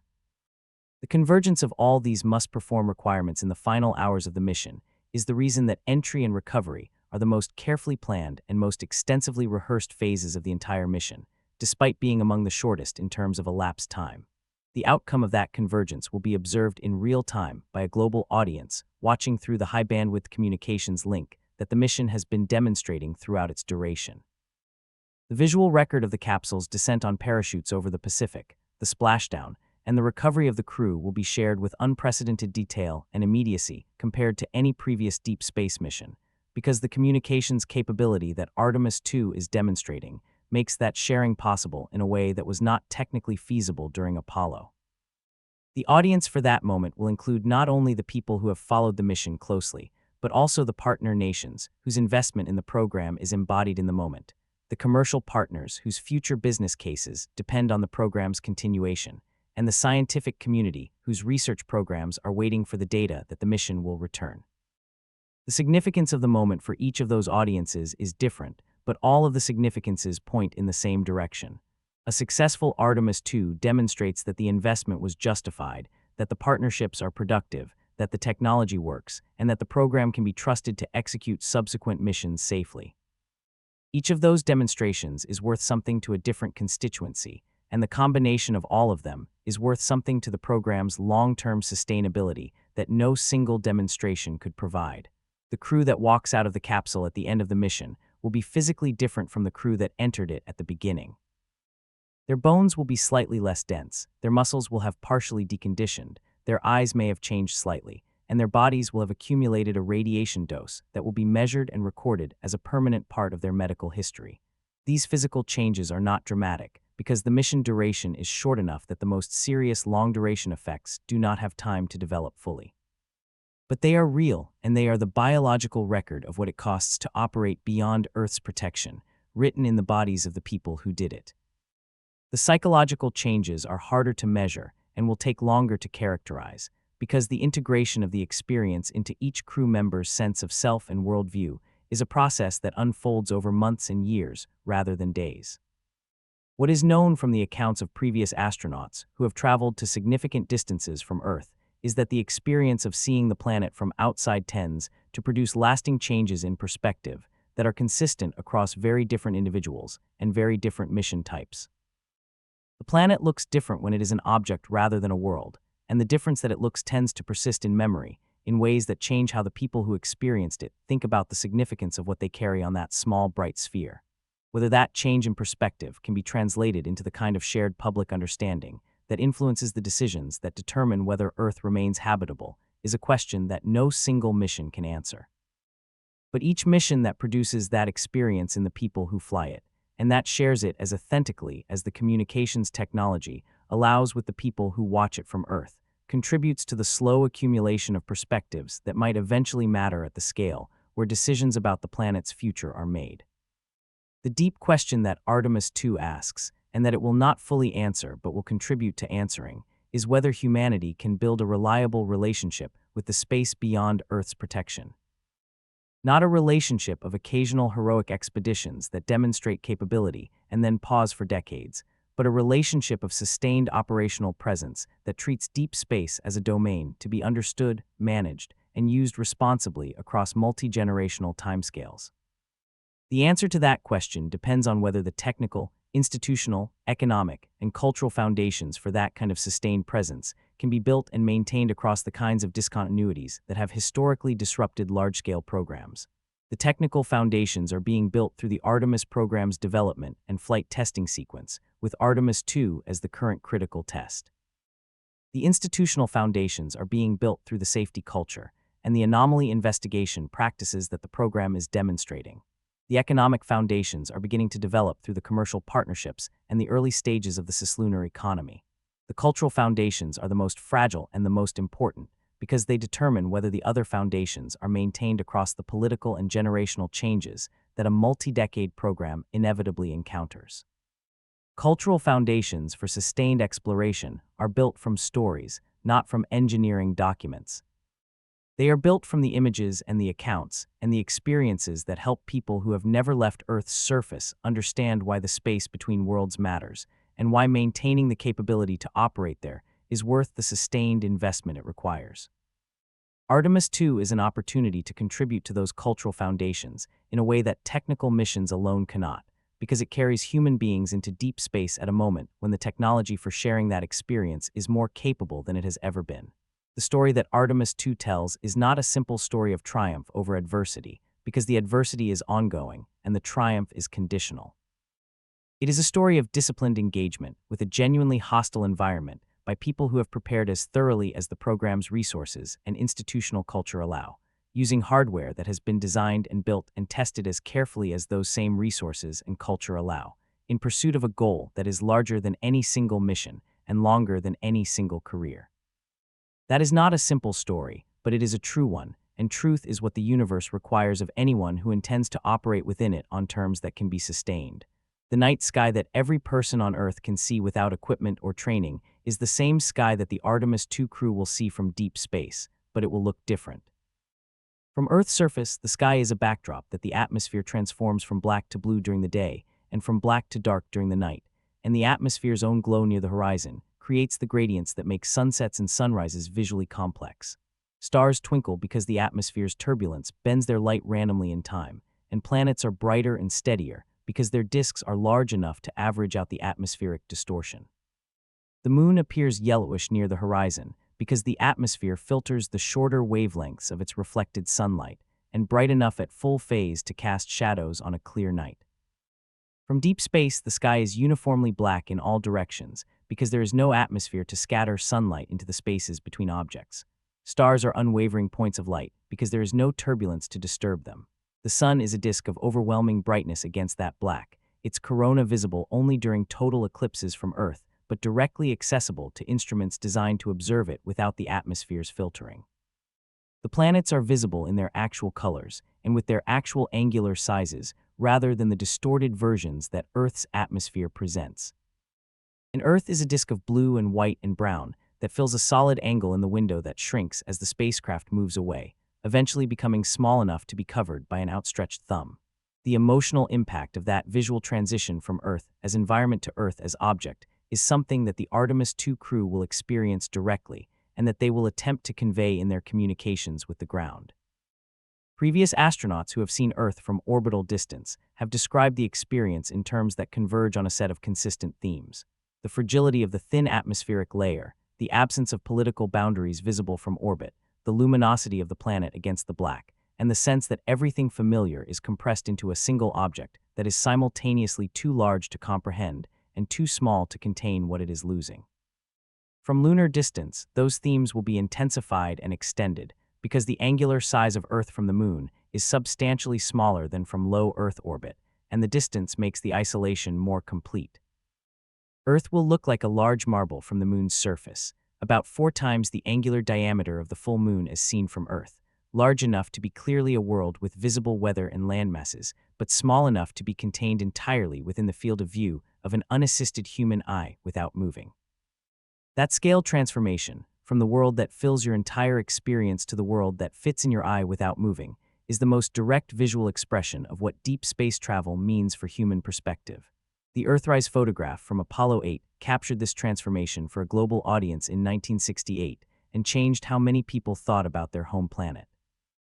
The image of a partially illuminated Earth rising above the barren lunar surface communicated in a single frame the contrast between the living complexity of Earth and the dead simplicity of the moon, in a way that verbal description could not have achieved with the same immediacy. It contributed to a shift in public consciousness about Earth as a finite, shared, and potentially fragile object that had lasting effects on environmental policy and on how humanity understood its relationship to the planet it inhabits. The images and video that Artemis II returns from deep space will have the opportunity to produce a similar shift in public consciousness, but the context is different and the challenge is different. The 1968 Earthrise arrived when photography was the primary medium for sharing images, and when the contrast between the black and white television that most people owned and the color photography of the mission was itself striking. It arrived before the information fragmentation that digital media has produced, when a single image could achieve cultural saturation in a way that would be nearly impossible today. And it arrived at a moment of particular receptiveness to environmental consciousness, when the combination of political events, cultural movements, and technological capability created conditions for the image to be received and interpreted in a specific way. The images from Artemis II will arrive in a different information environment, one where the competition for attention is intense, where any single image is one of billions produced and shared daily, and where the mechanisms for achieving cultural saturation are less clear and less reliable than they were in 1968. The program's response to this challenge is the high-bandwidth communications capability that allows not just images but continuous video and audio from deep space, giving the public access to the experience in a more immersive and more sustained way than any previous deep space mission has provided. Whether that immersiveness produces the kind of perspective shift that the Earthrise photograph produced is something that cannot be predicted or engineered, but the technology at least makes it possible in a way that was not previously available. The legacy of Artemis II will be determined not only by what it accomplishes technically, but by what it communicates culturally about the relationship between humanity and the cosmos. Technical accomplishments are important and necessary, but they are not sufficient to sustain a multi-generational program of deep space exploration in the absence of a cultural understanding of why that exploration matters. The cultural understanding must be built from experiences that connect people to the realities of deep space in ways that make those realities feel relevant rather than remote. And the immersive communications capability of Artemis II is one of the most powerful tools the program has for building that connection. The relevance of deep space exploration to the lives of people who will never travel beyond Earth's surface is not immediately obvious and must be actively communicated. It is relevant because the knowledge that deep space exploration produces improves understanding of the conditions that make Earth habitable, which is directly relevant to the decisions that must be made about how to maintain those conditions.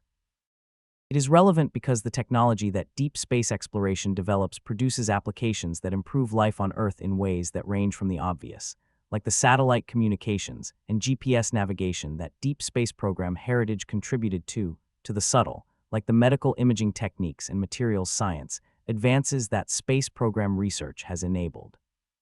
It is relevant because the operational experience of maintaining human life in an environment that offers none of Earth's automatic support is directly applicable to the challenge of maintaining human life on Earth, as some of Earth's automatic support systems come under increasing pressure from climate change, resource depletion, and other anthropogenic stresses.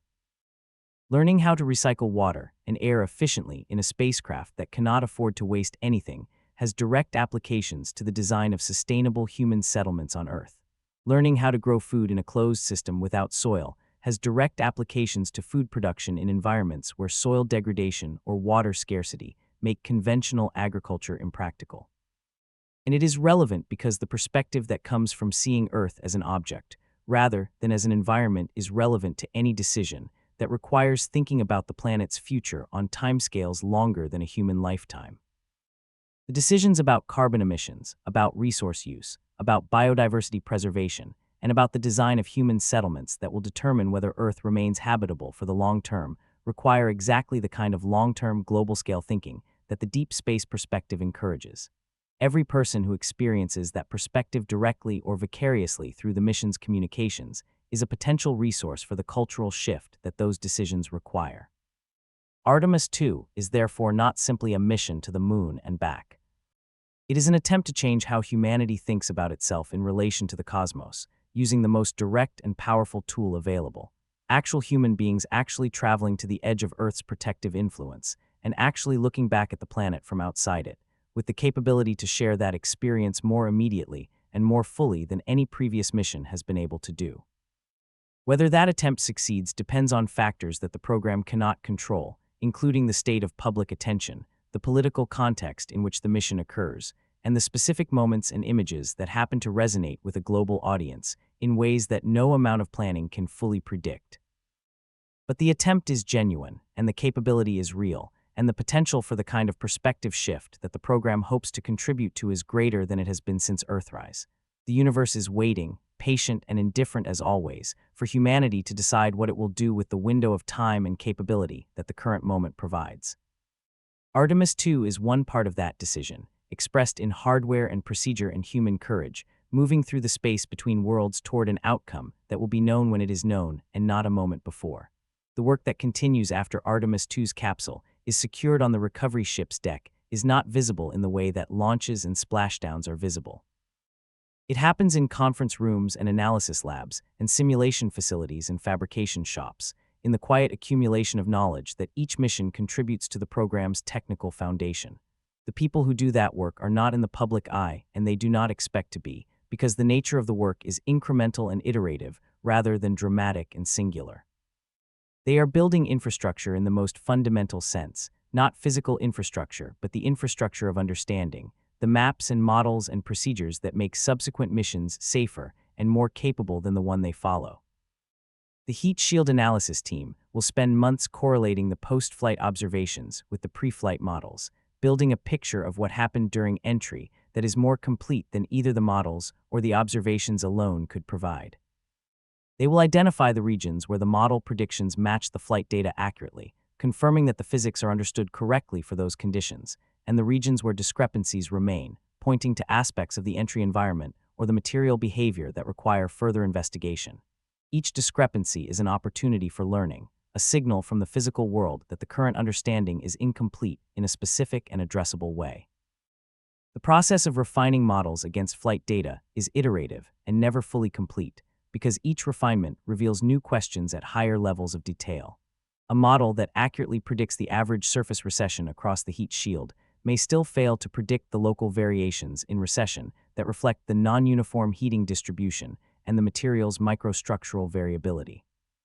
A model that captures the local variations may still fail to predict the timing of those variations within the entry timeline, because the temporal evolution of the heating environment is coupled to the spacecraft's trajectory and attitude in ways that are difficult to model without detailed knowledge of the atmospheric variability along the flight path.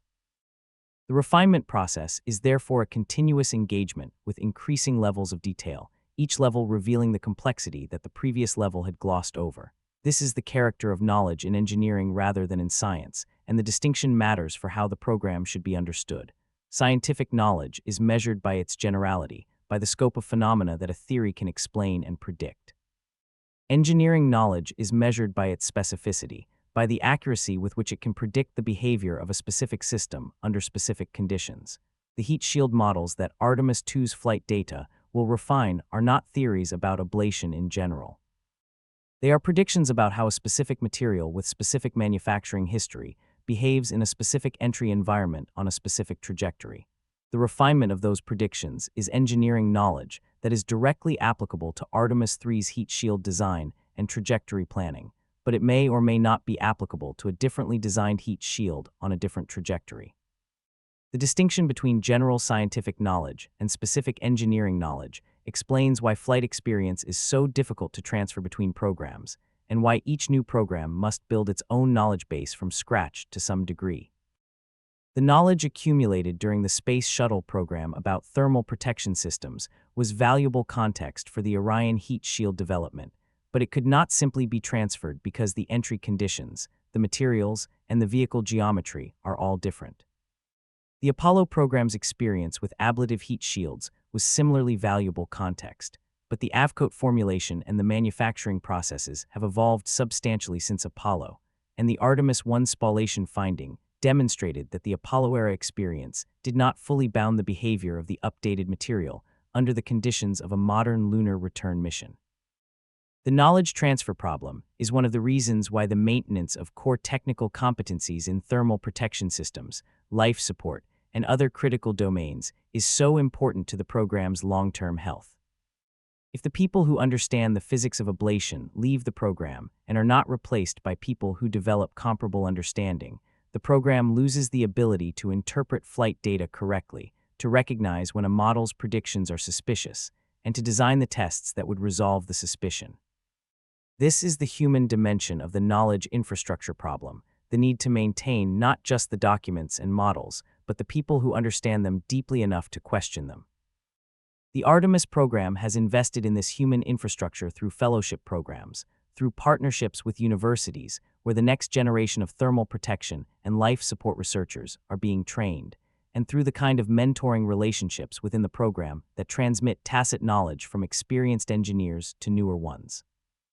Tacit knowledge is the knowledge that cannot be fully written down, the intuitions and heuristics that experienced engineers apply when interpreting ambiguous data, or when deciding which of several technically acceptable approaches is most likely to work reliably in practice. It is transmitted through collaboration, through apprenticeship, and through the shared experience of working on real problems with real consequences, and it is lost when the people who carry it leave without transferring it.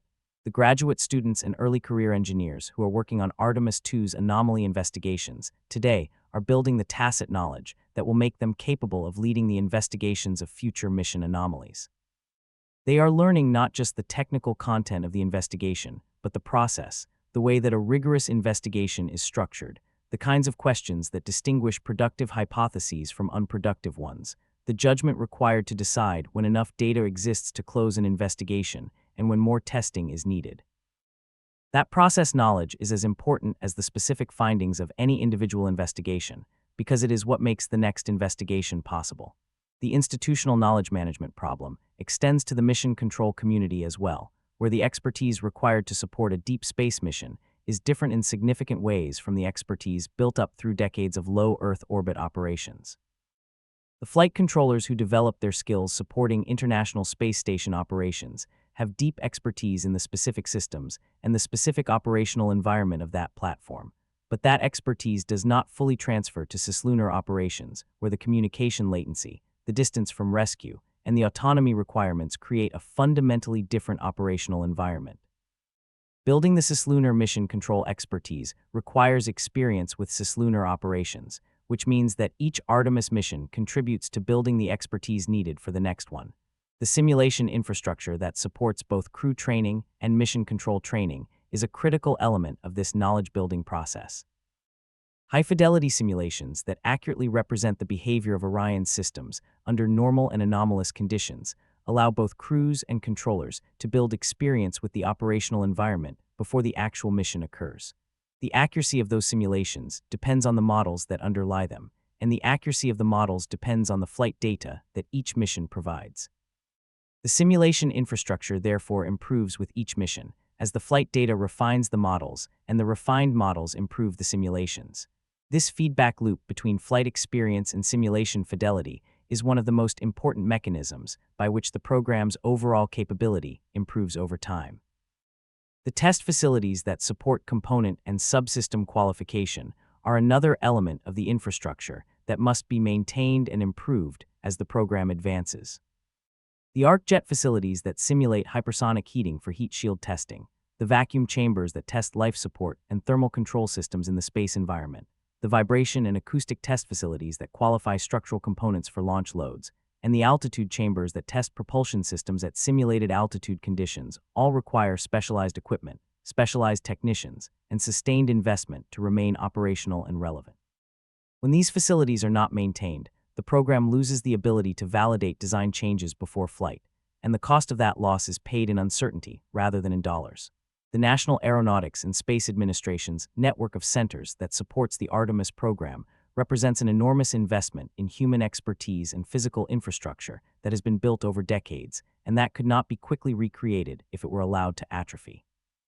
Johnson Space Center brings the human spaceflight operations expertise and the mission control capability. Kennedy Space Center brings the launch processing expertise and the launch facilities. Marshall Space Flight Center brings the propulsion and structural systems expertise. Jet Propulsion Laboratory brings the deep space systems and navigation expertise. Glenn Research Center brings the power systems and aeronautics expertise. The combination of these capabilities, coordinated across a geographically distributed program, is what allows the Artemis program to work on the technical problems that no single center could address alone. The coordination of this distributed technical community is itself a management challenge that deserves more attention than it typically receives. The communication overhead of coordinating work across multiple centers with different cultures, different tool sets, and sometimes different technical perspectives can slow decision-making and create opportunities for misunderstanding that single-site programs avoid. The processes that manage this coordination, the formal interface agreements, the integrated master schedules, the technical review processes that bring multiple centers' perspectives to bear on critical decisions, are engineering in their own right. They are social and organizational engineering rather than physical engineering, but their quality affects the outcome of the physical engineering just as surely as the quality of the heat shield models. The commercial partners who have contracts for elements of the Artemis architecture add another dimension to the coordination challenge.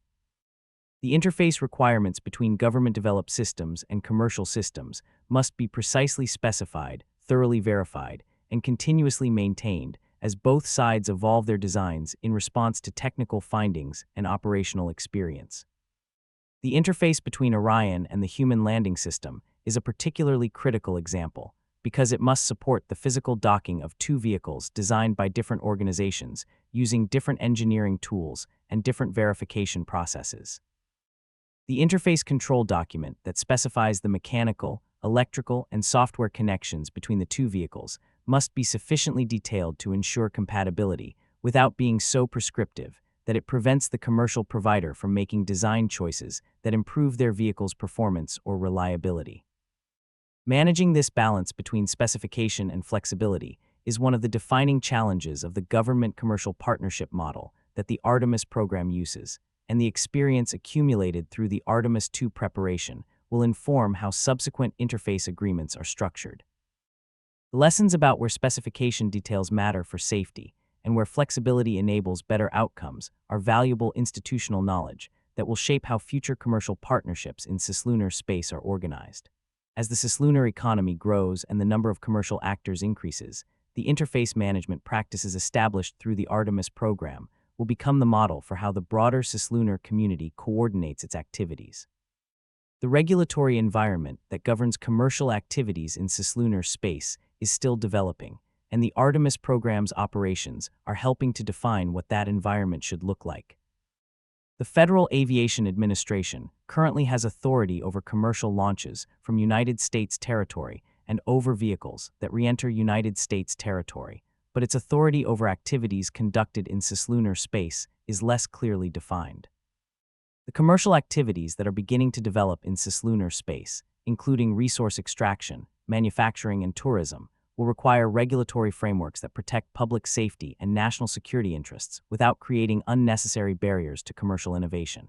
The development of those regulatory frameworks is proceeding in parallel with the technical development of cislunar capabilities, and the two processes are interdependent in important ways. Regulatory requirements that are based on accurate understanding of the technical risks of cislunar operations will be more effective and less burdensome than requirements based on incomplete or outdated technical understanding. The flight data and operational experience that Artemis II and subsequent missions generate will be input to the regulatory development process, informing the risk assessments that underlie the regulatory requirements and helping to calibrate the level of regulatory oversight that is appropriate for different types of cislunar activities. The international dimension of cislunar regulation is even more complex, because there is no single international body with the authority to regulate activities in cislunar space in the way that the International Telecommunication Union regulates spectrum use or the International Civil Aviation Organization regulates commercial aviation. The Outer Space Treaty provides a broad framework that assigns national responsibility for the activities of national actors, but it does not provide the operational specificity that a regulatory framework for commercial cislunar activities requires. Developing that specificity through bilateral agreements, through the Artemis Accords framework, and through the practice of responsible operations by leading actors is the process by which cislunar governance is actually developing, and Artemis II's operations are a contribution to that process. The frequency coordination required for cislunar communications is a specific example of where international governance processes directly affect operational capability. The radio frequency spectrum is a finite resource, and the allocation of frequencies for cislunar communications must be coordinated internationally to prevent interference that would degrade the reliability of the communications links that are critical for crew safety. The coordination process involves the International Telecommunication Union's radio regulations, bilateral frequency coordination agreements, and the operational practices of individual missions. The optical communications capability that Artemis II is demonstrating is partly motivated by the spectrum congestion that makes finding reliable radio frequency allocations for cislunar missions increasingly difficult, and its development adds a new dimension to the frequency coordination landscape. The cybersecurity requirements for cislunar systems add another layer of governance complexity that is becoming increasingly important as the systems that support human spaceflight become more software-defined and more connected. A cyber attack on the mission control systems that support a crewed cislunar mission could have consequences that range from communications disruption to loss of crew, depending on the nature of the attack and the resilience of the systems. Protecting against this threat requires security measures that are integrated into the system design from the beginning rather than added as afterthoughts, and it requires governance frameworks that define security requirements and verify their implementation across the international and commercial partners who are part of the Artemis architecture. The cybersecurity challenge is not unique to space systems, but the consequences of a failure are more severe than in most other domains because the crew cannot evacuate to safety while the systems are being restored. The isolation of cislunar operations from immediate response by terrestrial security teams means that the onboard systems must be able to detect and respond to cyber threats autonomously, adding another dimension to the autonomy requirements that the program is developing through Artemis II. The crew must also be trained to recognize signs of cyber compromise and to execute contingency procedures that maintain safety in the event that software systems behave unexpectedly. These governance and security dimensions of the cislunar environment are not the glamorous parts of the Artemis II story, and they rarely appear in the public descriptions of the mission. But they are as real as the heat shield and as consequential as the life support system, because the mission exists within a governance and security environment that determines whether it can operate as planned and whether the norms it establishes will be respected by other actors in cislunar space. The engineering that makes the mission physically possible is necessary but not sufficient. The governance that makes it legally and diplomatically viable, and the security measures that protect it from deliberate interference are equally necessary conditions for the mission's success. The story of Artemis II is therefore a story about the full complexity of what it takes to operate humans in deep space, not just the physical and biological complexity that occupies most of the technical documentation, but the institutional, regulatory, diplomatic, and security complexity that is the context within which the physical operations take place. This full complexity is rarely captured in a single account because it spans domains that rarely communicate with each other, and because the specialists in each domain tend to tell the story from their own perspective, treating the other domains as background rather than as co-equal elements of the challenge. The integrated view of this complexity reveals something important about the nature of the challenge that deep space exploration represents for humanity. It is not primarily a technical challenge in the narrow sense, although the technical challenges are real and demanding. It is a challenge of coordination and governance and culture, of organizing human effort across organizational, national, and disciplinary boundaries in pursuit of goals that unfold over timescales longer than any individual career. The technical problems are the visible manifestation of the challenge, but the organizational and governance problems are what determine whether the technical solutions can be implemented and sustained. The Apollo program solved this coordination problem through a combination of extraordinary national will, temporary suspension of normal bureaucratic constraints, and an organizational structure that concentrated decision-making authority in a small number of people with the technical judgment and the institutional authority to act quickly. The Artemis program is attempting to solve a similar coordination problem in a context where national will is less concentrated, bureaucratic constraints are more firmly established, and decision-making authority is distributed across more organizations with more diverse interests. The solution requires different organizational mechanisms than Apollo used, and the development of those mechanisms is itself an innovation that the Artemis program is demonstrating. The Flight Readiness Review Board that must certify Artemis II for flight is one of those mechanisms. It is an institution that concentrates technical expertise and decision-making authority at a critical point in the mission preparation timeline, creating a venue where concerns can be raised and addressed in a structured and documented way. Its effectiveness depends on the quality of the people who participate, on the culture that determines whether concerns are raised honestly and addressed seriously, and on the processes that ensure that the information needed for good decisions is available in a form that supports their evaluation. The program's anomaly review process is another mechanism, creating a structured way to identify and address technical concerns before they become mission risks. Its effectiveness depends on the willingness of engineers to raise concerns when they see anomalous data, on the commitment of managers to address concerns seriously rather than explaining them away, and on the resources available to investigate concerns thoroughly when they are raised.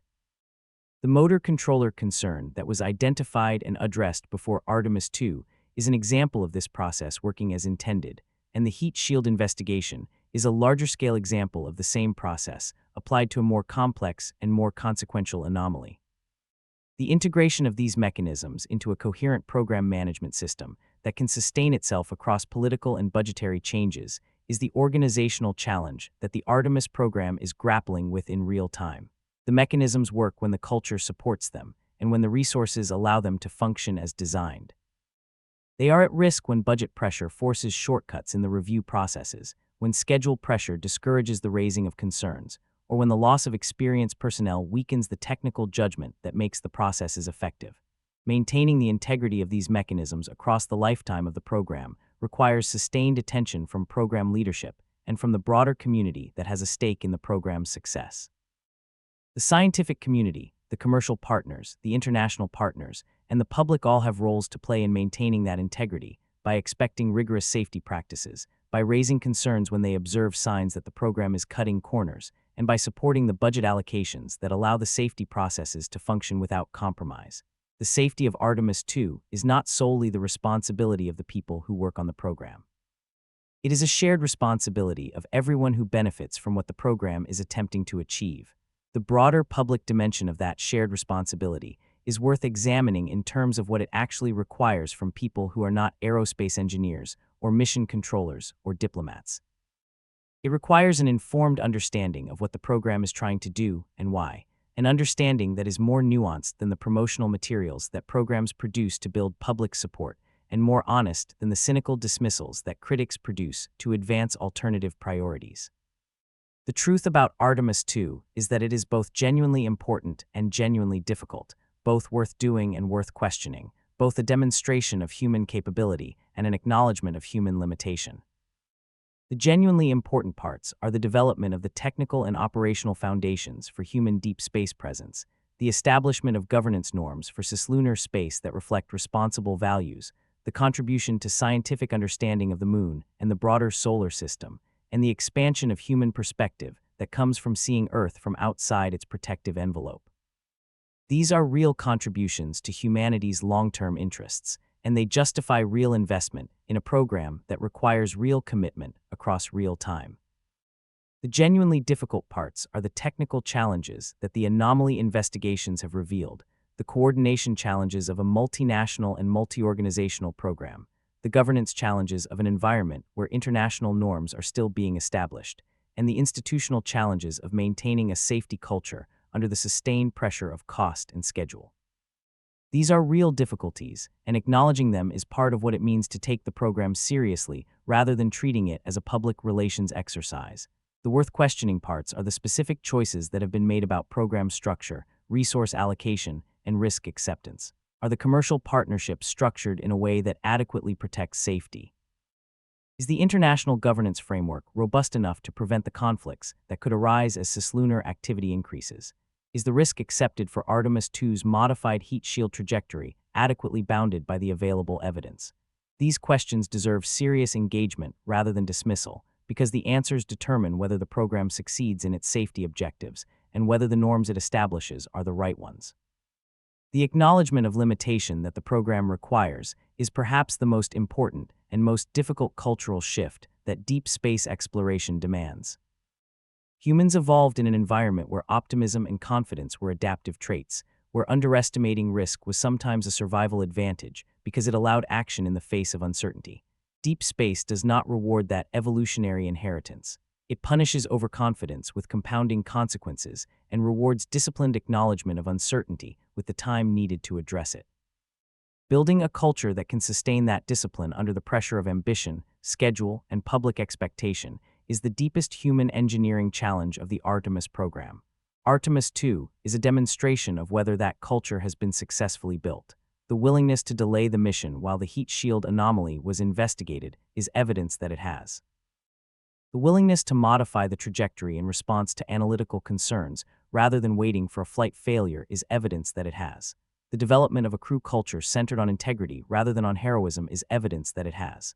But the demonstration is ongoing because culture is not a thing that can be built once and then maintained without continued attention. It must be renewed with each decision that tests it, each anomaly that challenges it, and each pressure that could erode it.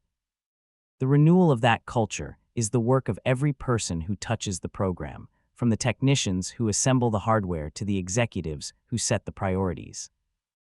It is the work of the crew who chose the call sign integrity and who must live up to it in every interaction and every report. It is the work of the mission controllers who must maintain their vigilance across long shifts when nothing is going wrong and the temptation is to relax the attention that safety requires. It is the work of the analysts who must raise concerns when the data suggests something unexpected, even when the timeline makes the raising of concerns inconvenient.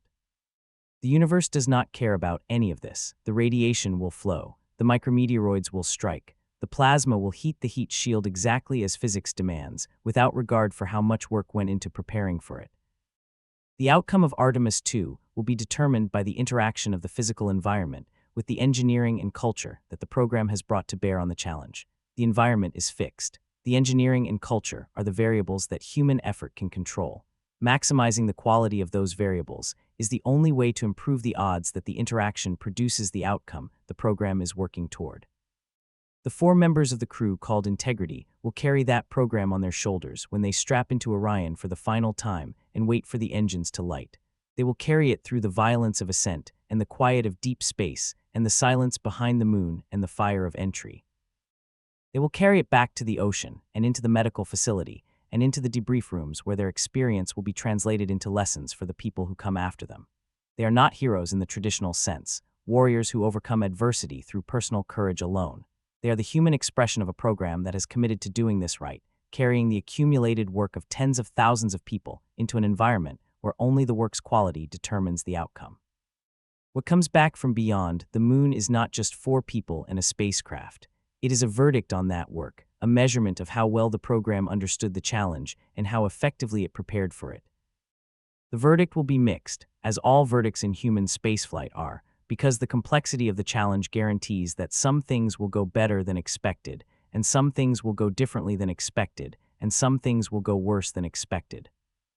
The program's response to the mixed verdict will determine more about its future than the verdict itself, because a program that learns from what it did not anticipate is more capable after the mission than before it, regardless of how many things went according to plan. That learning is the deepest purpose of Artemis II, and it is the deepest purpose of every crewed deep space mission that humanity will fly. We are not racing to the moon to prove that we can. We have already proven that we can. We are racing to learn what we need to learn to go farther and stay longer, and eventually make the space between worlds a domain where humanity can be present reliably and sustainably. The moon is the classroom. Artemis II is the lesson. And the students are everyone who will fly after, building on what this mission teaches toward destinations that are not yet reachable, but that the accumulated learning of this program and its successors will eventually make so. The physical universe is 13.8 billion years old. The Earth is 4.5 billion years old. Life on Earth is perhaps 3.8 billion years old. Homo sapiens as a species is perhaps 300,000 years old. Human civilization with writing and mathematics and engineering is perhaps 10,000 years old. Modern rocketry is less than 100 years old. Human spaceflight is less than 70 years old. Human presence beyond low Earth orbit has been intermittent and brief. Against the backdrop of cosmic time, we are an extraordinarily new phenomenon, a species that has only recently acquired the capability to leave the planet where it originated and to begin, tentatively and carefully, to explore the universe that surrounds it. The decisions we make in this early period of our spacefaring history will shape the trajectory of that exploration for a very long time.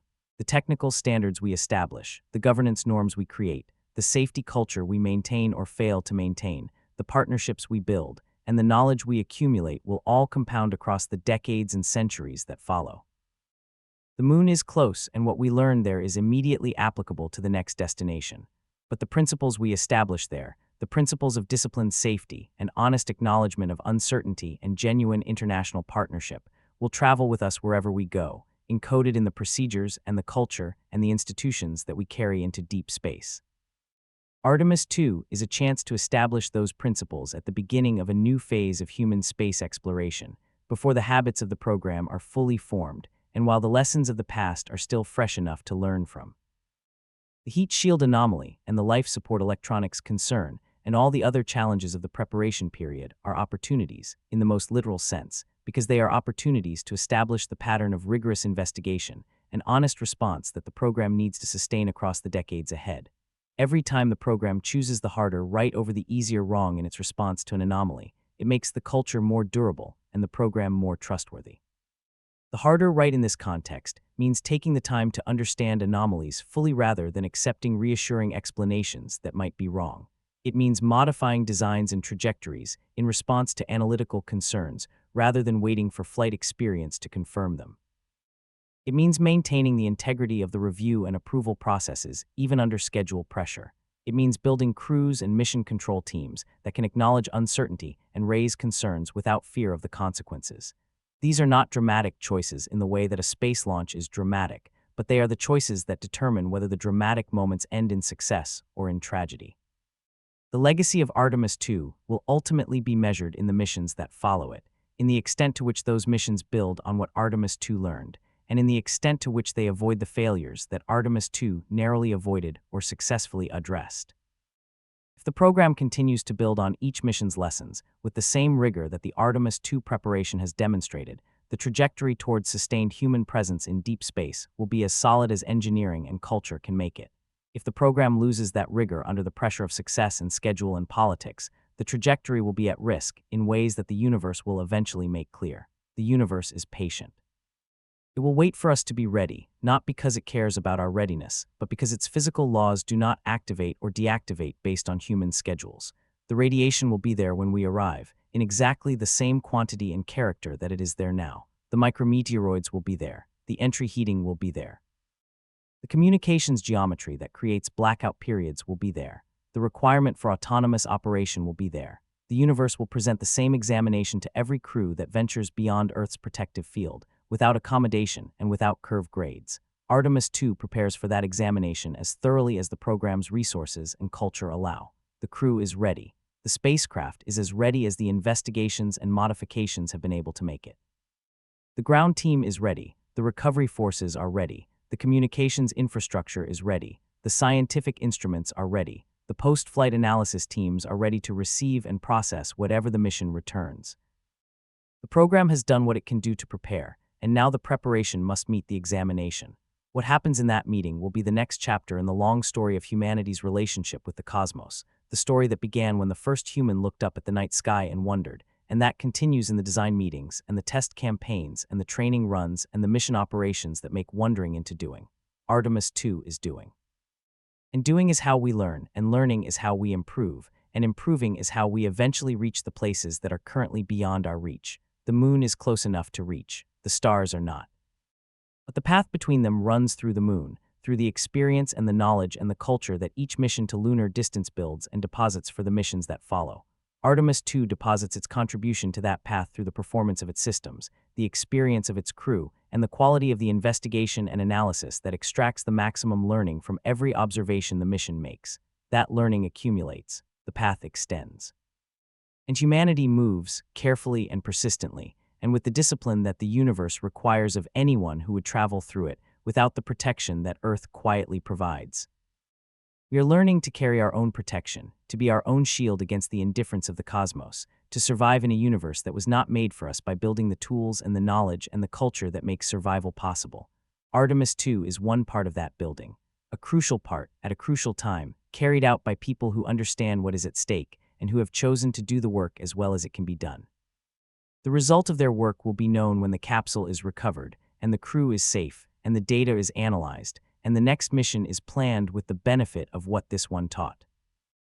Until then, the spacecraft moves through the dark between worlds, carrying its small community of 4 through a volume of space that human beings have not inhabited in decades, adding their presence to the long record of human exploration that stretches back to the first people who walked out of their familiar territory into the unknown because the unknown was there, and because knowing it seemed worth the risk. It still is. It always has been.